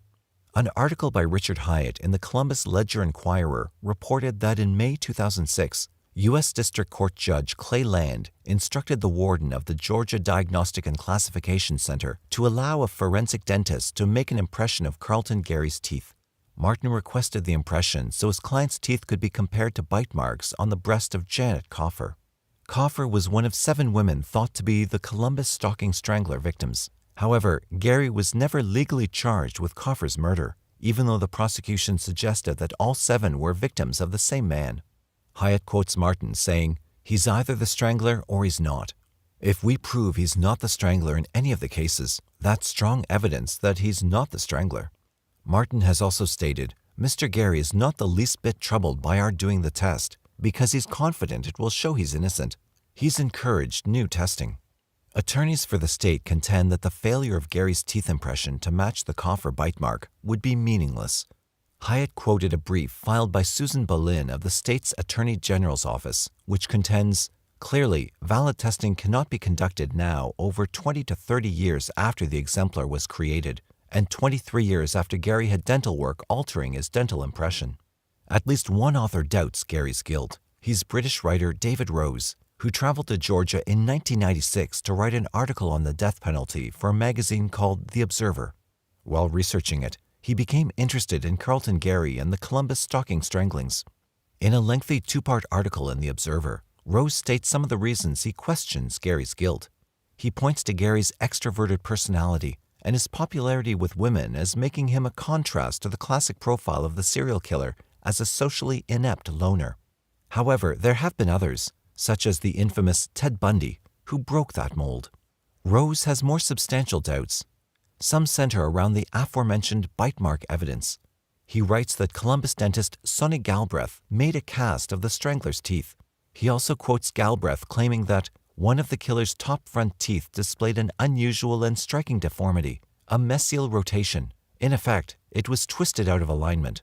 He further contends that the killer's deformity would have been noticeable every time he smiled. Rose claims that he interviewed people who knew Gary at the time of the murders, who said Gary's teeth were perfectly straight. Rose also cites semen evidence as possibly exculpatory. DNA testing was not available when Gary was tried. Rose writes that prosecution expert Joseph Weigel testified that he tested semen from strangler victims and concluded that the murderer was a non-secretor, a man who does not secrete the usual amounts of antigens, substances that stimulate immune response and can be used as blood group markers, into his bodily fluids. In response to evidence that showed Gary was a secretor in his saliva, Weigel responded that he might secrete antigens in one bodily fluid, but not another, or that he'd been a non-secretor and since become a secretor. Rose claims to have contacted a British expert named Dr. David Roberts, who disputes Weigel's findings and does not believe a man could secrete in one fluid and not another. According to his article, Rose then masterminded an experiment to test this possibility and writes of himself engaging in a cloak-and-dagger operation on a prison visit to Gary. Gary ejaculated onto a piece of paper, wrapped it in cling film, and put it in an envelope, which I hid in a document file and smuggled out of prison. Then, in front of me, he plucked some hairs from his head. Following instructions from my British expert, I let the semen dry in my hotel room and sent it and the hair to a specialist lab in California. Dr. Brian Raxel, once Weigel's college tutor, DNA matched the hair roots in semen to establish the semen came from Gary. Then he did the secretor test. Gary was a strong blood group O secretor. He compared the results with those that Weigel obtained when he tested the best sample from the Strangler, from a neat semen trace left on Martha Thurman's body in 1977. The antigen level in Gary's semen was at least 3,000 times higher. After writing about this, Rose cites the opinion of a scientist interviewed by Martin, who asserts that if a semen test showed Gary to be a strong secretor, he cannot be the killer. Discussing Gary's escape from the Onondaga prison, Rose writes, "He sawed through the bars of his cell and jumped more than 20 feet to the ground, breaking his ankle." Rose continues, "One thing on which there's no dispute is that Gary was wearing a plaster cast and could barely walk for the first few weeks after reaching Columbus." Rose finds it unlikely that someone in that condition could have spirited himself undetected into and around Winton. However, what is really remarkable is that a man with a broken ankle was able to make good his escape. Rose says Gary found and stole a bicycle near the prison wall. He then had the cast put on by a Rochester physician. Testimony from prosecution witnesses about Gary's time in Columbus after the escape indicated that he did indeed have an injured foot, but that it did not prevent him from getting around. Bruce L. Jordan, in Murder in the Peach State, quotes a witness as remembering him hopping like a duck. Gary would have been considerably stronger and more agile than the Stranglers' elderly female victims, even with an injured foot. Rose claims that when Gary was in custody in Gaffney, South Carolina, for robbery in 1979, Detective Richard Smith took Gary's fingerprints to Columbus print identification officers, who found that they did not match prints at the scenes of the stranglings, even though the prosecution would claim at Gary's trial 7 years later that they did match. Rose disputes the identification of Gary by surviving victim Gertrude Miller. He claims that an attorney for Gary who handled his appeals before Martin, Jeff Ertel, won access to a prosecution-sealed dossier through the Open Records Act. According to Rose, that dossier disclosed that when first questioned, Miller had said it had been so dark that she didn't know whether the intruder was black or white. Later, she identified 3 other suspects in succession, all of whom looked different, and none of them like Gary. However, several other witnesses placed Gary in the vicinity of the stranglings, but Rose's article does not mention them. Bruce L. Jordan, in Murder in the Peach State, expresses confidence that Gary is the Columbus stalking strangler. "The evidence against Carlton Gary was strong," he wrote. "To believe he's innocent, jurors would have believed the police had been planting evidence against him since 1970. It would have involved a collaboration between police in Albany, Syracuse, and Columbus. The strongest evidence that that is not the case is whenever Carlton Gary was confronted with the fact that his fingerprints were in the home of strangled women, he never claimed they had been planted. He always acknowledged his presence and pointed the finger at other men." Jordan continues that Gary invariably accused other black men, showing that the loyalty that many African Americans display towards each other apparently did not extend to Carlton Gary. In his years on death row, Gary has developed an artistic talent. According to Martin, he was an outstanding artist. He made hand-drawn Christmas cards and birthday cards for other people who worked on his behalf and me. They were very good. Gary's art has been exhibited in prison. An individual who has visited Gary says he often draws pastels of musicians, cartoon characters, and scenes of everyday life among black Americans. In 1996, Gary married a woman whom he met through a church group that makes visits to prisoners. His wife worked in the healthcare field. He also adopted her daughter. According to someone who knows his family, his wife visited him several times each month, and the couple have an easygoing rapport, despite the limitations imposed by his imprisonment. Gary was also said to be emotionally close to his adopted daughter. Martin says Gary kept busy in his cell on Georgia's death row. He does artwork, Martin continued. He spends a lot of time corresponding with people, staying in touch with his family, and hoping that he'll be exonerated. Others believe Gary had little chance of exoneration.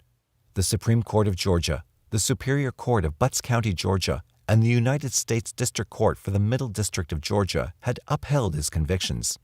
Among those who believed it likely Gary would keep a date with the executioner was William J. Smith, who led the prosecution. Jordan quoted him telling the jury that if Carlton Gary does not deserve the death penalty, it isn't appropriate for anyone. When authorities in 2007 first linked Gary to the 1975 Marion Fisher murder in Syracuse, New York, through DNA, prosecutors struggled to decide whether or not to charge him with the crime.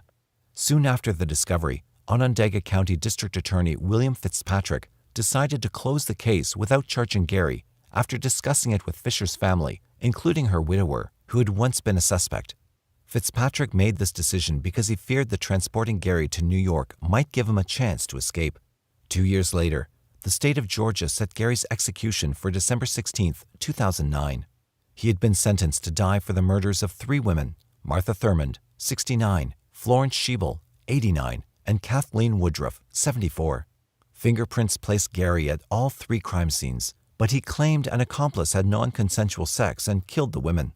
Just 4 hours before the execution, though, the Georgia Supreme Court issued a stay, ordering Muskogee County's Superior Court Judge Robert Johnson to convene a hearing to consider Gary's request for DNA testing. Before Judge Johnson could hear the hearing, Muskogee County District Attorney Julia Slater reached an agreement with Gary's attorneys on February 19, 2010, to have the Georgia Bureau of Investigation perform the tests. Julia Slater stated, "I'm not scared of the tests. I'm not afraid of the results." Jack Martin, one of Gary's lawyers, said, "We're happy that the state has agreed DNA testing should go forward. We hope a profile can be found from these items that can exonerate Mr. Gary." The agreement was for tests on semen found in Thurmond and Woodruff, as well as Jean Demenstein, 71, a woman whom authorities believed he murdered, but for whose murder he had never been tried.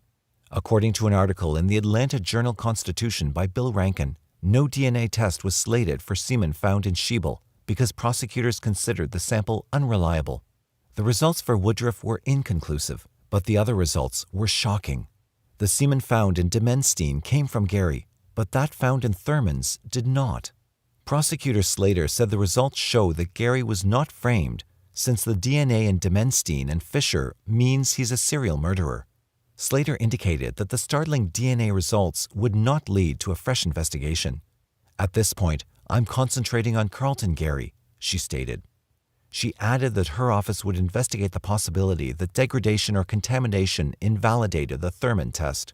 However, Martin points out that Gary was not convicted of the Demenstein murder, but of Thurmond's killing. "If they want to try him on Demenstein, try him on that," Martin says, "but you can't sentence him to death on a case he wasn't convicted of." Martin also said, "The thing that's so frustrating is that we've come up with evidence ignored for years. Why aren't they out there trying to solve the crime instead of desperately trying to hang on to the conviction?" E.J. Covington, a retired GBI agent who headed the Stalking Strangler Task Force, supported the DNA testing. Writing in the Atlanta Journal-Constitution, Bill Torpy reported that Covington believed there was evidence that pointed to a second suspect that was not fully brought to light by the state. After the tests, Covington commented, "I thought DNA would give a definitive answer. Ironically, it was positive in Jean Demenstein and not in Mrs. Thurmond.